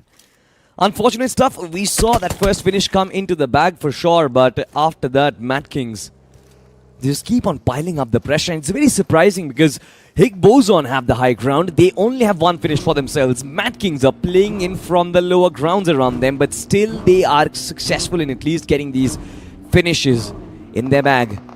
We do have a replay in our screens right now. Autobots shoving in all those bullets into the faces of Nikita Esports. And there's absolutely nothing you can do when you've got 4 players shooting at you from 4 directions. You know, just 2 players trying to contest them. Especially if it's against Autobots, you are not going to survive. But those are the only 2 finishes they have on the board right now, so I think a little bit more required from Autobots. On a good day, I think Autobots should be able to place themselves inside of Group A. I think so too, but that opportunity is gone now, so I think now they just have to settle for B. Because as I was saying a few moments ago, right, Autobots for me is a story of redemption. I think by now they should be there with True Rippers playing the promotion matches, but that wasn't the case because of the massive drop in form we saw last week. Oh man, you remind me of Group B, and I just remember all the heartbreaks that had happened. I mean, imagine the Cinderella run for True Rippers, for GODSENT, for God's Reign as well. Coming in from D towards C and then to B right now. I almost thought that they are going to find that qualification slot, get promoted towards Group A, but that did not happen. On the flip side, Last Started, they're still battling, by the way. Just 1 man left alive. He's still not given up. Taking a fight, finds a finish for himself, but now Mad Kings, he spotted them. Nades being lobbed in that direction just means this man Evil has to be very wary of his footsteps. Can't really give away a lot. Yeah, he has to be good instead of evil right now just to survive, just stay in the corner. No shenanigans, no cheeky plays. But look at the Esports, Phoenix, them getting eliminated early. With just single digits on the board, I think we know for a fact that they are going to be headed to Group D next week. But Gen XFM, they just book it into the side of Mad Kings face first. And Mad Kings, they do find the 2 opening knocks of this fight, but instantly lose 2 players. Oh no, the team's at the top of the leaderboard. Oh no, I think they are still safe, but this is a big play coming through from Gen XFM. Gen XFM was bottom 4. They are still bottom 4. My apologies. Yeah. And they need a big performance. They need a decent performance, at least with about 10 points from a game to just stay safe. Yeah, but I think with this finish, if they do find Sim, Mad Kings will be finished off. And the entire overall standings, of course, will completely get opened up right now. There's going to be a massive opportunity. The floodgates are going to come up. Simp on a 1v1. Has those 3 finishes for himself, and Nobi can get revived. He's still knocked out. And just 1 player from Gen XFM. This nade is getting cooked up. Not really a lot of time. It's not going to explode. Sim takes no damage. Shots being fired. Mad Kings, they don't really seem to find the connection. Shots are constantly coming in from either ends, but neither Gen XFM nor Mad Kings are finding any good things out of this fight. I have a feeling that Evil might be able to take the advantage of this situation over here. Mad Kings, they're down to their last player. And Evil, he's right behind them, still in that building. Simp falls back looking for a revive. And I think that was the right call over there. Just like find some breathing room for yourself. Also, did he get that last finish, or did we get a third party? I think he got that last finish, because look at that 9 eliminations on Mad Kings. Yeah. He did throw in that Molotov. I'm still doubtful whether or not Gen XFM actually went out with that. But the finish feed, of course, we'll have it recorded, so we'll find out. Team Apex Gaming on the other side, I think they've been a rather slow-paced team. They are not really hunting in for those finishes, and I think they desperately need those, Johnny. Yeah, for sure. But Troy the Million, down 2 players, getting pressured by Rising Esports. And of course, AX also have a line of fire for their position, so kind of stuck towards the western edge.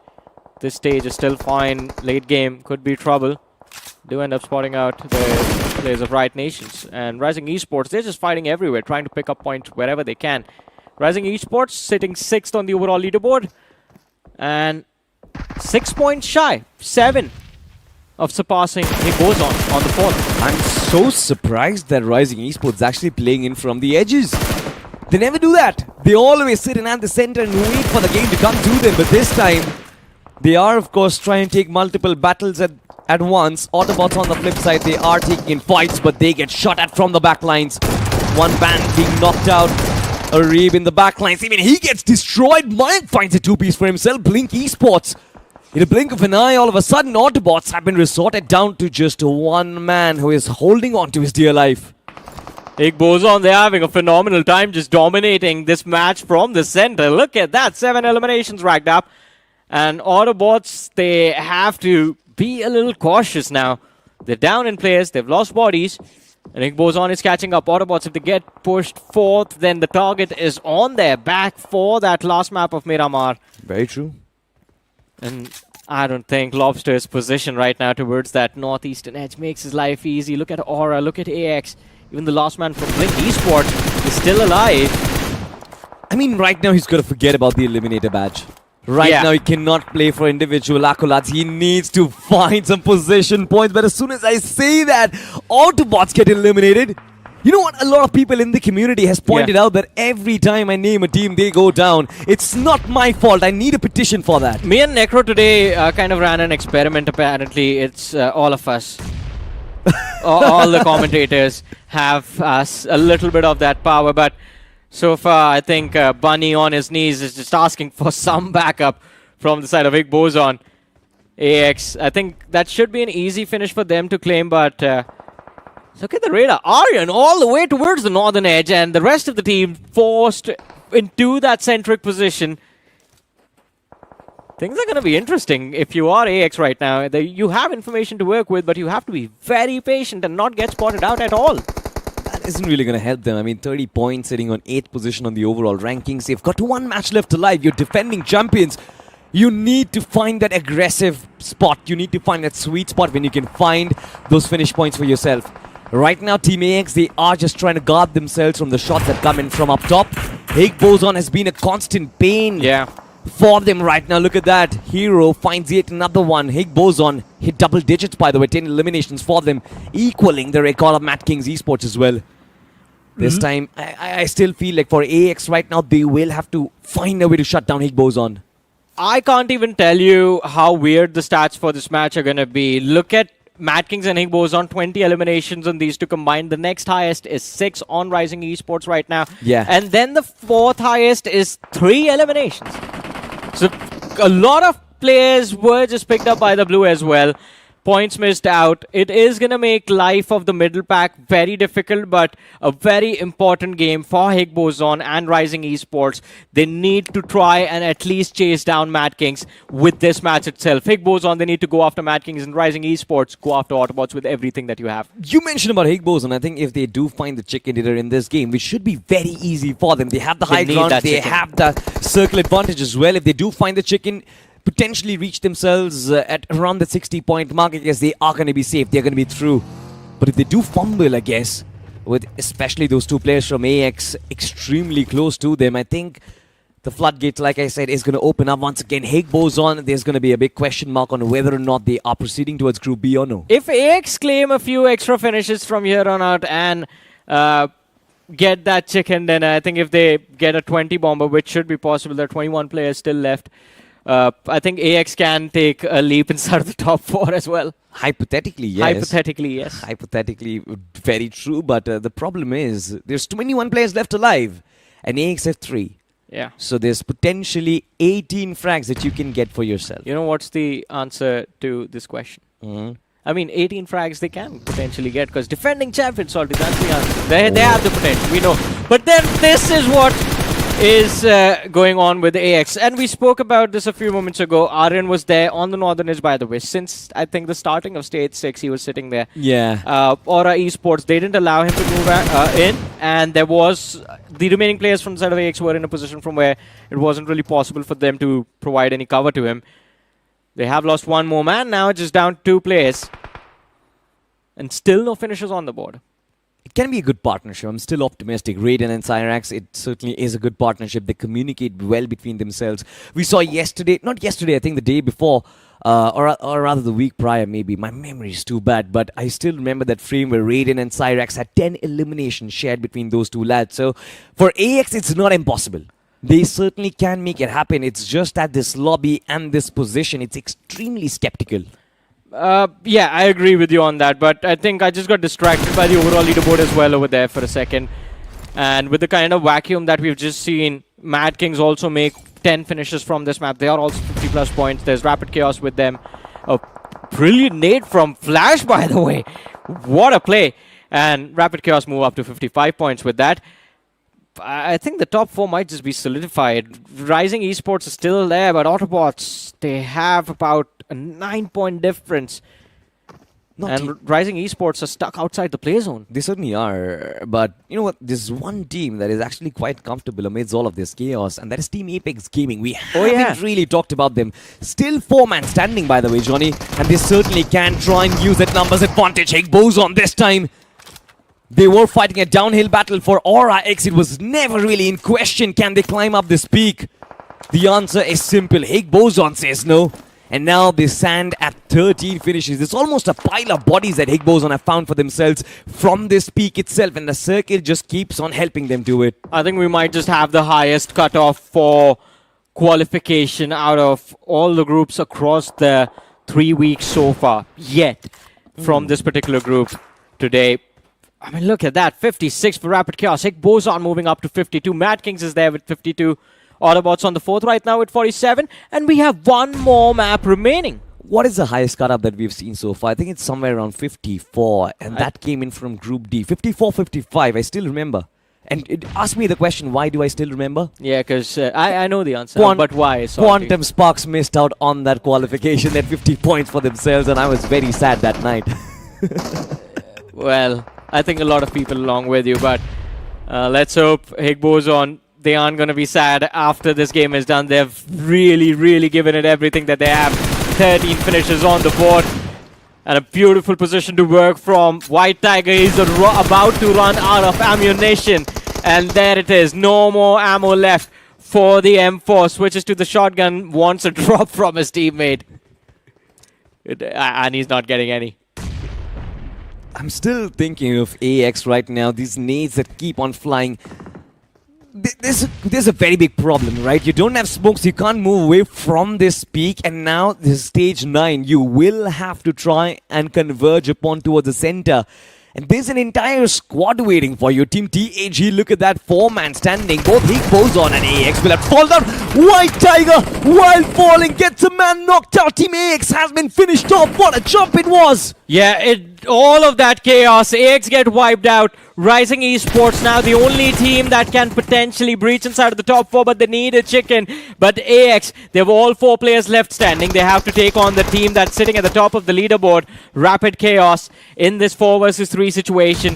And then the last man from Rising Esports, you see him on the radar, sitting on the sidelines. But Salty, the overall leaderboard, it's going to get shaken up. AX can find themselves in a fighting position for the top 4 heading into that last match. And again, a journey of redemption coming through could take place in that last map itself. Apex Gaming making the pounce as Psycho has been dropped. Dhruv, he's waiting on the sideline. And a duel against Kiolamau and Hydro. And Hydro falls. Kiolamau also taken out. Dhruv takes care of 2. And the 3rd man from the backlines gets taken out. Apex Gaming, they are dismantled. Rapid Chaos just claiming the victory in that fight. And Apex is down to their last man. IGL Jelly surviving in the backlines. Rapid Chaos, what was that? This man is no joke, ladies and gentlemen. This is the Eliminator that we're talking about. Dismantled, sends them back home. 3 men knocked out in 1 clean sweep. And now those nades coming as well. Rapid Chaos, they are turning the tide. Just 1 man who's still healthy. Jelly, of course, is going to patch himself up. Out of all of this chaos, Rising Esports, they're going to be very happy. Apex have been finished off as well. And Yuva has been found out. Dhruv OG is going to find the final nail. Not really. Gets knocked out. Now it's down to 1v1. Fragger from Rapid Chaos, Yuva from Rising Esports. 4 position points and a chicken dinner on the line. Who's going to get the finish line, Johnny? Well, it's down to 1v1 and his shoulder gets chipped. Fragger has the edge. in this last battle.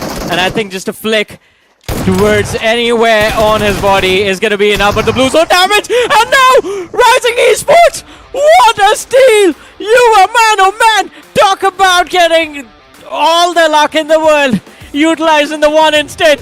Look at the smile on the boy as well. Look at the smile on his face. It seems like he predicted something like this was bound to happen in his future. Yeah, absolutely. There's no way I could believe what just happened. You know what? The entire day, somebody's got to make a documentary out of it. Because it's just drama after drama. Dhruv comes in, slaps down 3 players from Apex Gaming. And then, of course, Yuva OP in a 1v2 situation finds both of them. Yuva also picked off Jelly from the side of Apex. So he was able to steal at least 1 point extra from all of the hard work that Rapid Chaos was able to pull.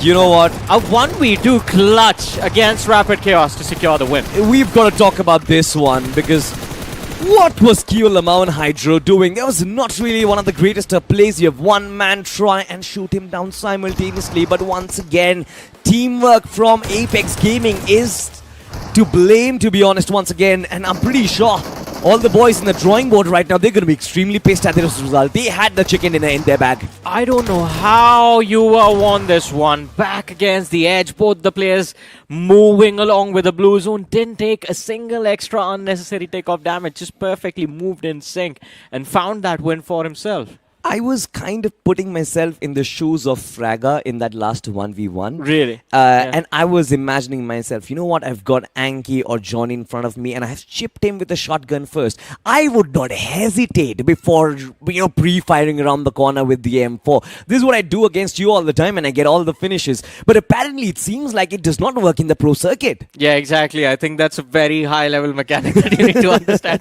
But it doesn't. I think, very honestly, at this level, mechanically, I think a majority of the players are pretty of similar skill gap. He still had 5 HP points on him. You gotta respect the shotgun, man. It's point blank range, a single shot to the head, you're going down. But we'll come back to that in a bit. We'll come back to the impact, the aftermath of that play.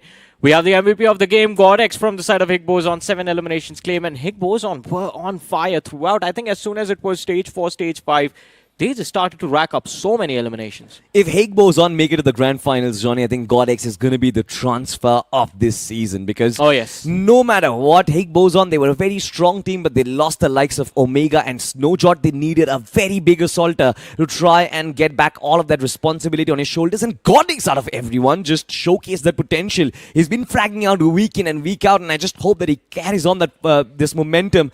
But look at that, Fraga with 7 finishes on this man. White Tiger with 4.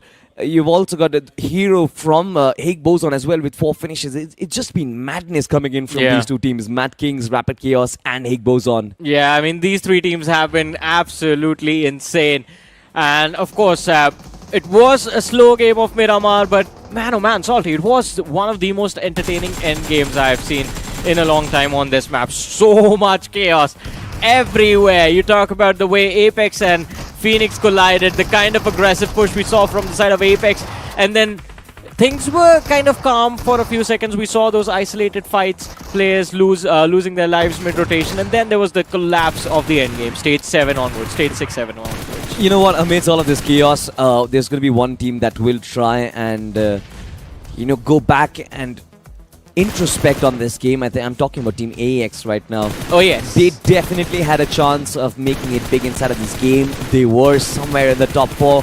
But it's their positioning, I think, which kind of really put them on the back foot. Look at this brilliant nade coming in from Jonathan. Finds the opening. You know it's going to be a 4v2.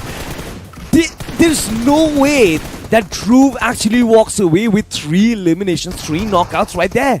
Yep. And as you said it, no way he should be allowed to survive, but Rapid Chaos, I think they are just on fire this particular week, and Yuva with his clutch in that last fight might have just given Rising Esports a fighting chance for the top 4. We do have the match rankings on our screen. Higgboson with 19, Rising Esports 18, Rapid Chaos 15 points, Apex 11, Mad Kings there with 11 points. Aura Esports 6 points. I think Aura, they can fight a little bit to try and change their fate, fighting from the middle pack itself in the last game. AX is there with just 4 points, which is, well, it's quite unfortunate. Autobots, I think Autobots, they are going to be the ones who are going to be upset with their performance in this Miramar. Hopefully a redemption in the last one, because I think Autobots might be forced out of the top 4, or maybe they're just going to be on the 4th position. I think you're right at the periphery. I think Autobots, for them, it's going to be a shaky result. But, you know, on the second page, there's not going to be nothing much. Troy Tamilian last started, Likita Esports, 3 teams with just 1 finish each. For last started, this is going to be a big setback. They were almost en route to actually make their way into the top 4, but that did not happen. Ladies and gentlemen, we do have the overall rankings, and you have Rapid Chaos at the very top. Higgboson make a big jump, 55 points. Rapid Chaos with 64. Mad Kings at 52, and Rising Esports pushing down Autobots and making their way inside of the top 4, 48 points for them. Oh, this is such a tough image, such a tough graphic to look at. I think Higgboson, they need about 5 points to be safe. They need to cross that 60-point marker. Mad Kings and Rising Esports, they have the target on their back right now, and Autobots are the one just breathing down their neck as well. Everyone else, they need that chicken dinner, and nothing else short of a chicken will help you qualify inside of that top 4. Yeah, you know what? A lot of our fans out there were also looking at the 9th position on the leaderboard, where there's Team Apex Gaming. 31 points. They need a 20-pointer, by the way, and they need to shut down Rising Esports at 0. It is possible. It is certainly possible, but honestly speaking, I don't really think that's going to be happening. Hey, man, I mean, so far, did we expect Apex to be here in the first place in Group C? At least one man did. Necro, he's been talking about it for a while. But there's one more map remaining. There's opportunity to save yourself. Will Apex find themselves on the other side? We'll find out after this very short break.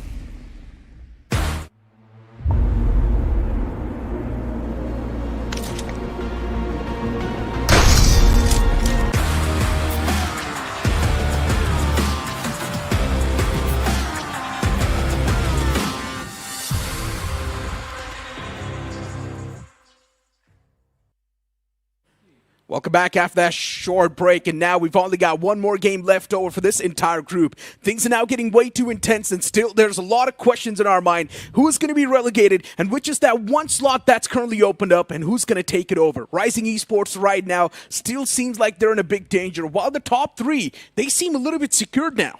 Well, this is where things get a little bit shaky as well. Personally, I thought it was going to be very, very close down towards wire here. And right now, like you said, you know, with Rising Esports being the only team in the top 4, we have 2 chicken dinners, but they're not at the top of the top. They're literally on the borderline of 4th position here, which again, currently Autobots is in position to actually threaten them in terms of spot.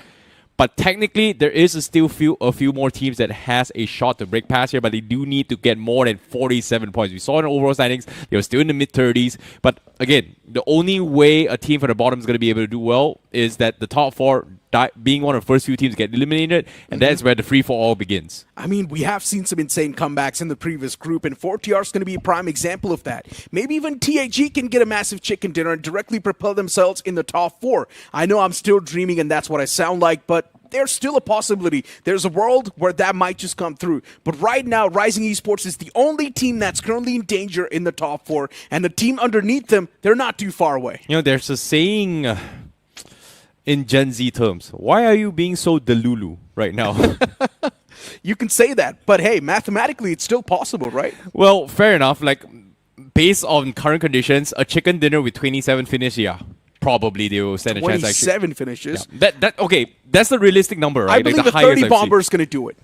We haven't seen 30 bombers, right? Like, why not just make it all the way 60 finishes and a chicken dinner? That's just impossible. It's just the highest is 27 so far that I remember. It's done by Seoul. Yeah, it is done by them, but I'm just saying, there's a world where it's possible that TAG gets a 30 bomber and directly qualifies towards the upcoming group or the next group. So that is definitely a possibility. Okay, but right fine. now, the only team that potentially can make a switch in the top 4 is going to be the team on the 5th because they're the closest. Because even the team on the 6th, you do see a nice difference between that spot. Yeah, fair enough here. All things considered, this last match here is going to be a very, very important match for some of these teams. In particular, I'm talking about is going to be Rising Esports and also Autobots that is going to be fighting for that last potential slot for promotions. However, teams at the bottom, Team Apex Gaming, they were able to make a little bit bounce back, but of course, they need a little bit more points here to get out of bottom 4. But there's also a chance that Apex Gaming can be relegated if they're not able to secure any sort of points.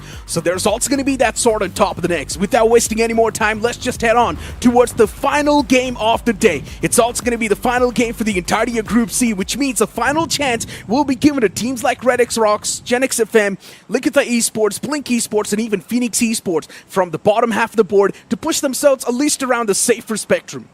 Well, technically, as of yet, Team Apex Gaming, well, they don't need 27 points. They need 20 points here because they're like 31 points away from 48 right now. So, again, anything is possible, but I gotta keep my fingers crossed as of yet. But for now, seems like the flight path is gonna be coming from the southwest corner, and then all things considered, no major drop clashes. I think that's gonna be something. Well, okay, I'm gonna put a pause to that. Like, I think there might not be major drop clashes, but now considering the fact that the middle of the pack can actually spoil the games for a lot of teams here, in particular, I feel like AX might just do exactly just that. And it's not just that, right? Even the plain flat path is just skewed towards the left side of the map. If the teams do want to move on around Impala, El Hazahar, it's going to be an extremely tough stretch, which means we might see some pit stop clashes as well. Teams would want to stop on a temporary drop location, get their hands on some basic loot, get their hands on the vehicles as well, and then maybe try and traverse through their main drop location. And as of now, we're definitely seeing one pit stop clash, and that's going to be between Higgboson and a team that's right next to them in that close proximity. Well, Higgboson did do really well as well in that game.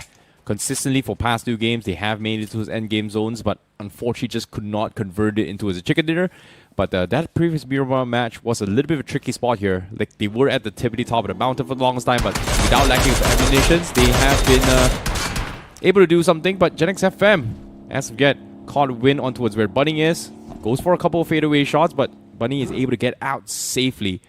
However, he is the only one that got out safely. The rest of the pack is still stuck, and Gen X FM actually crossed the road, being uncapitalized here, unpunished.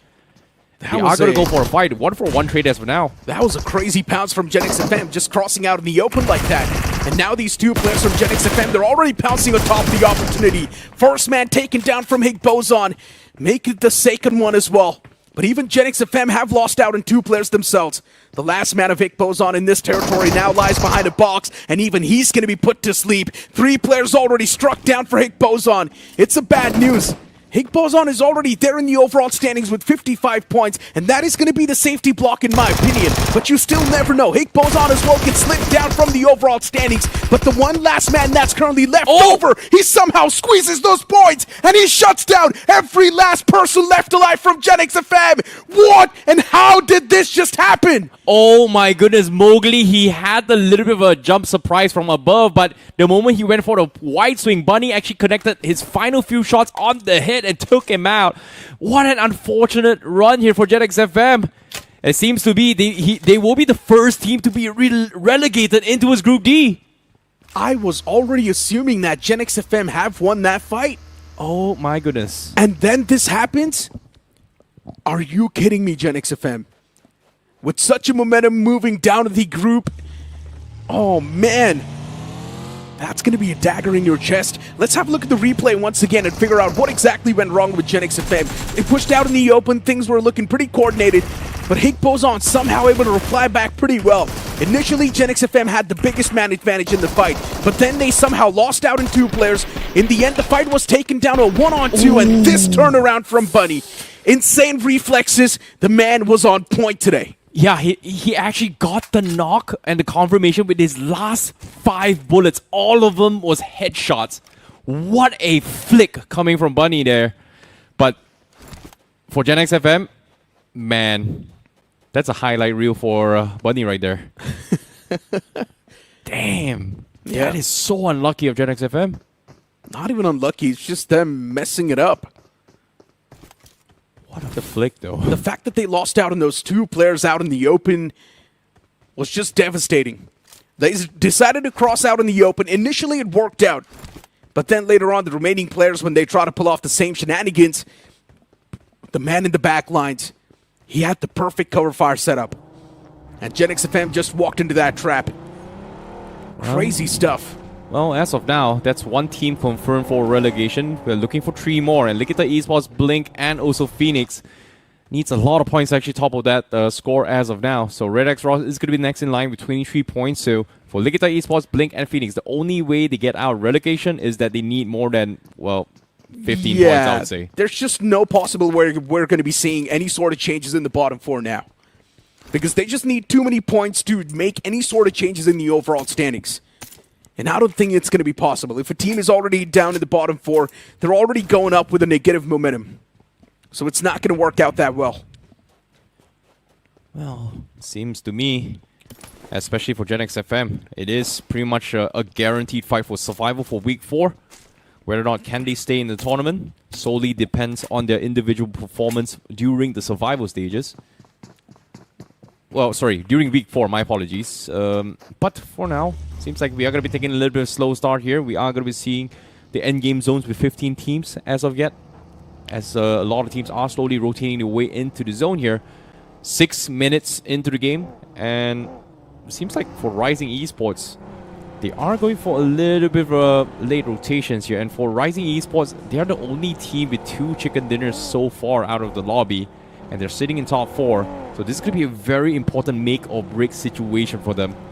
But for now, even for Mad Kings as well, they're not that bad. They're pretty much in a comfortable spot. The next in line to actually topple them is going to be Lastade, which in this case, the only way Mad Kings gets kicked out as of yet is that if they get taken out right now, Rising Esports and Autobots both exceed 52 points, that's pretty much them in on jeopardy.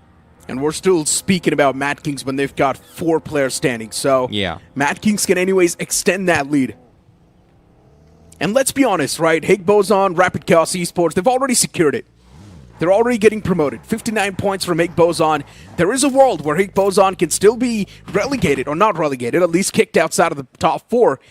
Actually, but I don't think so it is possible now. Actually, it's possible. Why? Okay, we're talking about 3 teams domination right now. Mad Kings, Rising Esports, and Autobots getting more than 10 finishes in this game and makes it to the end game.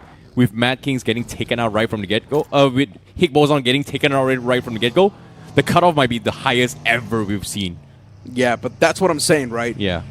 Speaking of the analytical data we've got, so far the cutoff hasn't really went that high. Yeah. Which is currently 59 points if we are expecting Higgboson to be kicked outside of the top 4.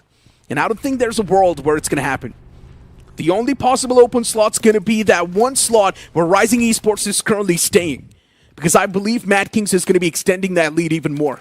So Rising Esports, right now the pressure is on top of them. Autobots Esports, Lastade, they're right next to them. And you know, a while ago I mentioned maybe there's a chance that TAG can be relegated. Now that chance is just down the drain because Gen X FM could have been the only team that would have made it happen. Oh, fair enough, but still, all things considered, Gen X FM out of the race pretty much guarantees Team Apex Gaming survival. But on screen now, we do see Phoenix as well. Going to be rotating their way from the southwest corner of Ladrela. They haven't been making their mark for quite some time here. And this is going to be a point of concern for Phoenix Esports. But it seems like they're just not doing anything. They're waiting for the circle before they make the first pounds here. 3 seconds left on the line. Stage 2 is about to review themselves. And where will it be? It is going to be in El Pozo. And Aura has already got a wide spread here with a 3-1 split. El Pozo completely untaken. So this is a prime time here for some of these teams to actually book it. But of course, if this zone ends up into an urban warfare, Higboson's chances pretty much is secured because everybody is going to be splitting off their finishes among everybody else because it is going to be a free-for-all. Pretty much. And this might just be the second urban finish, which might just dictate the entirety of the pace of the lobby. As of now, though, we're seeing the team chase down the foes, and Unfortunately, man once again gets cut off. Higgboson not really having the time of their life. Losing out on a crucial man like that. That's going to be a stinger once again. They were able to stay alive with a two-man squad, but now losing out a player in such a manner. Pretty uncoordinated stuff. And for Team Tamilas Esports, that's going to be a freebie just gathered. Yeah, seems like Team Tamilas Esports are trying to copy Team Tamilas' strategy from Group A in particular, where no matter what happens, they try to book it for center control, and it hasn't been working out in Group C so far. And it seems like now the chances of making the top 4 needs to be a banger performance. They need a chicken dinner, they need a 10 minimum finishes. They've got 1 so far. So it all just comes down to timing, but I feel like the biggest threat right now has to be Team AX. They do have the higher grounds of El Pozo. So if they actually shut down Team Tamilas Esports right here, right now, the chances is over. There's going to be a little bit of what-if situations here for both sides, but Team AX, we saw moments of brilliance coming from Devotee yesterday, but after that, today's games has been very shaky at best for Team AX. True indeed. AX's performance has been full of inconsistencies, and that's what they need to try and tackle. That's been the major problem with them. Aryan is taking those fadeaway shots, but it's not going to be able to do anything just yet. Team Tamilas Esports, the players are pretty tanky. They've got a lot of HP. But the moment I say so, a man falls down, but even REDX Ross from the front, they just steal away that elimination point. Oh no, that's got to sting. REDX Ross, an instant infliction of pain as well, even on top of them, as the man on top of the building gets knocked out. Oh, Raiden is able to find another knock here, but unfortunately for them, no conversion for them, as Team Tamilas Esports is going to be able to get the reset as of yet. But for now, seems like Team AX, they're still hungering for those finishes, where for the rest of the pack, still outside the zone or in the corners of the zone, it's going to be having a little bit of run in here, but Rapid Chaos Esports getting completely drove by here as Riot Nations goes in for the slam, takes out one, and Rapid Chaos Esports now deciding if they want to commit to the fight. They are pretty split off as well. Flashes on the other side. They do have a nice flank, but they need to find the opener here for Rapid Chaos Esports. And Rapid Chaos Esports right now just overlooking everything. Riot Nations in the front lines. Since they're also pretty split apart, there's a man who's not looking that great. And for Rapid Chaos Esports, this separation might just play against him. Easy, he's going to find one of the players of Rapid Chaos Esports. He was caught off guard completely. And he instantly eliminates that man as well. And the same thing can be said for Fragger as well. Things not looking too well coordinated. Rapid Chaos Esports trying to make some individual moves on the board, and because of that, they're also getting crashed, which is quite unfortunate. Autobots now, looking at them, they're advancing pretty quickly. Ralphie was taken down low in this position, but it's all good in the hood. He can once again patch himself up, but they're also right behind the blue. Yeah, you can see desperation coming from Autobots as well. Like, they got the knock onto his Rapid Chaos. But as soon as they got the knock, they are looking to reposition, knowing that they're not exactly in zone. And that momentary pause, or in this case, that momentary standoff of a knock between Riot Nations has pretty much given an opportunity for them to actually push through. So they are going to completely book it for the zone. But look at the Esports also a little bit late to the party, as they are going to be chiming in to try and join in for the fight. But considering that Rapid Chaos already has a decent amount of points, they don't really need to worry about survival here. They're pretty much guaranteed to qualify for the next stage. But look at this, Rising Esports, they are looking for a little bit of drive by Riot Nations. Finds one. That's going to be Fox down. But this spray coming through, Riot Nations is just putting a full stop onto what's for Rising Esports. Yeah, look at the Esports from the back lines. Really causing a lot of pain. A few utilities tossed out as well on the hopes that maybe something's going to be found. But I guess even that something is not being found yet. Those nades not finding prime connection. They're just chipping away damage, but a chip is not enough. Riot Nations can easily get the recovery as well, and that's what they're exactly doing. Fallen Man's going to be back up on his feet, and look at the Esports. Now the pressure might just be reversed. Look at the Esports is looking to back away. Slowly and steadily, all the players, you can see them repositioning themselves. And even the final two men get back in the vehicle, and they're on the move. Yeah, the first victory out of this entire scuffle has to be Autobots, right? They were able to successfully rotate into zone, But for Rising Esports, they lost a player, and as of yet, they are the gatekeepers for top 4. So this is a point of concern here. And now even Yuva as well was pretty much isolated, forced to dock his way through. Now shots fired as well. He is going to get found out. He is in a 1v4 situation. He's trying to go for a little bit of clutch, but unfortunately, he will go down. And now the odds are stacked against Rising Esports as they might just not make it for promotions. Still, there's a big might, so I see. There's still a bit of that possibility there. Rising Esports gets enough point to just keep that spot pinned down. And just so many teams now losing out on the individuals. It's getting even worse. The circle shifting around the urban warfare, the urban territory. El Pozo now just crowded with too many teams. The only team right now living a luxurious life is going to be AX. They've got such a crazy hold. But Liquida Esports now making that push against Riot Nations. This is one of those fights that Liquida Esports is supposed to win on the paper. But Riot Nations, even they're striking down a few foes. But eventually Riot Nations now losing the grip once again in the fight. As Liquida Esports, they make sure that even the last man will be biting the dust. Yeah, but as of yet, they don't really have a lot of time here. 15 seconds left. The circle is about to move. Fortunately for them, they are able to get some points. But now the journey continues here. They need even more points here to actually stay out of relegation. And it's now or never. They are one of the last teams to rotate into the zone. So, unfortunately for them, a lot of the teams already made inside of the city themselves. So, if they try to go in for the wide swing, they should be able to play for some sort of placement points. But now, seems like they are going to finally make a move here to try and rotate around. Meanwhile, inside the circle itself, we have Blink Esports, we have Mad Kings, we have Phoenix, we have Red X Ross as well, and we have Aura, who arguably is one of the first teams inside the zone, but has not decided to push through, but now decides going for the slam. Yeah, this is one of the most unorthodox slams. And Aura, they're already catching too much hurt. Mad Kings from the sidelines. There's also a few more eyes on top of them. Aura cannot go anywhere. The sidelines are filled up with too many foes, and Aura now just needs to deal with every single possible angle that's being formed against him. Mad King's right now the biggest threat. Aura's lost out on 3 players already, and this man is going to be the final hope. Dope, can you be the hope? So many utilities were tossed, and now the man is taken down low, but he finally gets a breather. He can fall back to his teammates, get those revivals, because that's what the man from Mad Kings is doing. Yeah, and as of now, Dope, he can't really reposition going for the reset as well. Nobody knows where exactly he is as well. Aura Esports now trying to go for a couple of slam, but Blink Esports was the one that actually hurt Aura so badly from those apartments here. And now with the nades coming from Mad Kings, they are going to try and secure those finishes and knocks.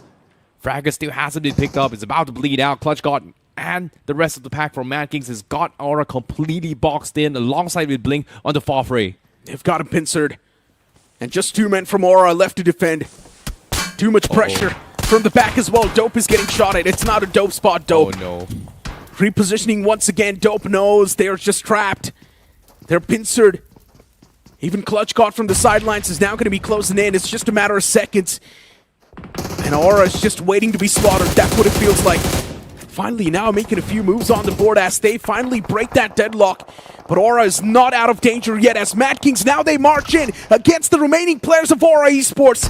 Utils are tossed, but those Utils are not going to make a difference as the man from Aura once again gets struck down. It's just one last man surviving for Aura.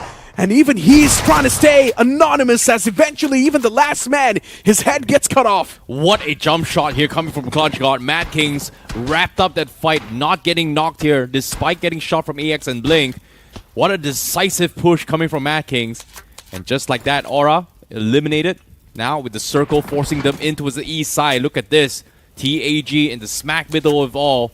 And the most annoying team outside the zone, Team AX, is now forced to rotate deeper south, which will leave them a little bit more exposed. But again, they've got so many line of sight to actually work with because everyone inside those city is still preoccupied on surviving. And one of those teams, in this case, Rising Esports, has no choice but to figure things out because they are on the chopping block. And Autobots is right behind them with only a 1-point difference. And once again, they're back to the chopping block, as you mentioned.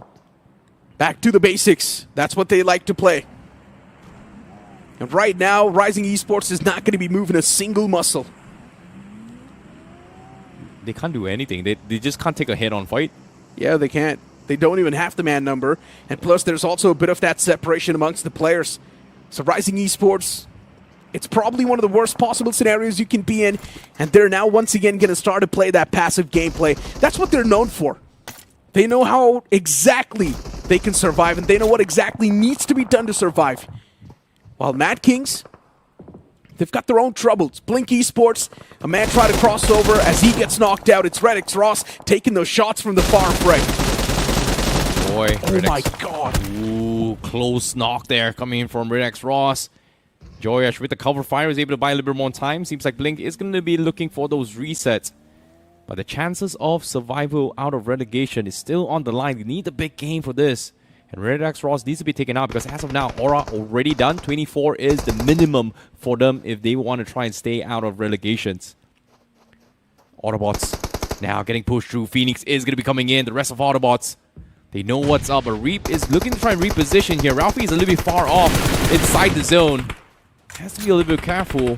But Phoenix, they find Blink on the sides. Blink, the odds slowly dwindling down as another player from Blink gets scouted out. And the confirmation in the hands of Phoenix. It's just classic Urban Warfare 101. You are not safe out in the open, no matter even if you feel safe. There's always going to be someone looking at you from somewhere. And Phoenix Esports right there from the back lines just scooped up an elimination point. That nade was so close. Mad Kings now, even they're inching closer to the players of Blink. Nowhere to go as the last man as well gets caught through the smoke. But from the sidelines, from the back, it's also going to be REDX Ross hitting him pretty hard. Rapid Chaos Esports eliminated from the game with only one finish point secured. But it's not going to make any sort of difference in the overall standings because Rapid Chaos Esports was already on the first. Exactly, and for Blink, the nail to the coffin was done by Fragger before he actually got taken down. An unfortunate exit here for Blink. But for the rest of the pack here, for REDX Ross, hot on their tails, there is still a chance here for Likita Esports to dethrone them. But even then, already 2 spots guaranteed for the relegation zone. Only 2 more on the hot seat, and REDX Ross is not exactly safe. They are holding on for their life here. But let's talk about the circle and how it's going to be shifting here. Still going to be part of El Pozo, and Team AG is still in the middle of it all. So great decisions being made here by Jelly. But we've been seeing this for quite some time now for these past 2 games. Make it to its endgame, but can they convert it for a chicken? That has been a struggle that they have been experiencing so far. Team AX also going to be joining the march here to actually push through. And interesting enough, they actually left Cyrex out in the open here to try and pick off a couple of loose stragglers. And look at this, Team Apex Gaming, they haven't been peeking out at all. Yeah, they're so afraid. They're playing such a passive game. Even the previous one was extremely passive. They found themselves a centric point, just kept that spot nailed down till the end. Did not even peek out once. And once again, that's what they're doing. I mean, hey, as long as it works out, what else really matters? Yeah, this is a very interesting approach here. Group C started out very chaotic yesterday, but this time it's all passive approaches. Except for Mad Kings is just going on a mad chase, mad push. Dutch God getting completely swung out, gets taken out. Nobi next to fall. REDX Ross, they hold on with those shotties. And Zara finds the confirmations. And now Nobi, even he will fall, and REDX Ross will defend and hold on. Oh no, Mad Kings with only 56 points in the overall standings. I think that's going to be more than enough to at least keep that spot nailed down, but you still never know. Things might go south soon. But even Autobots Esports is now starting to get ripped, which is quite unfortunate. Autobots Esports will instantly get the recovery as well since they wipe out the remnants of Phoenix Esports. Things are under control. Higgy's going to go for that revival. 3-man once again back on the block, but they still need to make sure that they're qualifying or at least getting promoted. Yeah, you can see why Autobots is going for passiveness as well. They know for a fact that it might come down towards a tiebreaker. Getting those additional placement points will set them apart if and only if they are tied with Rising Esports, which in this case, they don't know that. We know it because as of now, they're 48 points tied up. So this is going to be very, very close here. But Beard Baba on the finish feed getting knocked out by Cyrex. That's not a good sign here for Rising Esports. It's not just that, even Lost Tade feels like they're in a big world of trouble. And the same thing can be said for AX as well as Cyrex gets caught. Tritumlin Esports now just want to reap the benefits as even Aryan almost got caught with that nade. But all the players of Aryan, now they just group up. AX, as of now, it's a bit of a sigh of relief for them, but the position they've got, it's not the best. Arjun himself now needs to make some sort of move on the board to at least get a bit of more breathing space. And right now, AX, they know they're trapped between too many teams. Ooh, boy. Technically, for Rising Esports and Autobots, if they get taken out right here, right now, and Team AX gets the chicken dinner, they should be able to snatch the last spot. So it is going to be very, very close. They have to hope and pray. But for now, the nades coming from Ralphie is going to try and extend the lead. Nice knock there, but they need this convert, this points. They need everything. Nades barely clipping onto Zverev, but Zverev already crawling to safety. Autobots still a little bit hesitant, actually going for the mad push here. So Red X Ross, they should be able to get the reset, but Autobots, they're looking for a little bit of nosedive here. They are going to go for the push. Arib dropped down pretty low. They've got Red X Ross completely flanked out, but with the smoke coming in play, Autobots are trying to find a little bit of lucky nade, and that's going to be the second knock. Autobots are coming in. Oh my god, even the utilities from the side of Red X Ross might just put a halt to this entire push. Red X Ross, there's just one man standing, and he's just holding down all the strings in his hands. Now going for the revival on the fallen player as well, and that's what Autobots Esports is doing. But Autobots, they get it quickly. And now this nade is so well placed that Aman, he's going to be forced to move out of his comfort zone as he's now out of that little latch.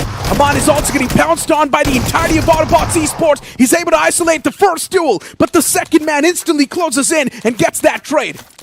Oh my goodness, Autobots, they were able to win that fight, but they lose one player in the process. They've overtaken Rising Esports, but the numbers do not look good. However, inside the zone, Team Apex Gaming finally makes their mark, but they get naded off by Lastade. And look at this Shadow, just so much confidence. He's going to be going for the slam as well as they try to pick up Hydro. The shots has been fired. Kill Lamau, forced to defend. They have to push through. The rest of Lastade is not prepared yet, but somehow was able to find another knock. And Team Apex Gaming once again going for the resets. That was such a gutsy move by that man from the side of Lastade.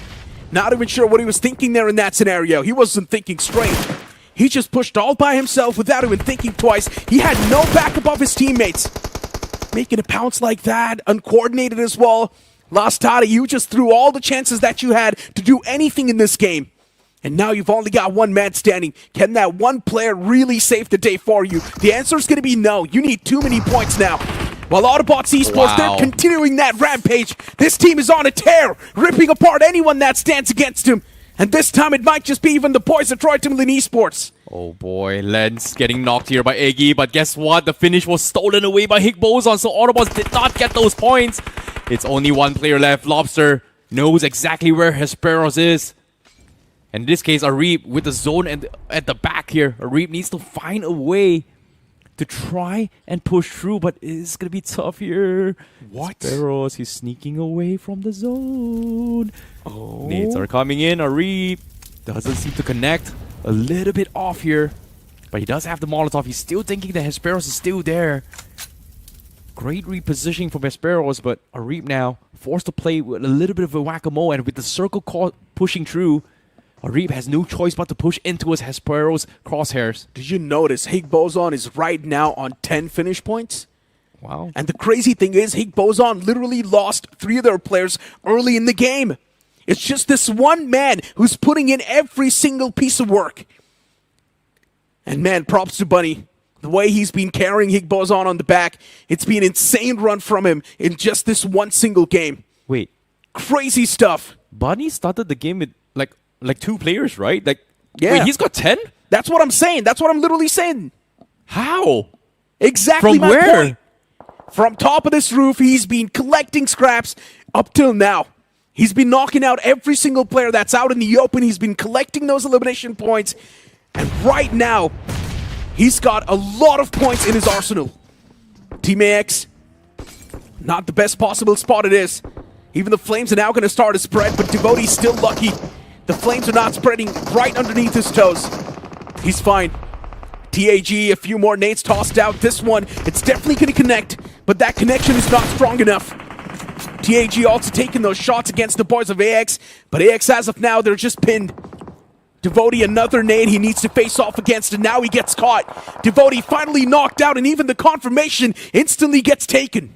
We're down towards the final 4 team. Hesperos was able to find Autobots, but at the same time, Yuva also getting taken out. So Rising Esports, even with 2 winner-winner chicken dinners, could not be promoted out of Group C.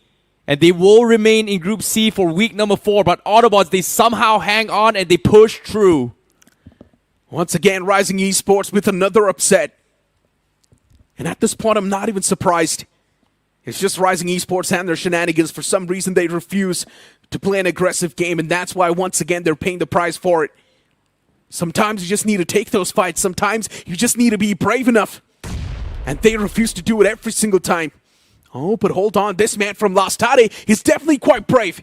First knock found against Nikita Esports. Starboy instantly gets confirmed as well. Starboy had no idea where that nade come from. And he instantly gets taken out. Yeah, I think Inferno has a rough idea as well. They saw the arch of the grenade. I don't think he was paying attention, so Spy should be good. But now with the zone closing in, he has to reposition. Seems like he's going to make a man dash for this as well. But on the sides, Team TAG, they also move out eventually. Gets shot out as well, but Likita Esports, they're hanging on by a thread. They're able to get the knock on TAG. Now it's just a couple of teams standing. I'm speaking of 3 teams that's currently standing inside of the game. TAG, they've got 3 men, from which 1 man gets knocked out once again. But look at the Esports, they lose out in a 2-piece. That nade from Jelly was insane. Finding those 2 quick strings on the board. And Apex Gaming now, even they've got 3 men standing. The man advantage is now in their hands. Likita's got 1 man. Troy Tamilas Esports, even they've got 1 man standing. Team Apex Gaming, they've got the man advantage in the final few scenarios. And Jelly, he needs to connect every single shot, and he does so. TAG, they come through with a humongous chicken dinner in the end. But is it enough to propel them around the top 4? Nah, I don't think so, but still a valiant attempt here from Team Apex Gaming. Same can be said for Likita Esports as well. Did they stay out of the bottom 4 by surviving into the top 3? We shall see for the official announcement, or in this case, the official report card, I would say. But for Team Apex Gaming, it took them a while, but they finally feel like they're playing as a unit. These past 3 games, they've been ending their way into the endgame zones, but just could not convert into a winner-winner chicken dinner. You gotta feel bad for Apex Gaming, because they barely missed out on a couple of points. I think it's just 2 or 3 points that they missed out on from the qualification towards the upcoming group.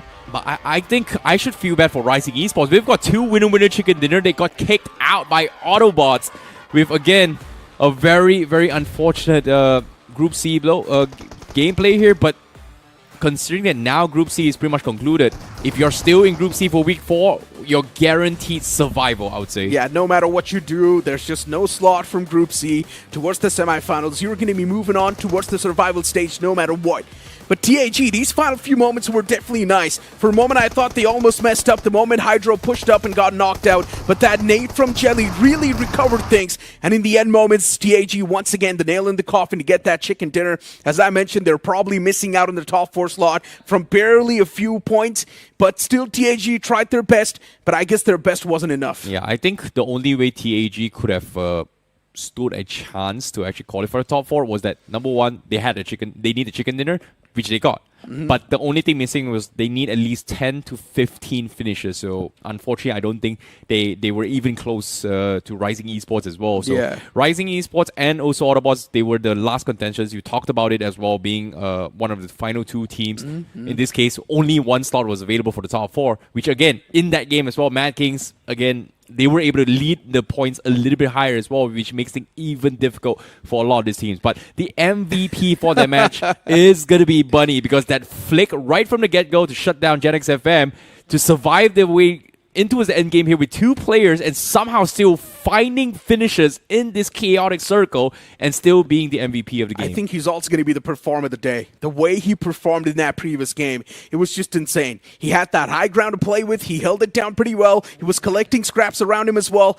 Every single decision made by Higgboson in that game was nicely done, because they messed up early. Then later on, you've also got Likita Esports' as Daniel Easy as well coming through from Riot Nations. For Riot Nations, we knew it was downhill from here on out because performance was just always missing. Yeah, but at the same time, let's talk about that highlight moment as well. We have to talk about how Bunny actually clutched his ball. JAGUAR FM completely dismantled Higgboson in this scenario, but Bunny in this final moments as well was able to clutch things out with the final 5 bluelets and taking out the last player. And they just started off with a handicap right from the get-go. 2 players with 15 teams left alive. And for some reason, Bunny was able to find even more frags later on. Yeah, he got 8 finishes in total. They had 10 finishes overall as a team. And then in the middle pack, for a moment, we thought that Likita Esports might just be done for. With the way that fight was, it was so scrappy, but Likita Esports still got the revivals on every single teammate, and they were there inside of the city in the final few moments too. And Phoenix Esports, this cheeky knock and confirmation. I'm pretty sure the boys of Team Tamilas Esports never expected that. And then later on, Phoenix Esports tried to cross out in the open. Bunny and his shenanigans once again were able to secure a lot of points. And now that you mention it as well, based on his highlights, this is all these small little details that he was able to pick off mid-rotations, trying to cross through the city was the reason why he was able to get a lot of frags as well. But again, for Likita Esports, they needed this chicken. They needed everything out of this final zones here to actually get out of relegations. And unfortunately was denied by Jelly with a massive nade to completely shut them out. And even for Daniel as well, I think he bled out to the zone. And that's the reason why Likita Esports battled out a little bit short here.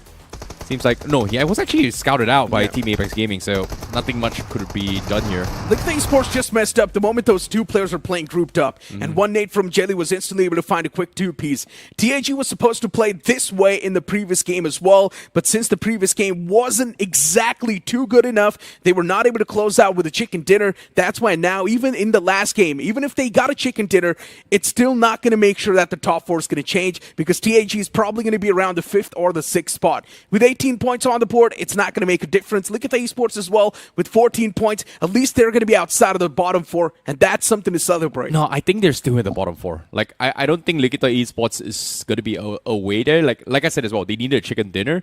But I might be wrong in terms of calculation here. We have to see. But I believe the overall ranking in the bottom 4 here was somewhere around 23, 24 points to exceed. And that's also provided if Riot Nations got taken out early, even for ORAX as well, which I think, you know what, let's not me do math here. Let's take a look at towards the overall standings. Yes, they are on the bottom 4 with 22 points. ORAX was actually 24 points. So Likita Esports, the only way they could have stayed out of it was the chicken dinner.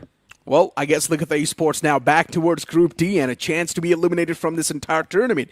It's definitely heartbreaking, it's definitely gut-wrenching, but it is what it is. They should have performed when the time was right.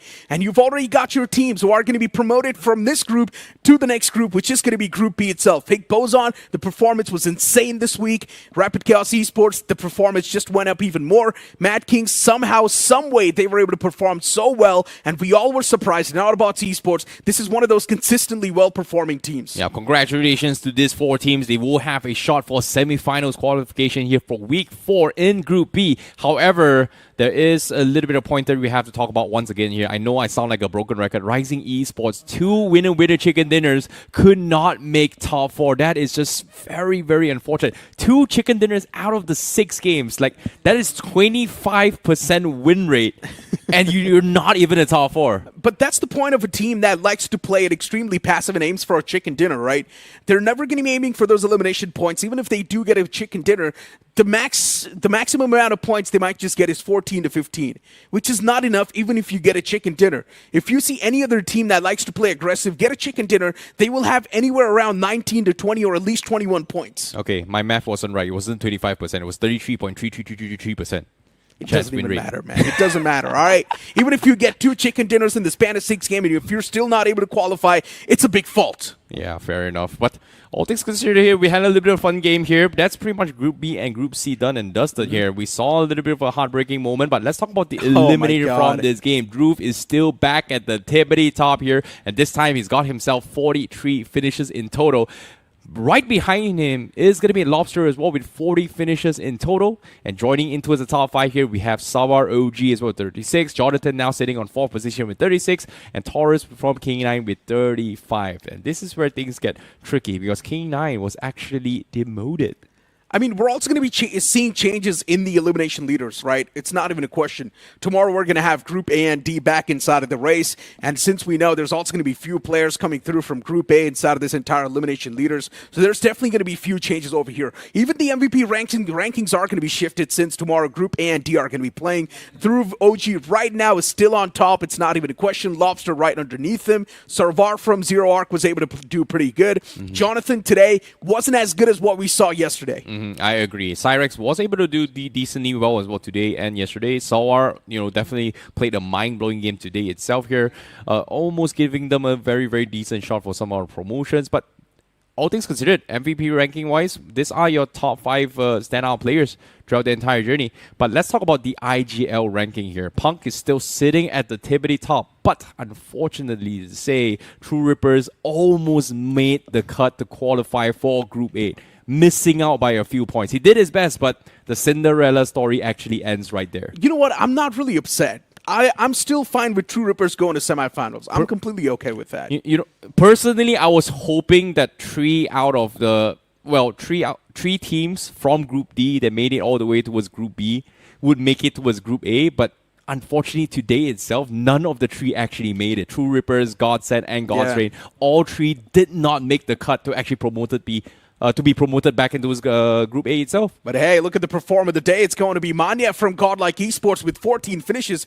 I thought maybe it's going to be Bunny from Higgboson, but no, Manya, the IGL of Godlike today, taking matters in his own hands and saying that, you know what, it's enough. I'm done with those bad performances. Today, I'm going to be the one to perform it. Today, I will be the one to carry my team on the back. Godlike's performance today was insane, and they needed to perform that way. Moving on towards day summary, GODSENT Esports started things off with a chicken dinner. True Rippers followed it up right back with 22 points, and even WINDGOD Esports got 19 points right next game. Yeah, it was a very, very close battle here, especially for Cinderella teams itself, but all of them got completely shut out. And the final game of Group B itself, WINDGOD Esports was able to have a big game. Meanwhile, in Group C as well, we saw Autobots making a little bit of bounce back, which again, that chicken dinner from the map of Rango was very, very difficult to pull off. And even Rising Esports as well with the chicken dinner on match number 5 kept things close for the final slot for promotions here, but eventually Autobots was able to outlast Rising Esports in that last game,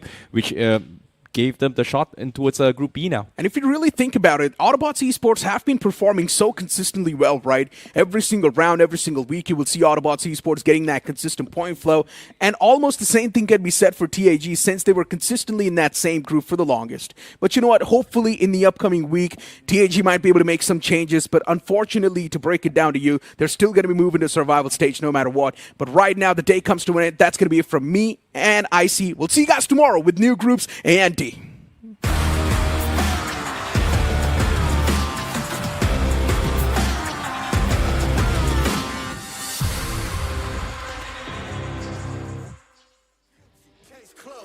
Y'all are too basic, my reputation, borderline amazing. Good things coming, they just need a little patience. Ready for whatever, all you gotta do is say when. And my eyes wanna rise, I visualize. I ain't ever taking a break, you taking 5. Even if I ain't got it, know that I'll make the time. On my next move by the time that the ink will dry. Let me tell them one time, I've been on the grind, this is my prime. Let me tell them one time, I've been on the grind, and this is my prime. Let me tell them one time.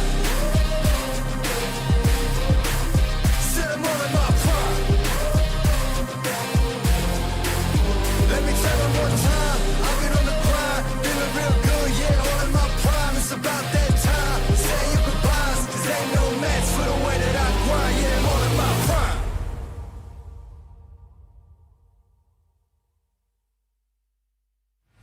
Let me tell them one time, I've been on the grind, this is my prime, let me tell them one time, I've been on the grind, and this is my prime. Yeah, sorry for the wait. Didn't think I'd come up, y'all just need a little faith. I've been patient, just waiting on the river with an ace. Gotta move real careful, we coming surveying the place. I touch down in your city, that's a rival. Y'all got one thing on your mind, it's survival. But if you wanna take a shot at the title, call the medic, we checking your vitals. Let me tell them one time, I've been on the grind, this is my prime. Let me tell them one time, I've been on the grind, and this is my prime. Let me tell them one time. I'm all in my prime. Let me tell them one time, I've been on the grind, feeling real good, yeah, all in my prime, it's about that time, say your goodbyes, cause ain't no match for the way that I grind, yeah, I'm all in my prime. Prime time, we mile high, the gate closed, same city as voice and I mean woes, it's flatbeds for the checks, that's a bank rolls, I've been killing it, I'm guilty, case closed, yeah, y'all are too basic, my reputation, borderline amazing, good things coming, they just need a little patience. Ready for whatever, all you gotta do is say wanna rise, I visualize. I ain't never taking a break, you taking 5. Even if I ain't got it, know that I'll make the time on my next move by the time that the ink gon' dry. Let me tell them one time, I've been on the grind, this is my prime. Let me tell them one time, I've been on the grind, and this is my prime. Let me tell them one time, said I'm all in my prime. Let me tell them one time, I've been on the grind, feeling real good, yeah, all in my prime. It's about that time, say your goodbyes, cause ain't no match for the way that I grind, yeah, I'm all in my prime.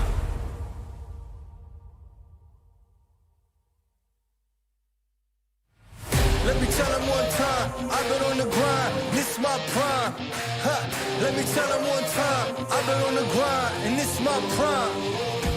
Yeah, sorry for the wait, didn't think I'd come up, y'all just need a little faith. I've been patient, just waiting on the river with an ace. Gotta move real careful, we coming surveying the place. I touched down in your city, that's a rival. Y'all got one thing on your mind, it's survival. But if you wanna take a shot at the title, call the medic, we checking your vitals. Let me tell them one time, I've been on the grind, this is my prime. Let me tell them one time, I've been on the grind, and this is my prime. Let me tell them one time, said I'm all in my prime. Let me tell them one time, I've been on the grind, feeling real good, yeah, all in my prime. It's about that time, say your goodbyes, cause ain't no match for the way that I grind, yeah, I'm all in my prime. Prime time, we mile high, the gate closed. Same city as voice and I mean rolls. It's flat bets for the checks, that's a bank rolls. I've been killing it, I'm guilty, case closed.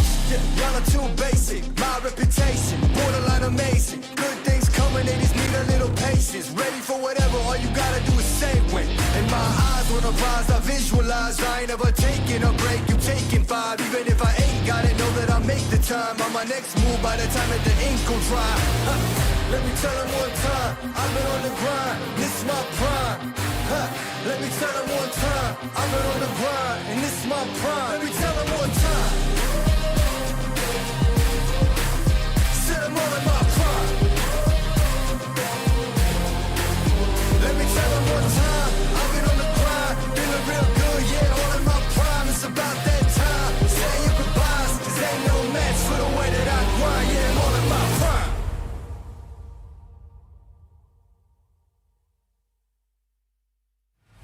Let me tell them one time, I've been on the grind, this is my prime. Let me tell them one time, I've been on the grind, and this is my prime. Yeah, sorry for the wait, didn't think I'd come up, y'all just need a little faith. I've been patient, just waiting on the river with an ace. Gotta move real careful, we coming surveying the place. I touched down in your city, that's a rival. Y'all got one thing on your mind, it's survival. But if you wanna take a shot at the title, call the medic, we checking your vitals. Let me tell them one time, I've been on the grind, this is my prime. Let me tell them one time, I've been on the grind, and this is my prime. Let me tell them one time, said I'm all in my prime. Let me tell them one time, I've been on the grind, feeling real good, yeah, all in my prime. It's about that time, say your goodbyes, cause ain't no match for the way that I grind, yeah, I'm all in my prime. Prime time, we mile high, the gate closed. Same city as voice and I mean rolls. It's flat bets for the checks, that's a bank rolls. I've been killing it, I'm guilty, case closed. Yeah, y'all are too basic, my reputation, borderline amazing. Good things coming, they just need a little patience. Ready for whatever, all you gotta do is say when. And my eyes wanna rise, I visualize. I ain't never taking a break, you taking 5. Even if I ain't got it, know that I'll make the time on my next move by the time that the ink gon' dry. Let me tell them one time, I've been on the grind, this is my prime. Let me tell them one time, I've been on the grind, and this is my prime. Let me tell them one time, said I'm all in my prime. Let me tell them one time, I've been on the grind, feeling real good, yeah, all in my prime. It's about that time, say your goodbyes, cause ain't no match for the way that I grind, yeah, I'm all in my prime.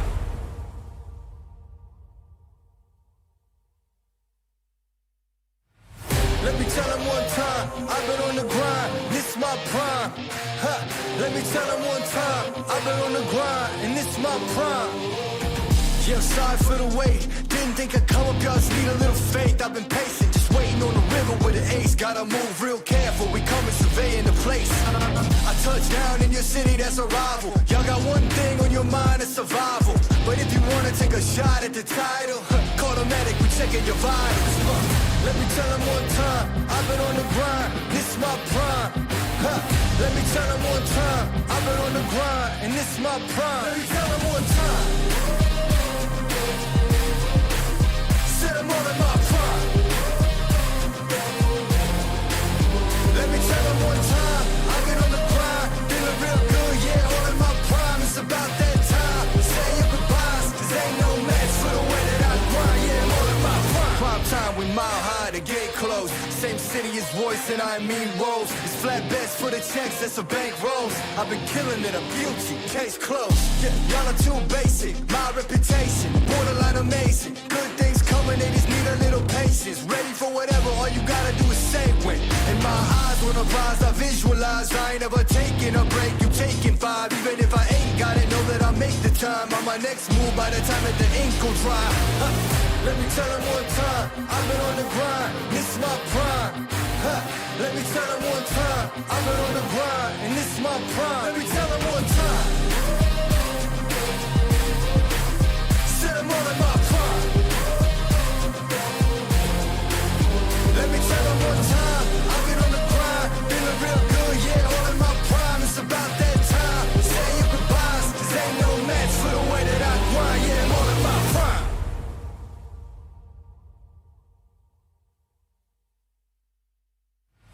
Let me tell them one time, I've been on the grind, this is my prime. Let me tell them one time, I've been on the grind, and this is my prime.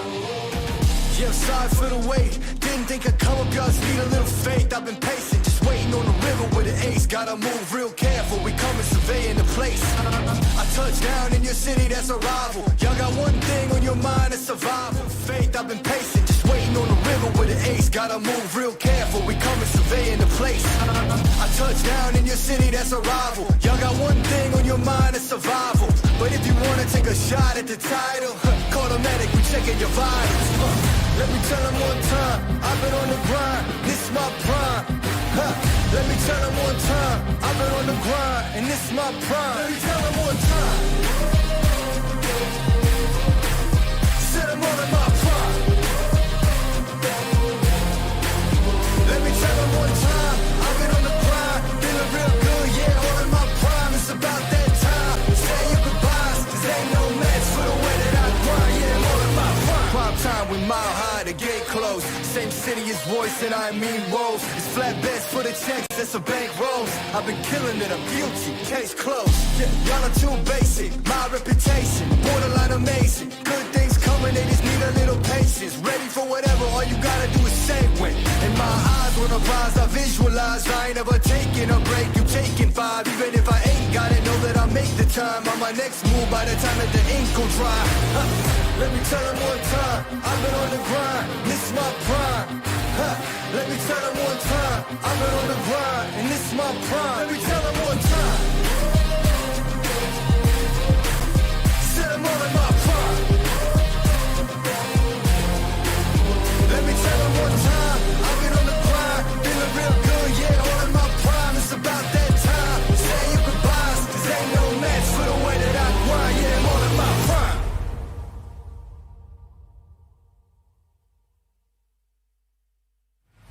Let me tell them one time, I've been on the grind, this is my prime.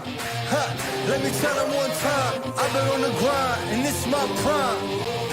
Yeah, I'm sorry for the wait, didn't think I'd come up, y'all just need a little faith. I've been patient, just waiting on the river with an ace. Gotta move real careful, we coming surveying the place.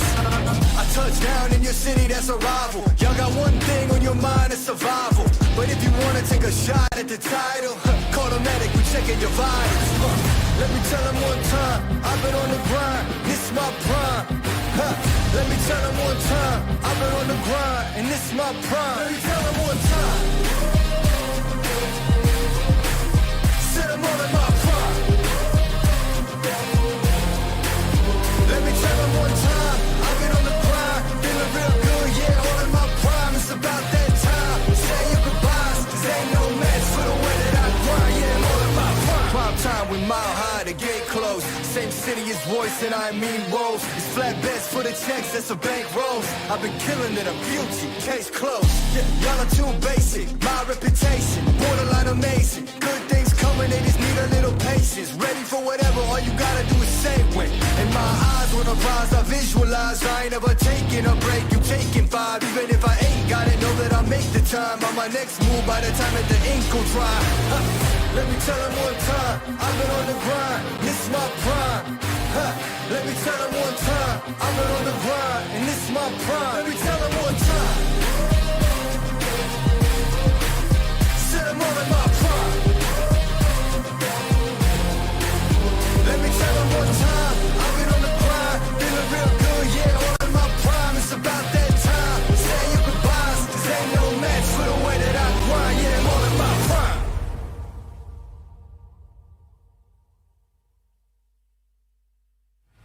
Let me tell them one time, I've been on the grind, this is my prime.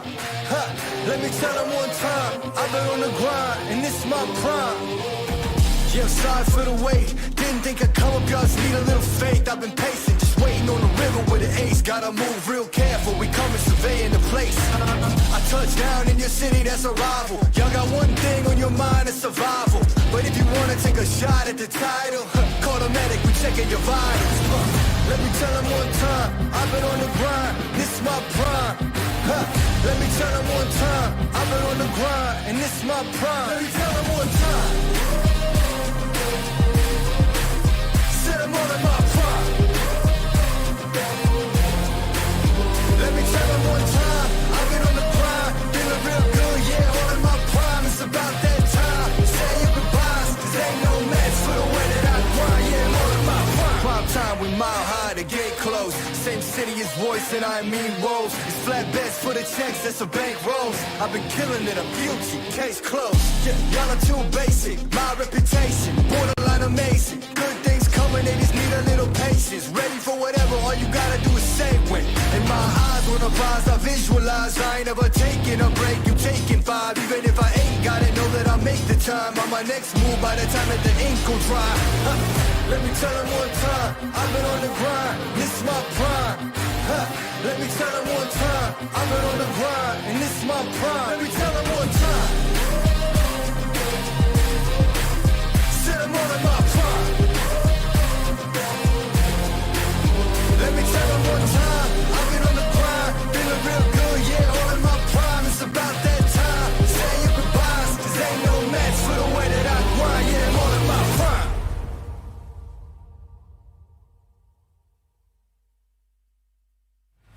Let me tell them one time, I've been on the grind, this is my prime. Let me tell them one time, I've been on the grind, and this is my prime.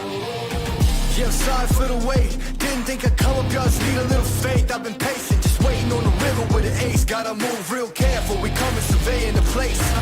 I touch down in your city, that's a rival. Y'all got one thing on your mind, it's survival. But if you wanna take a shot at the title, call the medic, we checking your vitals. Let me tell them one time, I've been on the grind, this is my prime. Let me tell them one time, I've been on the grind, and this is my prime. Let me tell them one time, said I'm all in my prime. Let me tell them one time, I've been on the grind, feeling real good, yeah, all in my prime. It's about that time, say your goodbyes, cause ain't no match for the way that I grind, yeah, I'm all in my prime. Prime time, we mile high, the gate closed. Same city as voice and I mean woes. It's flat bets for the checks, that's a bank rolls. I've been killing it, I'm guilty, case closed. Yeah, y'all are too basic, my reputation borderline amazing. Good things coming, they just need a little patience. Ready for whatever, all you gotta do is say when. In my eyes, when I rise, I visualize. I ain't never taking a break, you taking 5. Even if I ain't got it, know that I'll make the time. On my next move, by the time that the ink will dry. Let me tell them one time, I've been on the grind, this is my prime. Let me tell them one time, I've been on the grind, and this is my prime. Let me tell them one time, said I'm all in my prime.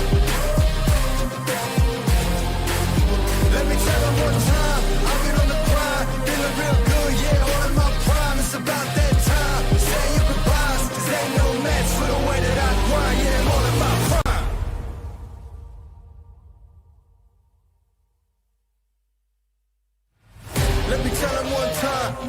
on the grind, this my prime. Huh. Let me tell them one time, I've been on the grind, and this my prime. Yeah, sorry for the wait. Didn't think I'd come up, y'all just need a little faith. I've been patient, just waiting on the river with an ace. Gotta move real careful, we coming surveying the place. I touch down in your city, that's a rival. Y'all got one thing on your mind, it's survival. But if you wanna take a shot at the title, call the medic, we checking your vitals. Let me tell them one time, I've been on the grind, this is my prime. Let me tell them one time, I've been on the grind, and this is my prime. Let me tell them one time. I'm all in my prime.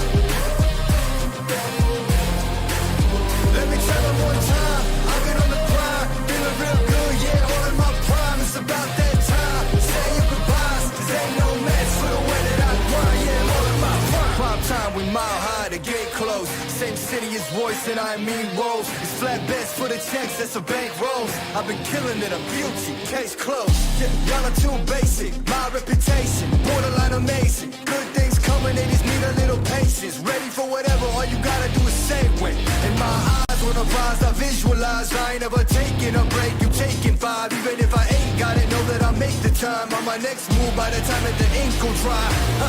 Let me tell them one time, I've been on the grind, this is my prime. Let me tell them one time, I've been on the grind, and this is my prime. Let me tell them one time. Said I'm all in my prime.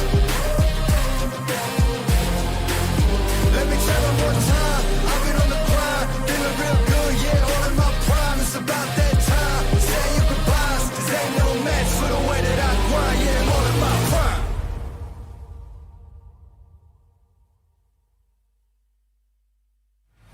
Let me tell them one time, I've been on the grind, this is my prime. Let me tell them one time, I've been on the grind, and this is my prime.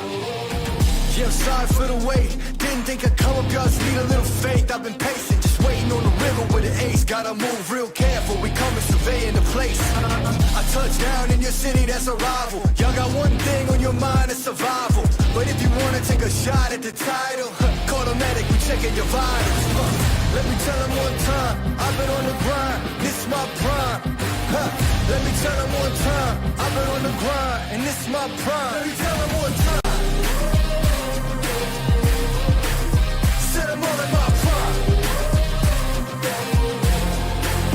Let me tell them one time, I've been on the grind, feeling real good, yeah, all in my prime. It's about that time, say your goodbyes, cause ain't no match for the way that I grind, yeah, I'm all in my prime. Prime time, we mile high, the gate closed. Same city as voice and I mean rolls. It's flat bets for the checks, that's a bank rolls. I've been killing it, I'm guilty, case closed. Yeah, y'all are too basic, my reputation, borderline amazing. Good things coming, they just need a little patience. Ready for whatever, all you gotta do is say when. In my eyes, when I rise, I visualize. I ain't never taking a break, you taking 5. Even if I ain't got it, know that I'll make the time. On my next move, by the time that the ink will dry.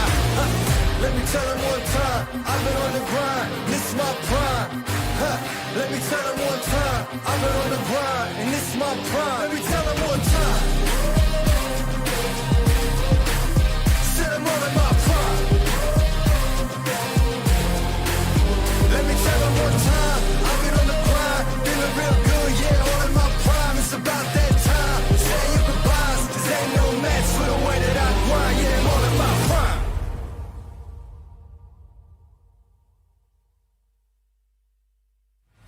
Let me tell them one time, I've been on the grind, this is my prime. Let me tell them one time, I've been on the grind, and this is my prime. Yeah, sorry for the wait, didn't think I'd come up, y'all just need a little faith. I've been patient, just waiting on the river with an ace. Gotta move real careful, we coming surveying the place. I touch down in your city, that's a rival. Y'all got one thing on your mind, it's survival. But if you wanna take a shot at the title, call the medic, we checking your vitals. Let me tell them one time, I've been on the grind, this is my prime. Let me tell them one time, I've been on the grind, and this is my prime. Let me tell them one time. Said I'm all in my prime. Let me tell them one time, I've been on the grind, feeling real good, yeah, all in my prime. It's about that time, say your goodbyes, cause ain't no match for the way that I grind, yeah, I'm all in my prime. Prime time, we mile high, the gate closed. Same city as voice and I mean woes. It's flatbeds for the checks, that's a bank rolls. I've been killing it, I'm guilty, case closed. Yeah, y'all are too basic, my reputation borderline amazing. Good things coming, they just need a little patience. Ready for whatever, all you gotta do is say when. And my eyes on the prize, I visualize. I ain't ever taking a break, you taking 5. Even if I ain't got it, know that I make the time. On my next move by the time that the ink will dry. Let me tell them one time, I've been on the grind, this is my prime. Let me tell them one time, I've been on the grind, and this is my prime. Let me tell them one time, sit them all in my prime. Let me tell them one time, I've been on the grind, feeling real good, yeah, all in my prime. It's about that time, say your goodbyes, 'cause ain't no match for the way that I grind, yeah, I'm all in my prime.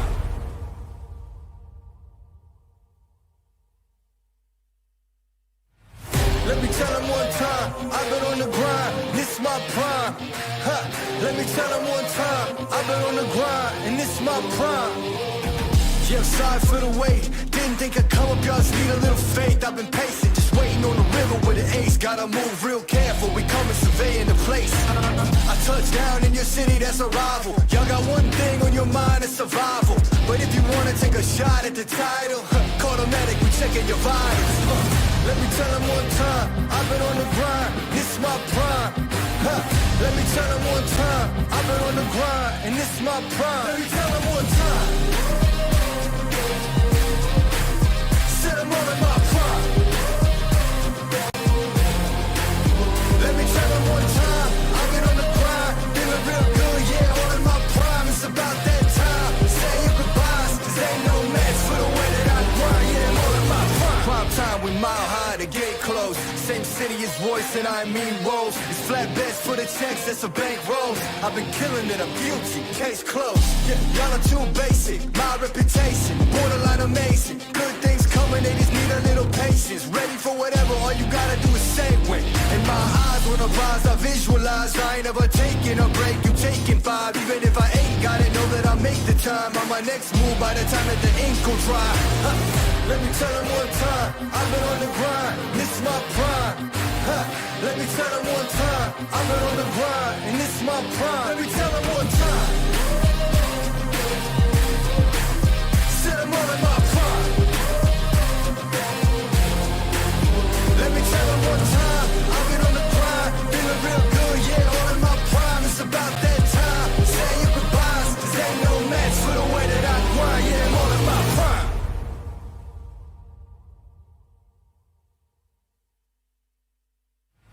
Let me tell them one time, I've been on the grind, this is my prime. Let me tell them one time, I've been on the grind, and this is my prime. Yeah, I'm sorry for the wait, didn't think I'd come up, y'all just need a little faith. I've been patient, just waiting on the river with an ace. Gotta move real careful, we coming surveying the place. I touch down in your city, that's a rival. Y'all got one thing on your mind, it's survival. But if you wanna take a shot at the title, call the medic, we checking your vitals. Let me tell them one time, I've been on the grind, this is my prime. Let me tell them one time, I've been on the grind, and this is my prime. Let me tell them one time, sit them all in my prime. Let me tell them one time, I've been on the grind, feeling real good, yeah, all in my prime. It's about that time, say your goodbyes, 'cause ain't no match for the way that I grind, yeah, I'm all in my prime. Prime time, we mile high, the gate closed. Same city as voice and I mean woes. It's flatbeds for the checks, that's a bank rolls. I've been killing it, I'm guilty, case closed. Yeah, y'all are too basic, my reputation borderline amazing. Good things coming, they just need a little patience. Ready for whatever, all you gotta do is say when. And my eyes on the prize, I visualize. I ain't ever taking a break, you taking 5. Even if I ain't got it, know that I make the time. On my next move by the time that the ink will dry. Let me tell them one time, I've been on the grind, this is my prime. Let me tell them one time, I've been on the grind, and this is my prime. Let me tell them one time,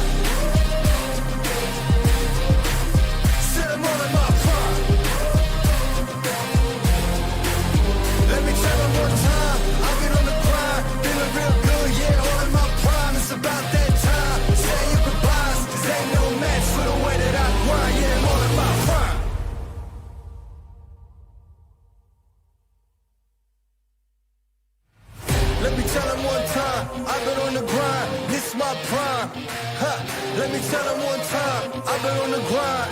my prime. Yeah, I'm sorry for the wait. Didn't think I'd come up, y'all just need a little faith. I've been patient, just waiting on the river with an ace. Gotta move real careful, we coming surveying the place. I touch down in your city, that's a rival. Y'all got one thing on your mind, it's survival. But if you wanna take a shot at the title, call the medic, we checking your vitals. Let me tell them one time, I've been on the grind, this is my prime. Let me tell them one time, I've been on the grind, and this is my prime. Let me tell them one time. I'm all in my prime. Let me tell them one time, I've been on the grind, feeling real good, yeah, all in my prime. It's about that time, say your goodbyes, cause ain't no match for the way that I grind, yeah, I'm all in my prime. Prime time, we mile high, the gate closed, same city as voice and I mean woes. It's flatbeds for the checks, that's a bank rolls. I've been killing it, I'm guilty, case closed. Yeah, y'all are too basic, my reputation, borderline amazing. Good things coming, they just need a little patience. Ready for whatever, all you gotta do is say when. In my eyes, when I rise, I visualize. I ain't ever taking a break, you taking 5. Even if I ain't got it, know that I'll make the time. On my next move, by the time that the ink will dry. Let me tell them one time, I've been on the grind, this is my prime. Let me tell them one time, I've been on the grind, and this is my prime. Let me tell them one time. Said I'm all in my prime. Let me tell them one time, I've been on the grind, feeling real good, yeah, all in my prime. It's about that time, say your goodbyes, cause ain't no match for the way that I grind, yeah, I'm all in my prime.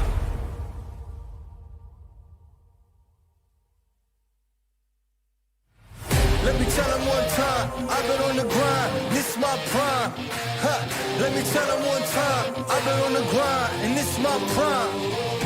Yeah, I'm sorry for the wait, didn't think I'd come up, y'all just need a little faith. I've been patient, just waiting on the river with an ace. Gotta move real careful, we coming surveying the place. I touch down in your city, that's a rival. Y'all got one thing on your mind, it's survival. But if you wanna take a shot at the title, call the medic, we checking your vitals. Let me tell them one time, I've been on the grind, this is my prime. Let me tell them one time, I've been on the grind, and this is my prime. Let me tell them one time. Said I'm all in my prime. Let me tell them one time, I've been on the grind, feeling real good, yeah, all in my prime. It's about that time, say your goodbyes, cause ain't no match for the way that I grind, yeah, I'm all in my prime. Prime time, we mile high, the gate closed, same city as voice and I mean woes. It's flatbeds for the checks, that's a bank rolls. I've been killing it, I'm guilty, case closed. Yeah, y'all are too basic, my reputation, borderline amazing. Good things coming, they just need a little patience. Ready for whatever, all you gotta do is say when. In my eyes, when I rise, I visualize. I ain't ever taking a break, you taking 5. Even if I ain't got it, know that I'll make the time. On my next move, by the time that the ink will dry. Let me tell them one time, I've been on the grind, this is my prime. Let me tell them one time, I've been on the grind, and this is my prime. Let me tell them one time.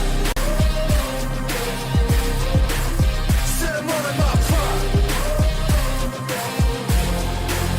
Let me tell them one time, I've been on the grind, feeling real good, yeah, all in my prime. It's about that time, say your goodbyes, cause ain't no match for the way that I grind, yeah, I'm all in my prime.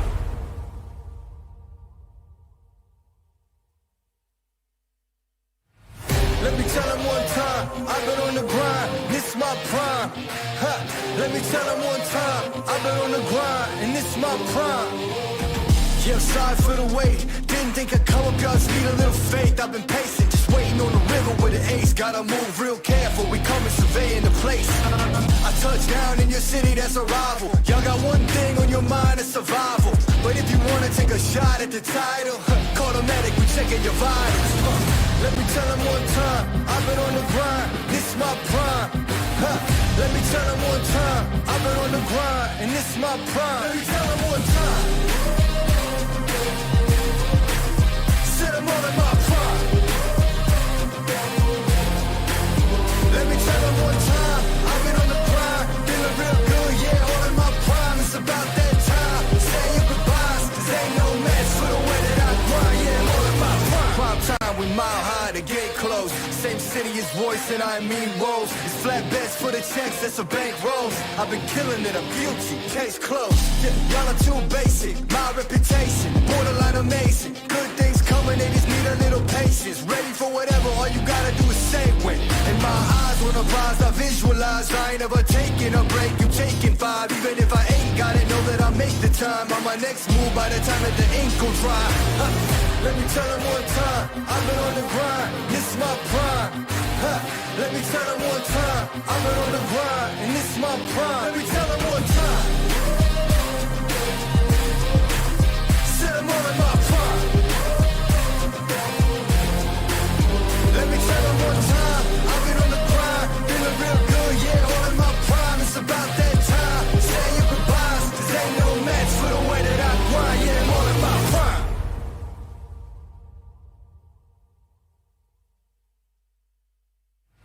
Let me tell them one time, I've been on the grind, this is my prime. Let me tell them one time, I've been on the grind, and this is my prime.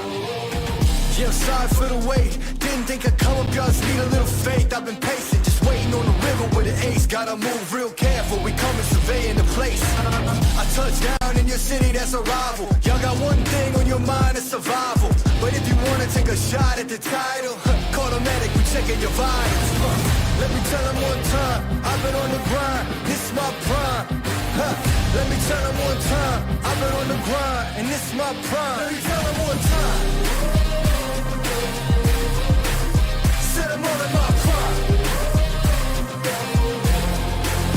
Let me tell them one time, I've been on the grind, feeling real good, yeah, all in my prime. It's about that time, say your goodbyes, 'cause ain't no match for the way that I grind, yeah, I'm all in my prime. Prime time, we mile high, the gate closed. Same city is voice and I mean woes. It's flatbeds for the checks, that's a bank rolls. I've been killing it, I'm guilty, case closed. Yeah, y'all are too basic, my reputation borderline amazing. Good things coming, they just need a little patience. Ready for whatever, all you gotta do is say when. In my eyes, when I rise, I visualize. I ain't never taking a break, you taking 5. Even if I ain't got it, know that I'll make the time on my next move by the time that the ink will dry.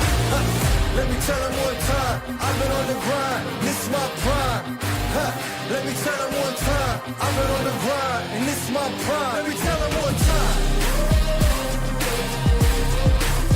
said I'm all in my prime. Let me tell them one time, I've been on the grind, feeling real good, yeah, all in my prime. It's about that time, say your goodbyes, 'cause ain't no match for the way that I grind, yeah, I'm all in my prime.